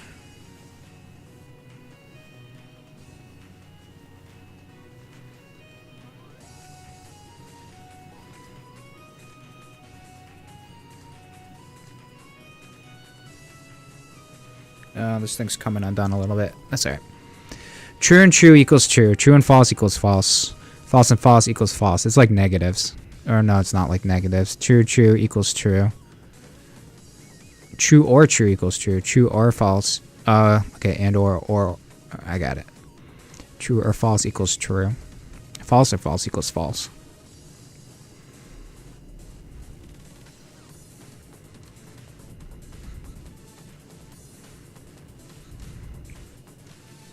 Syntax. Print true and true, prints true. Print true or false, prints true. Nesting with parentheses. We can nest logical expressions using parentheses. Print true or false and false. First, we evaluate the expression in the parentheses, true or false. It evaluates to true, print true and false. True and false evaluates to false, print false. So print true or false and false prints false to the console. This fucking thing. What does the code statement evaluate to? True and true is true. True and false is false. True or false is true. Not. Okay. Not true. It's just like and or nor. Yeah. Functions. Not. We skipped a very important logical operator, not. The not operator reverses the result. It returns false if the input was true, and vice versa. Print not true. Prints false. Okay. Operators and or and not are blank operators. They are logical. Binary numbers. Yes. Binary numbers. Binary numbers are just base 2 numbers. They work the same way as Give me my normal base 10 hexadecimals. numbers, but with 2 symbols instead of 10. Base 2, binary symbols, 0 and 1. Base 10, decimal symbols, 0, 1, 2, 3, 4, 5, 6, 7, 8, 9. Each one in a binary number represents an ever greater multiple of 2. In a 4-digit number, that means you have the 8's place, the 4's place, the 2's place, and the 1's place. Similar to how in decimal you would have the thousands place, the hundreds place, the tens place, and the 1's place. Binary in Python. You can write an integer in Python using binary syntax, using the 0b prefix. Print 0b001. Prints 1. Print 0b0101. Prints 5. Note, leading zeros are often added for visual consistency, but do not change the value of a binary number. Yeah. Okay. Most people have heard that binary is the language of computers, and they assume that means it's like some kind of confusing foreign language. But it's actually so much more simple than that. It's actually the simplest number system outside of unary, which, I mean, unary is actually just counting on your fingers and toes. But before we jump into binary, let's talk a little bit about the number system that you're already familiar with, decimal, or base 10. And it's called base 10 because there's 10 symbols in the number system. These symbols. So this circle represents 0 things, or nothing. Whereas this symbol that looks like a line represents a single thing, 1 thing. This other symbol represents 2 things. This symbol represents 3 things, and so on. So representing the numbers 0 through 9 is really easy in decimal because we have 1 symbol per number. But like all number systems, it gets a little more complicated when we want to represent numbers that are larger than the total number of symbols that we have. So how do we represent 10 things? Well, we introduce a new spot. We call it the tens place. So we have the ones place where the symbol in that spot just represents that number itself. The tens place represents 10 times the value of the symbol found in that spot. So the symbols 1 and 0 represent 0 single things and 1 10 thing. Let's use another example, it might be more obvious. The symbols 2, 5, of course, represent the number 25, but it's because there are 5 things in the 1 spot and 2 things in the 10 spot. So we take 2, multiply it by 10, and add that to 5. Now, binary I need my abacus. works the exact same way, but it's actually just a little simpler. Instead of 10 symbols, we only have 2 symbols, 0 and 1. And instead of ones, tens, and hundreds places, we have 1s, 2s, and 4s places. So let's just count from 0 to 8 in binary, and I think it'll start to make sense. 0 is just 0. 1 is just 1. Now, up till now, this is exactly the same. 1, 1, 1 place. So we have that up. We I know binary. I know Kung Fu.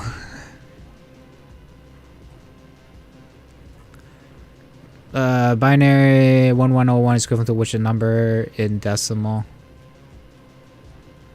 1, 2, 4, 8, 12, 13. What's the largest decimal number you can store in 5 digits of binary?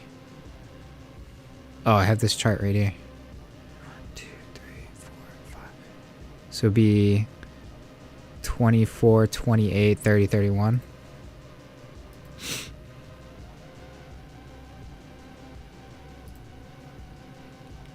Bitwise and operator. Bitwise and operator. Bitwise operators are similar to logical operators, but instead of operating on Boolean values, they apply the same logic to all the bits in a value by column. For example, say you had the numbers 5 and 7 represented in binary. You could perform a bitwise AND operation, and the result would be 5. 0101 is 5, 011 is 7, 0101 and 0101 equals 01. A1 in binary is the same as true, while 0 is false. So really a bitwise operation is just a bunch of logical operations that are complete. Wait. 101 and 111 equals 101?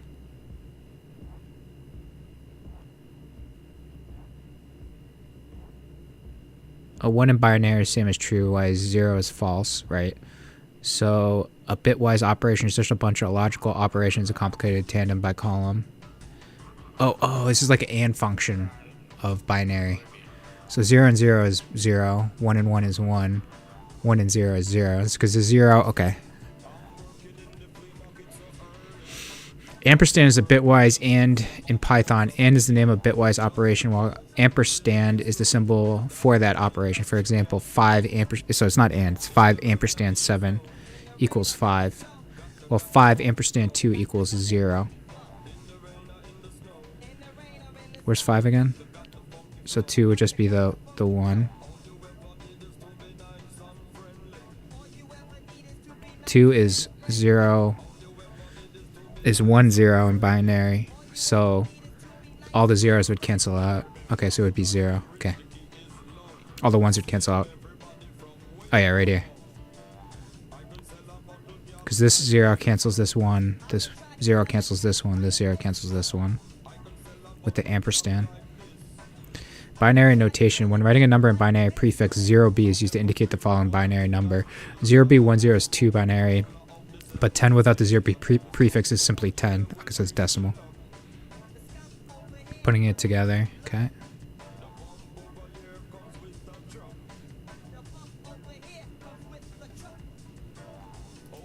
In modern web development, it can feel like bitwise operators are the kind of low-level primitives that only Arch users and Torvalds himself use, but that's only partially true. Bitwise operations are used all the time to build authorization systems, squeeze data into tight places for optimal storage, and ensure your network communications are error-free. Before diving into the bitwise AND operator, let's have a quick refresher on the logical AND operator. It operates on 2 Boolean or true-false inputs, and it only evaluates to true if both of its inputs are true. So for me to be a tall, handsome person, I need to be both tall and handsome, and as long as my mom is judging, I'm all set. Now, the bitwise AND operator is just like the logical AND operator, but it works with binary numbers. The binary digit 1 is the logical true, and 0 is false. So, a bitwise operation is really just a bundle of logical operations. So, for example, let's take the numbers 5 and 7. First, let's write them out in binary notation. Then, we'll just do an AND operation on each bit individually and build a resulting binary number. It's important to understand that a binary AND operation will always reduce the total number of 1s in the output, which is why it's called masking or filtering. For example, if I have a large, seemingly random binary number, I can mask it with a number that has trailing zeros. And that just means that I only want to keep the first half of the original number and zero out the rest. I really hope this explanation helped. Please like the video and subscribe to the channel if it did.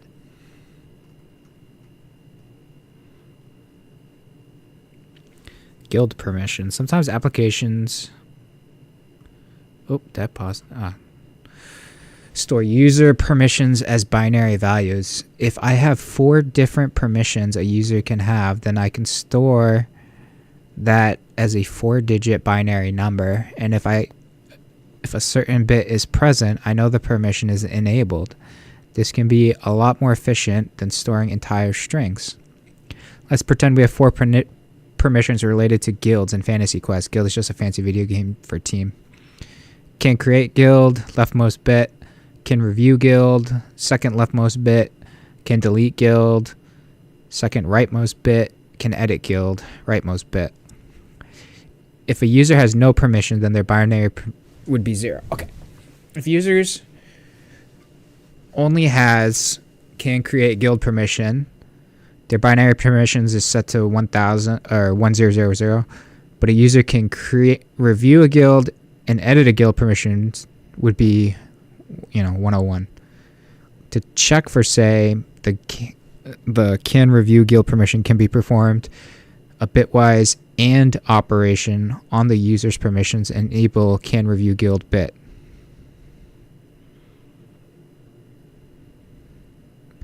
To check for, say, the can review guild permission, we can perform a bitwise and operation on the user's permissions and enable can review guild bit. If the result is 100, again, we know that they have a specific permission. Oh, okay. So if you submit, in the whatever, the third position here, and they have a 1, you submit a 1, you query a 1, it returns a 1, that means they have permission. I see. Yeah, like this, they match. But what is the rightmost one? Can edit guild. So this, so they can edit the guild and review the guild, but they can't delete it or create it. A team. Perform bitwise and get the user's review permission. User review guild permission equals user permission and can review guild. Check if the user's review position is equal to can review guild. Okay. Assignment. Complete each of the get xxx bits function. Simply use the bitwise and operation and input the user's information bits and appropriate guild permission bits variable and return the resulting bits to them checked by the tests. 4 values have been provided. Use the appropriate one for each function.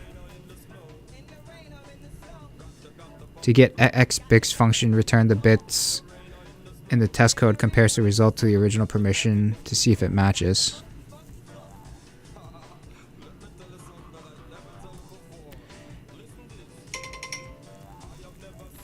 Get create bits.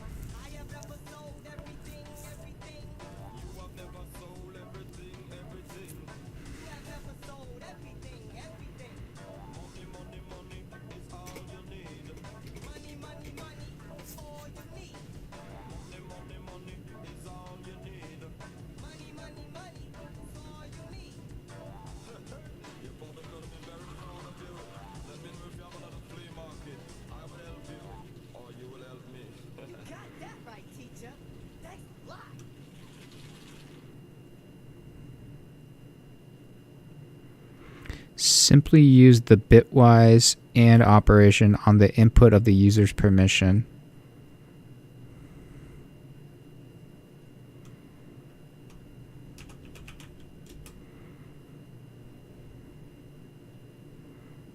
So this is for create bits.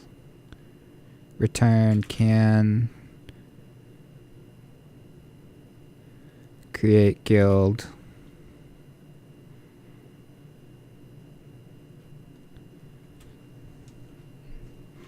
And get create bits.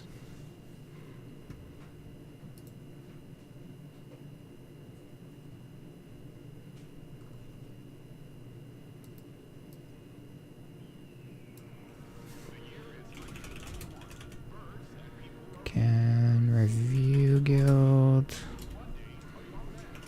and get review bits. Is this right? I think this is the right.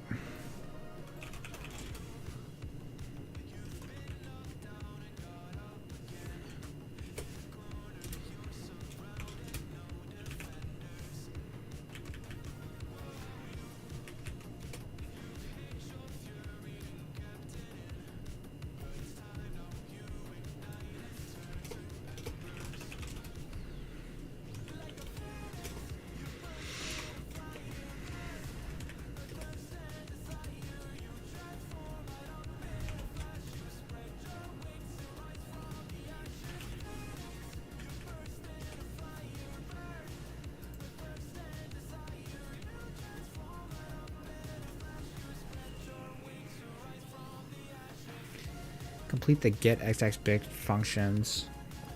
Simply use the bitwise and operation on the input of the user's permissions.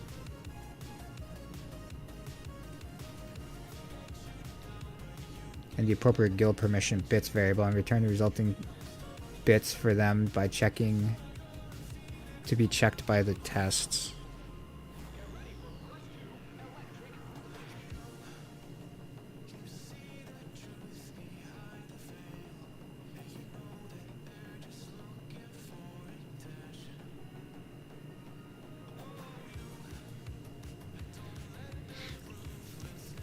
Simply use the bitwise and operation on the input of the user's permission.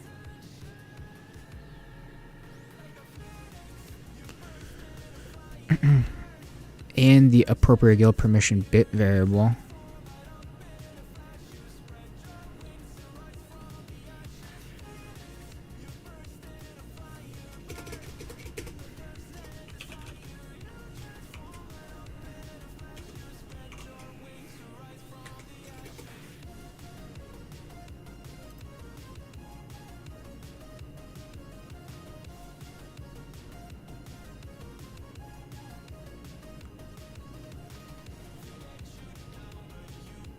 Create guild and get create bits.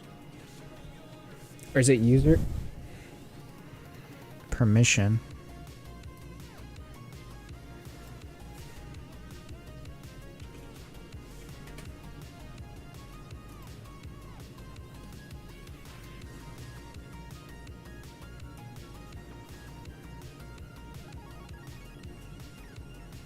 Is that what it is?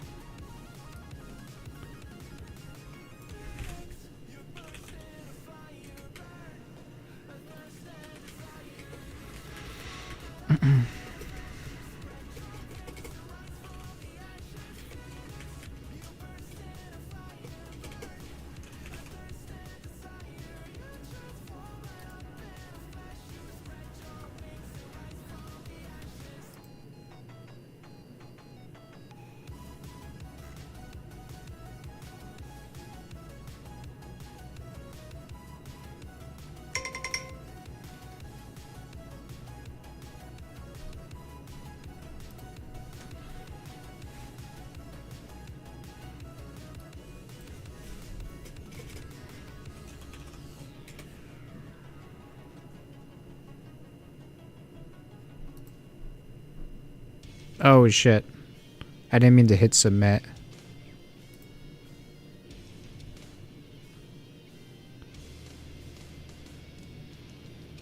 But yeah. They're just backwards. Okay. I didn't mean to hit submit. Bitwise operator. As you may have guessed, the bitwise OR operator is similar to the bitwise AND operator in that it works on binary rather than Boolean values. However, the bitwise OR operator ORs the bits together. Here's an example.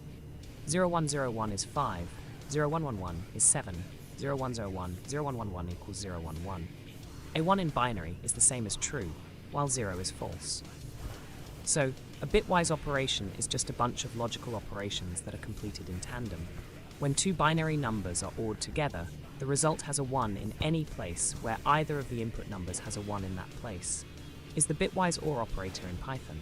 57 equals 7 and 52 equals 7 as well. 0101 is 5 is 2.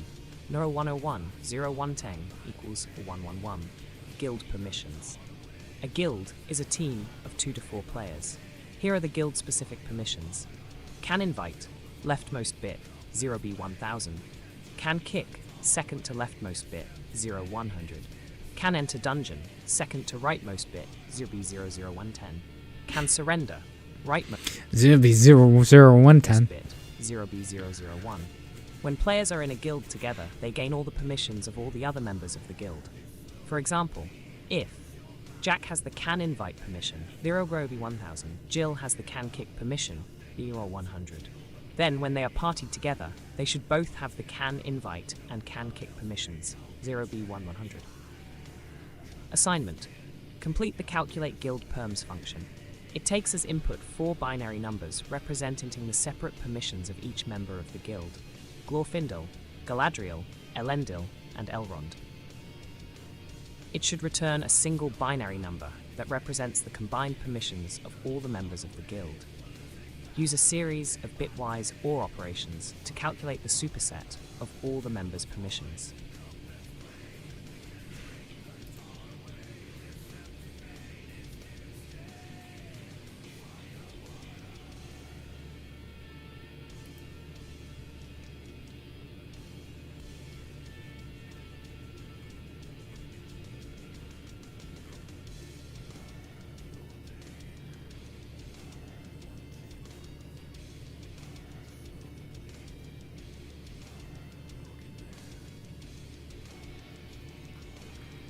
One, 2, 1, 11.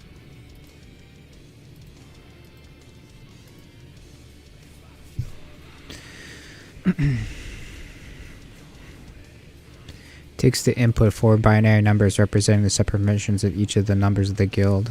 Okay. It should return a single binary number that represents the combined permissions of all members of the guild.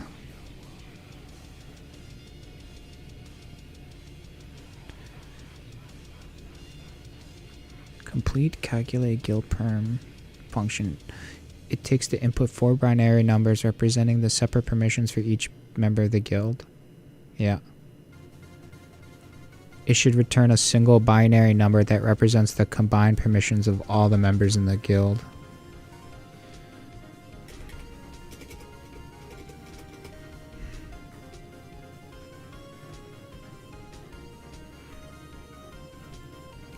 But can I use the OR? So can I do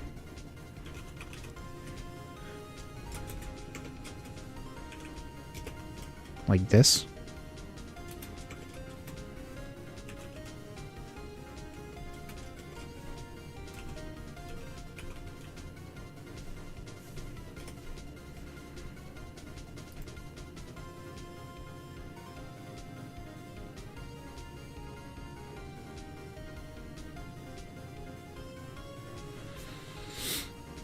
It should return a single binary number that represents the combined permissions of all the members of the guild.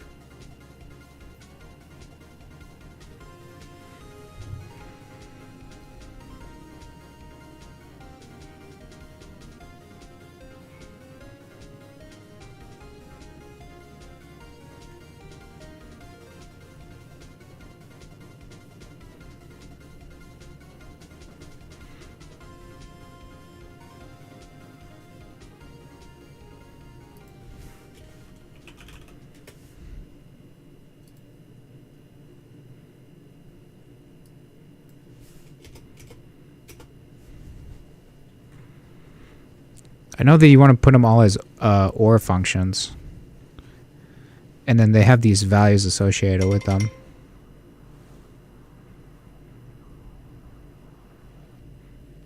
Calculate guild parameters. Should return a single binary number that represents the combined permissions of all the members of the guild.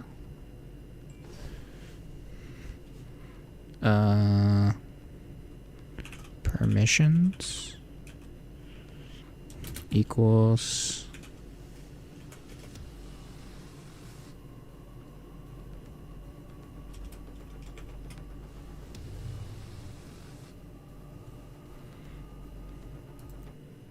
I'll be right back. My baby is freaking out and my wife needs help.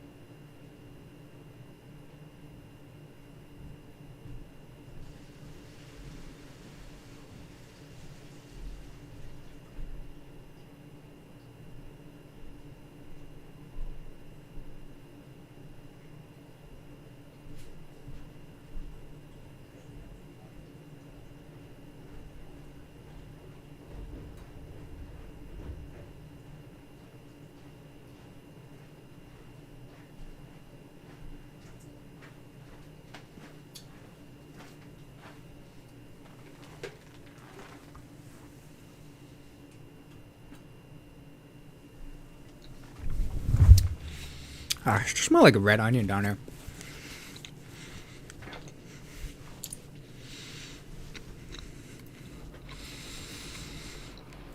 All right.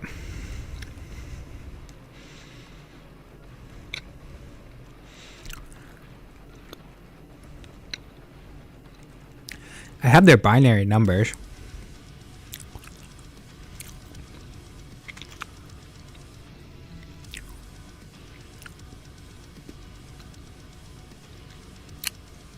Use a series of bitwise. Should I do it like this?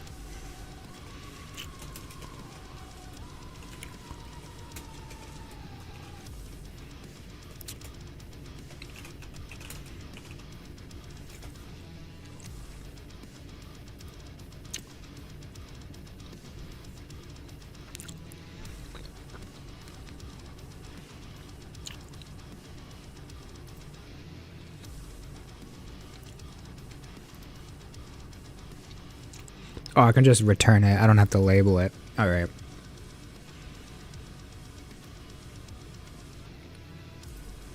Gotcha.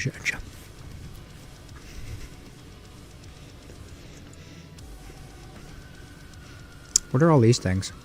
I have no armor.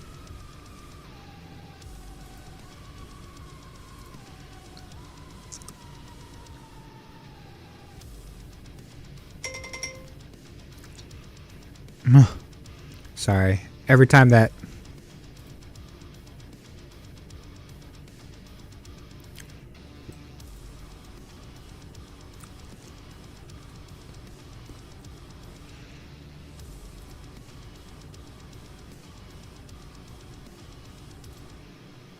Oh, I haven't been doing quests.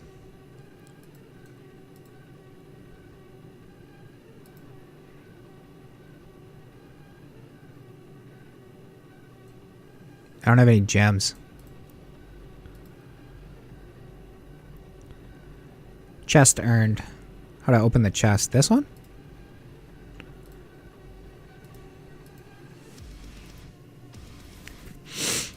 I got baked salmon. Another baked salmon. Oh, I got armor on that one. Got armor on that one. And a potion. And a salmon.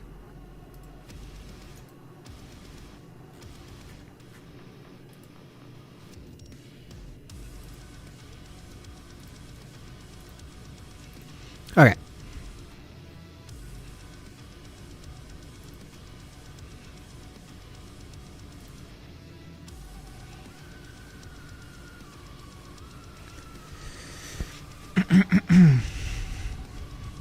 This is an optional challenge, and I will do it. Damage meter. You've been working with some interns to build a damage meter for Fantasy Quest. They've added some calls to the main function that contain invalid syntax. Assignment. Fix the intern syntax error. The calculate DPS function takes 2 inputs, but due to the syntax error, it's taking 4 instead.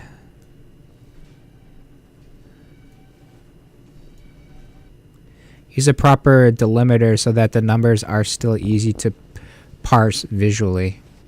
The 2 input number should be 8 million time 45 damage 10 million time 49. Okay.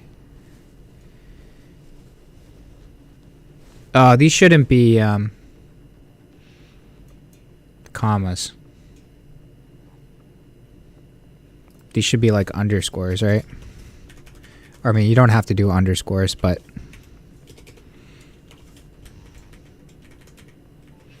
And then the comma's good for the 45 and 49 because those are the separate numbers, right? Dude, look at those fucking DPS numbers.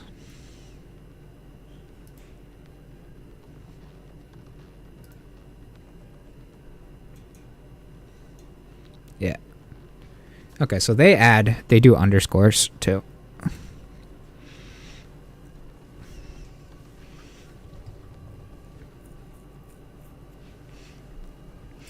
Converting binary. Fantasy Quest needs to migrate old data. Some of their legacy systems store data as 3 binary strings, which need to be converted to integers.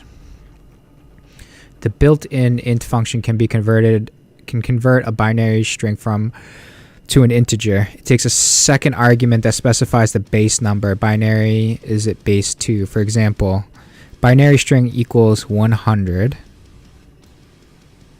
This is a binary string. Convert binary string to integer. Number equals int binary string comma 2.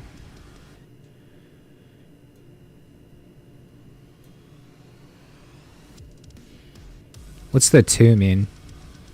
That's binary, or is it just a number that they're putting in there? I'll figure that out. Complete the binary string to fit string to int function. It takes 3 binary strings as inputs and returns each of them the same way as integers. Each integer is a numerical value. The string will be interpreted as binary.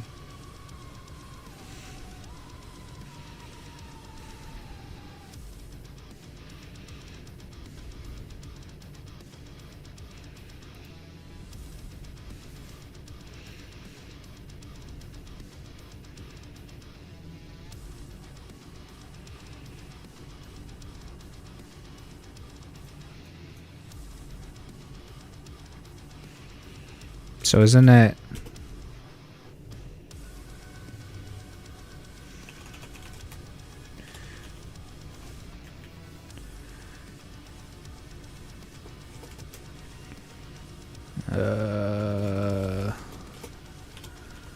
num equals int num servers comma 2?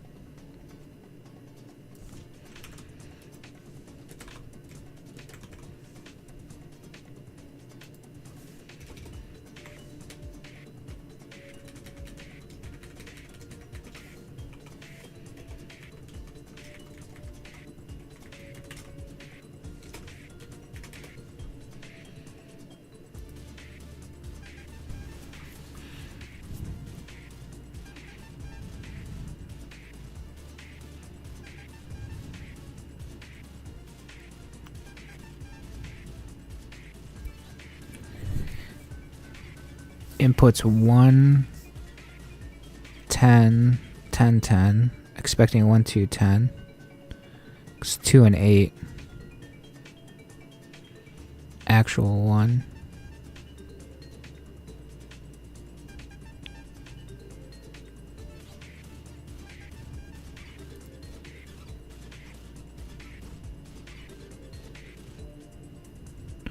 What's this second number?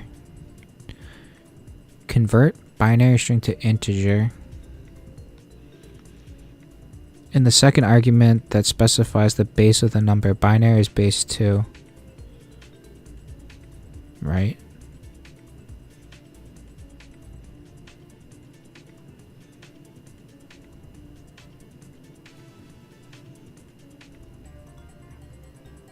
I'm just getting the first number. I'm not getting the last 2.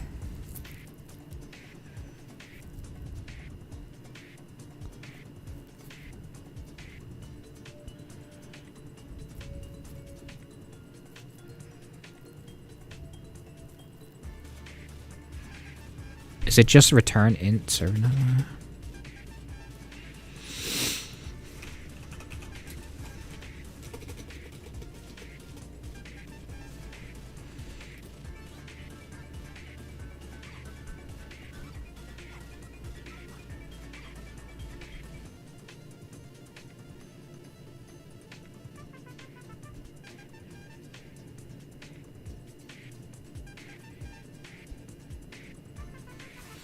I'm only getting one.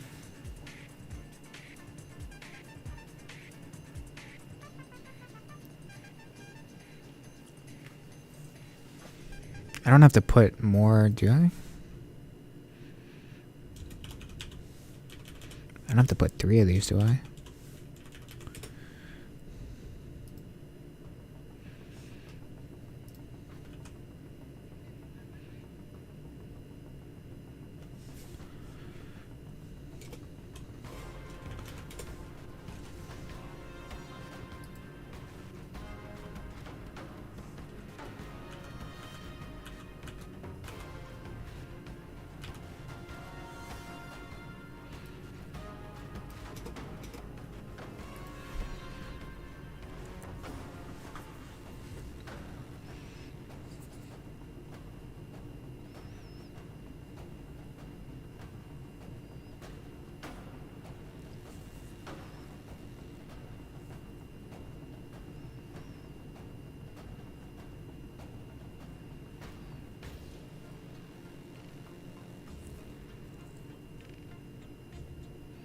One and 4 is 5, 7.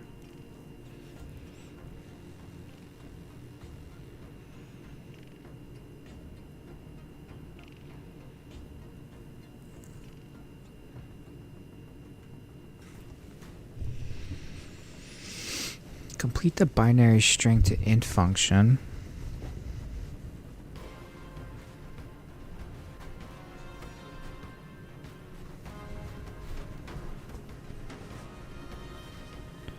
Binary string.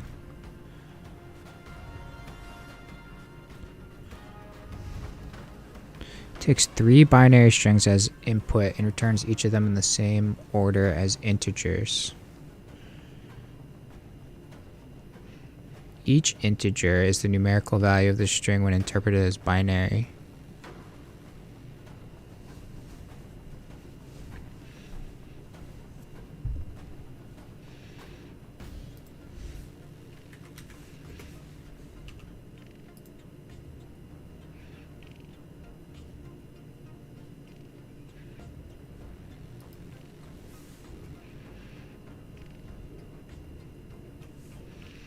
Oh, is it like this? Num equals.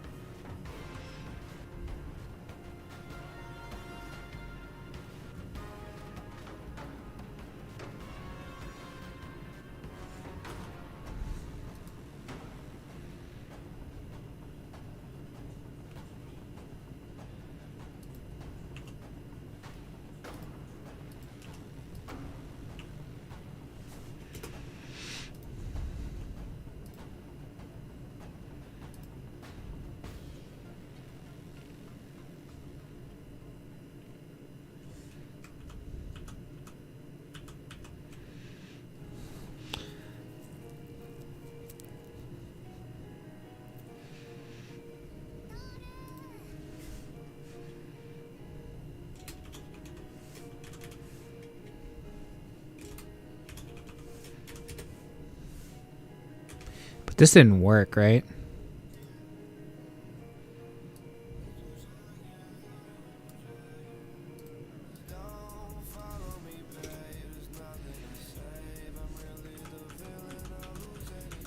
Hmm.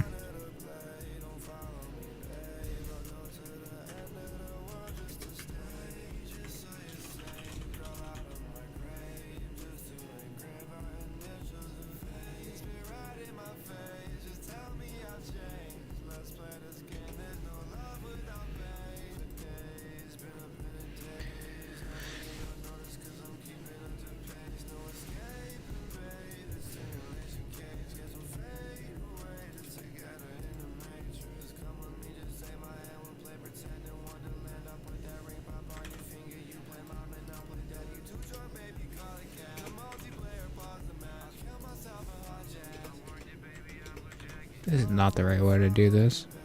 Nope. That way I only get the last number. Just trying to define the function. This only gives me the first function. The first step. Expecting 1 to 10. Data A, B, C into binary string int.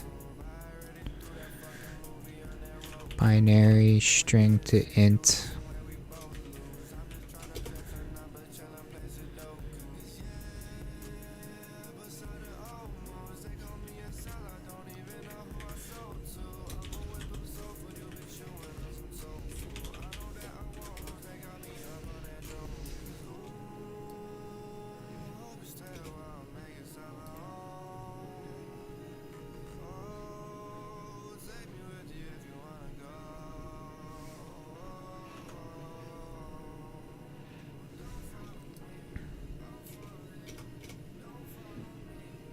Binary string to integer. Num admins.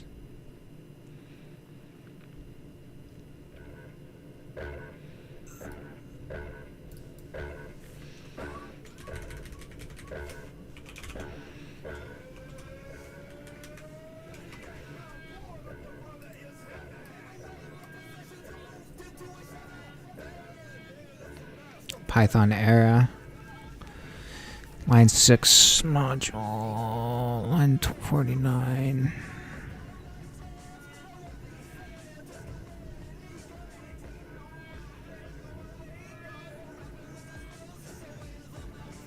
Oh, this is the...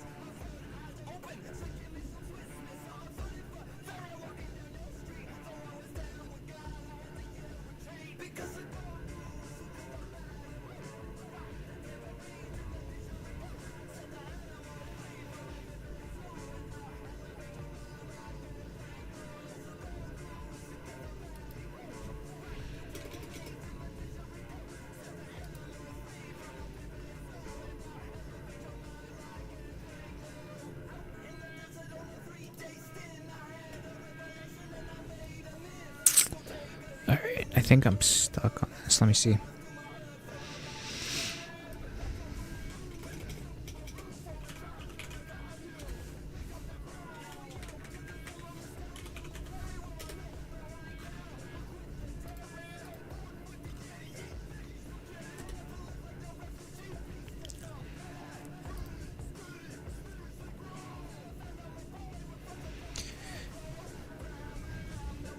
I notice you're working with the binary conversion correctly using int string 2. But there are a couple issues with the current approach. One, a function hits a return statement, it exits immediately. Right? So there needs to be one return at the bottom. That means only the first conversion has happened, the other lines will never get executed.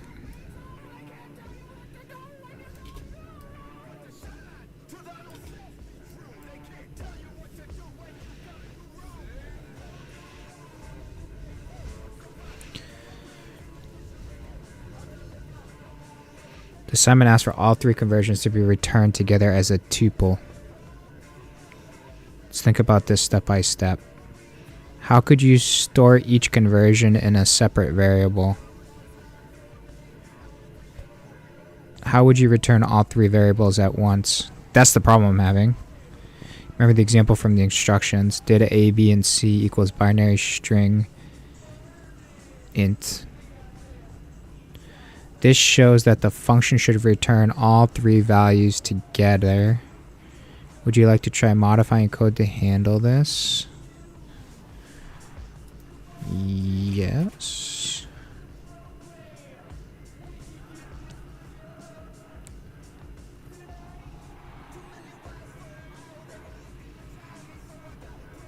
First, let's convert each binary string and store it in a separate variable like you were doing with num. but we'll need different variable names for each. Okay. We want to return all three values together in one return statement.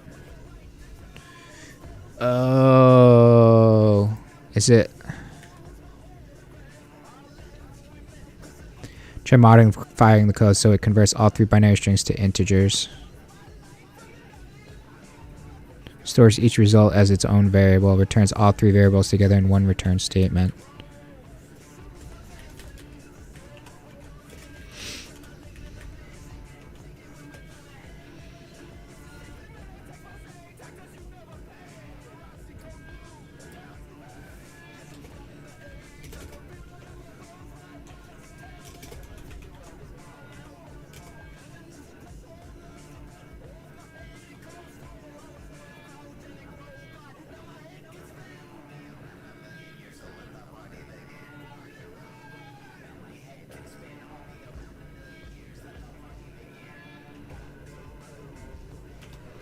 Num1.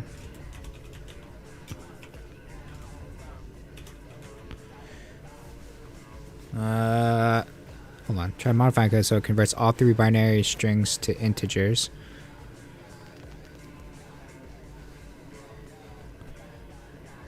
Stores each result as its own variable. Returns all three variables together in one return statement. Remember in Python you can return multiple values by separating them with commas like. Oh shit, okay.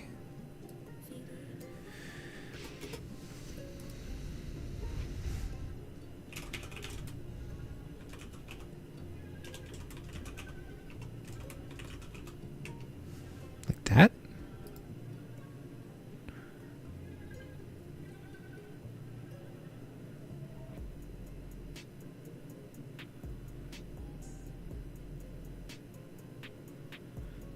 Value 1 not defined.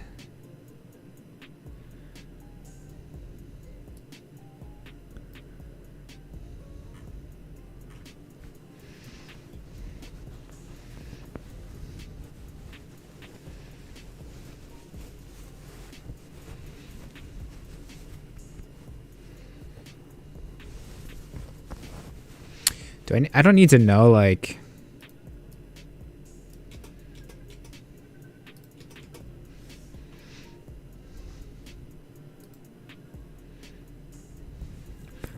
the binary strings, do I?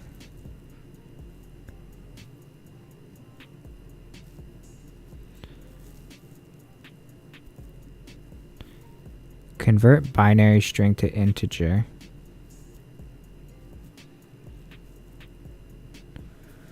So it's number equals int number of servers binary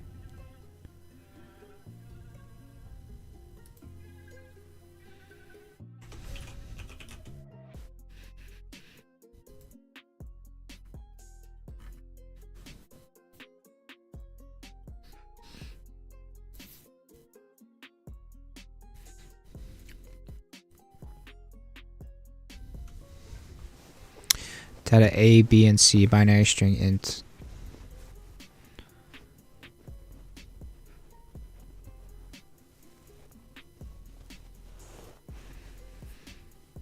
So can I do it like this?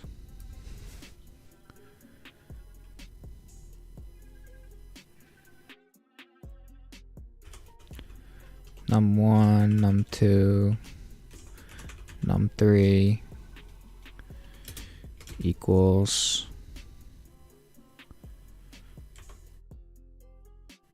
binary string to integer.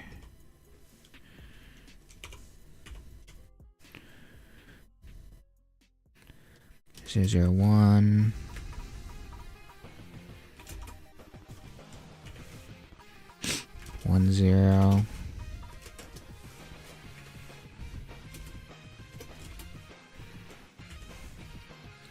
10 1010.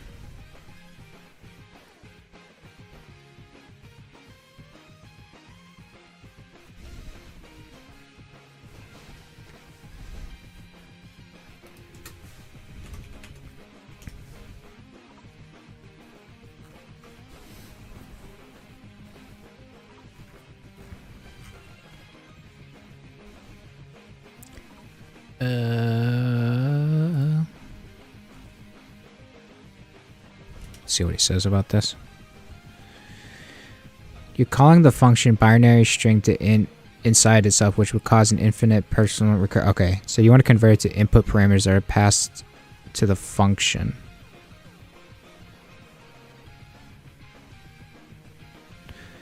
You're only returning num1, but we need to return all 3 numbers. Convert num servers to an integer and store it in num1. Oh.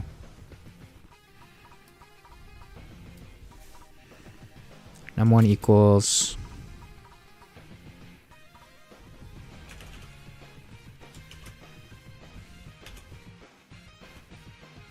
like this? I thought I was doing this.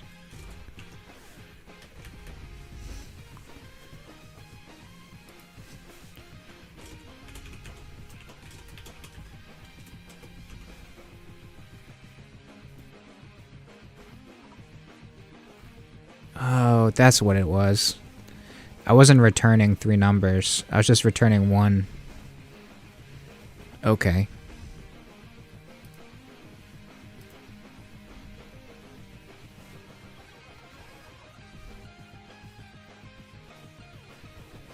Server players admin. Okay. Got a little hung up there. Comparison operators. When coding, it's necessary to be able to compare 2 values. Boolean logic is the name for these kinds of comparison operations that always result in true or false.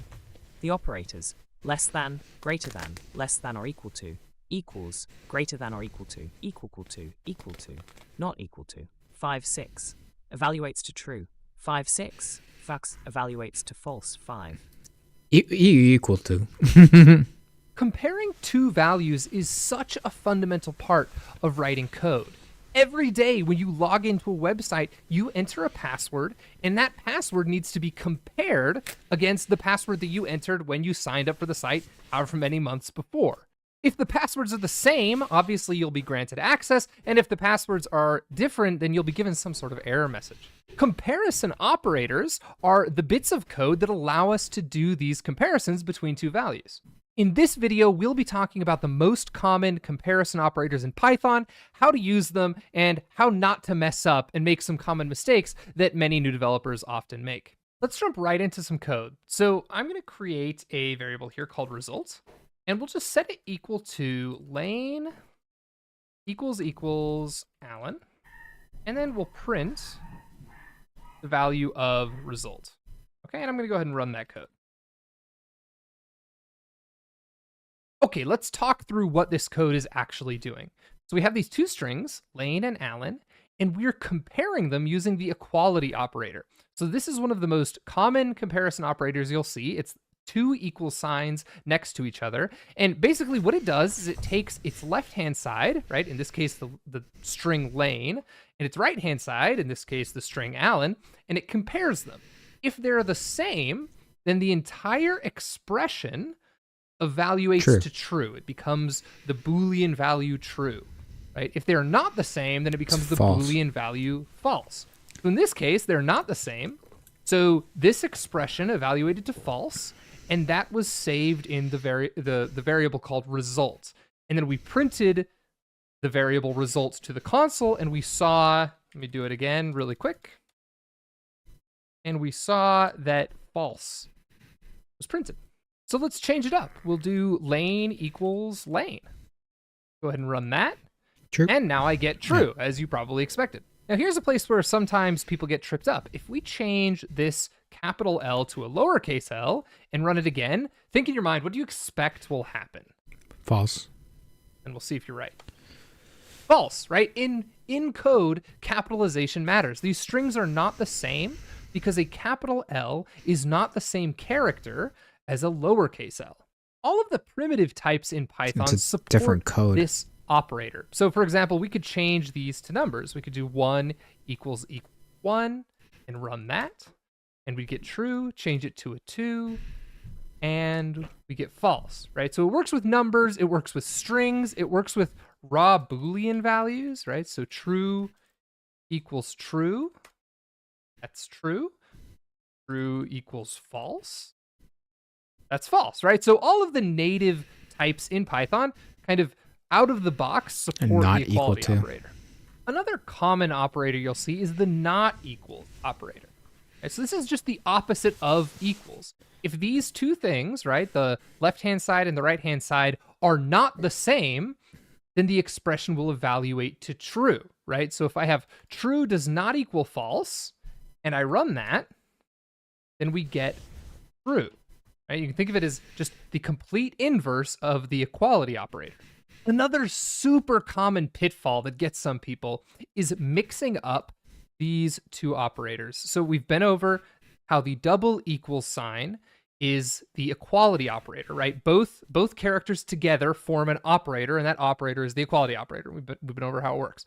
The assignment operator is this one over here on the left. It's the single equal sign, and they mean very different things.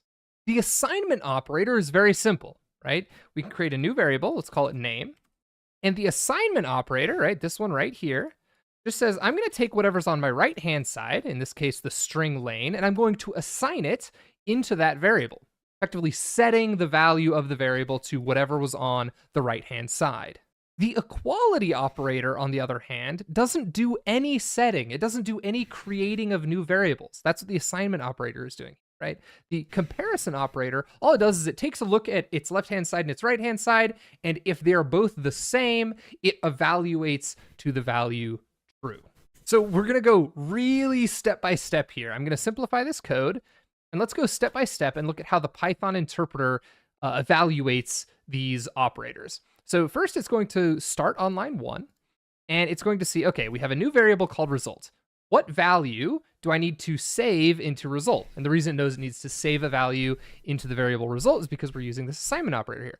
So it goes over to the right-hand side, and it says, oh, I don't just have a value here, like the string lane or a Boolean value, right? I have an expression.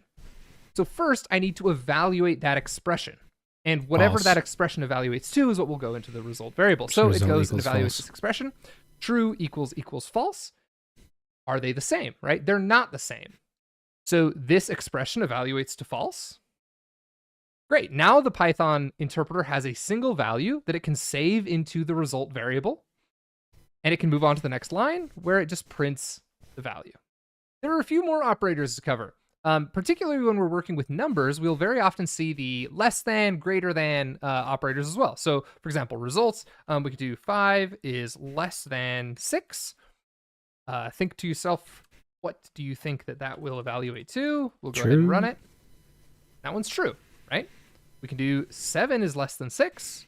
False. I think that will evaluate to, right? It's false. 7 is greater than 6. What? We also have less than or equal to. You'll see this one fairly often. Right? So with 7 and 6, we get false, but 6 is less than or equal to 6, we'll get true. I want to leave you with one last piece of advice as you're learning to code. Do not be afraid to add print statements to your code, right? Your code might be 10 lines long, and at each point in your program, it can be hard to know exactly what's happening, right? You think you've written it all correctly, but clearly something isn't working. Don't be afraid to go add print statements into the middle of the code and check at each step, is this variable really what I think it is? Right? It's a very common practice for debugging, just adding print statements. Of course, be sure to rip those print statements back out, delete them, once you've got your code working. They're really emphasizing the print statements, huh? Complete the player 1 wins function. It should be returned true if player 1 is a higher score and false if otherwise.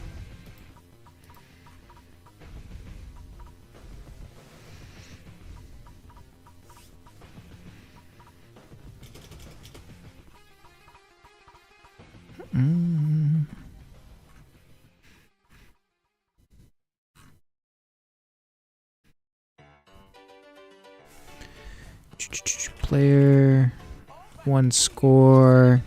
I want you to show me if you can get far. Step on the gas. Step on the gas. Step on the brakes. Step Is greater than on the gas. player 2 score. When I say boom, boom, boom, you say bam, bam, bam. No pause in between. Come on, let's jam. Step on the gas.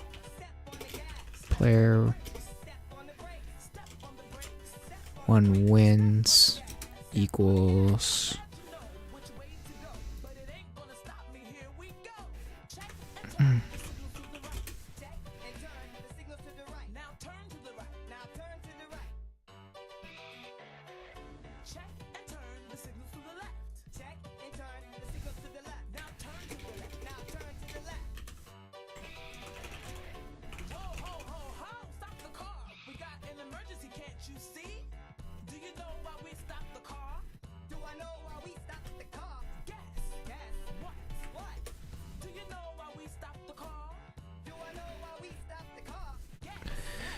Player 1's 5. Expecting false gets false. 5-5, false, false. Win 7-6, true, true. 3 passes, 0 failed. I just want to see the solution. Oops. Return player score 1 is greater than player score 2. Oh, okay. I didn't have to type in like player 1 win. Okay, I keep doing that. It's like a bad habit.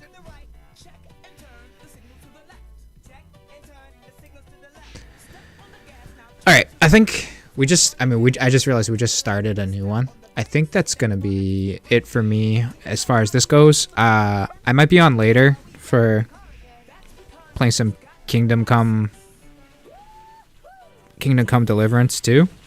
Go hang out with the wife and the kid for a little bit, get some dinner, see how I'm feeling. But yeah, I think this is a good first day. My brain is waning a little bit, although we're getting to like operators and stuff's pretty easy. But yeah, I learned a lot. It's pretty good. Continue on with this. I'll try to be doing this, like I said, 5 days a week, Monday through Friday for at least 4 hours a day, so I can start to learn some of this stuff. And yeah, I hope you guys enjoyed, and I'll catch you on the next one. Either catch me on the game or tomorrow when I'm on streaming this. So have a good night. Bye. Good evening. Good evening. It's not night yet.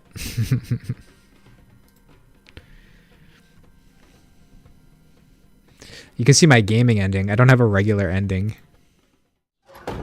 Whoop. That wasn't a good idea. You punch the fucking police. This will cost you dearly. Keep your mouth shut and don't make it worse. What? You behave like a spoilt brat. How dare you speak? Oh, the fucking old lady has an arm. Done some work. We'd have coin by now and be on our way to the castle, but no, not his lordship. You've got a nerve.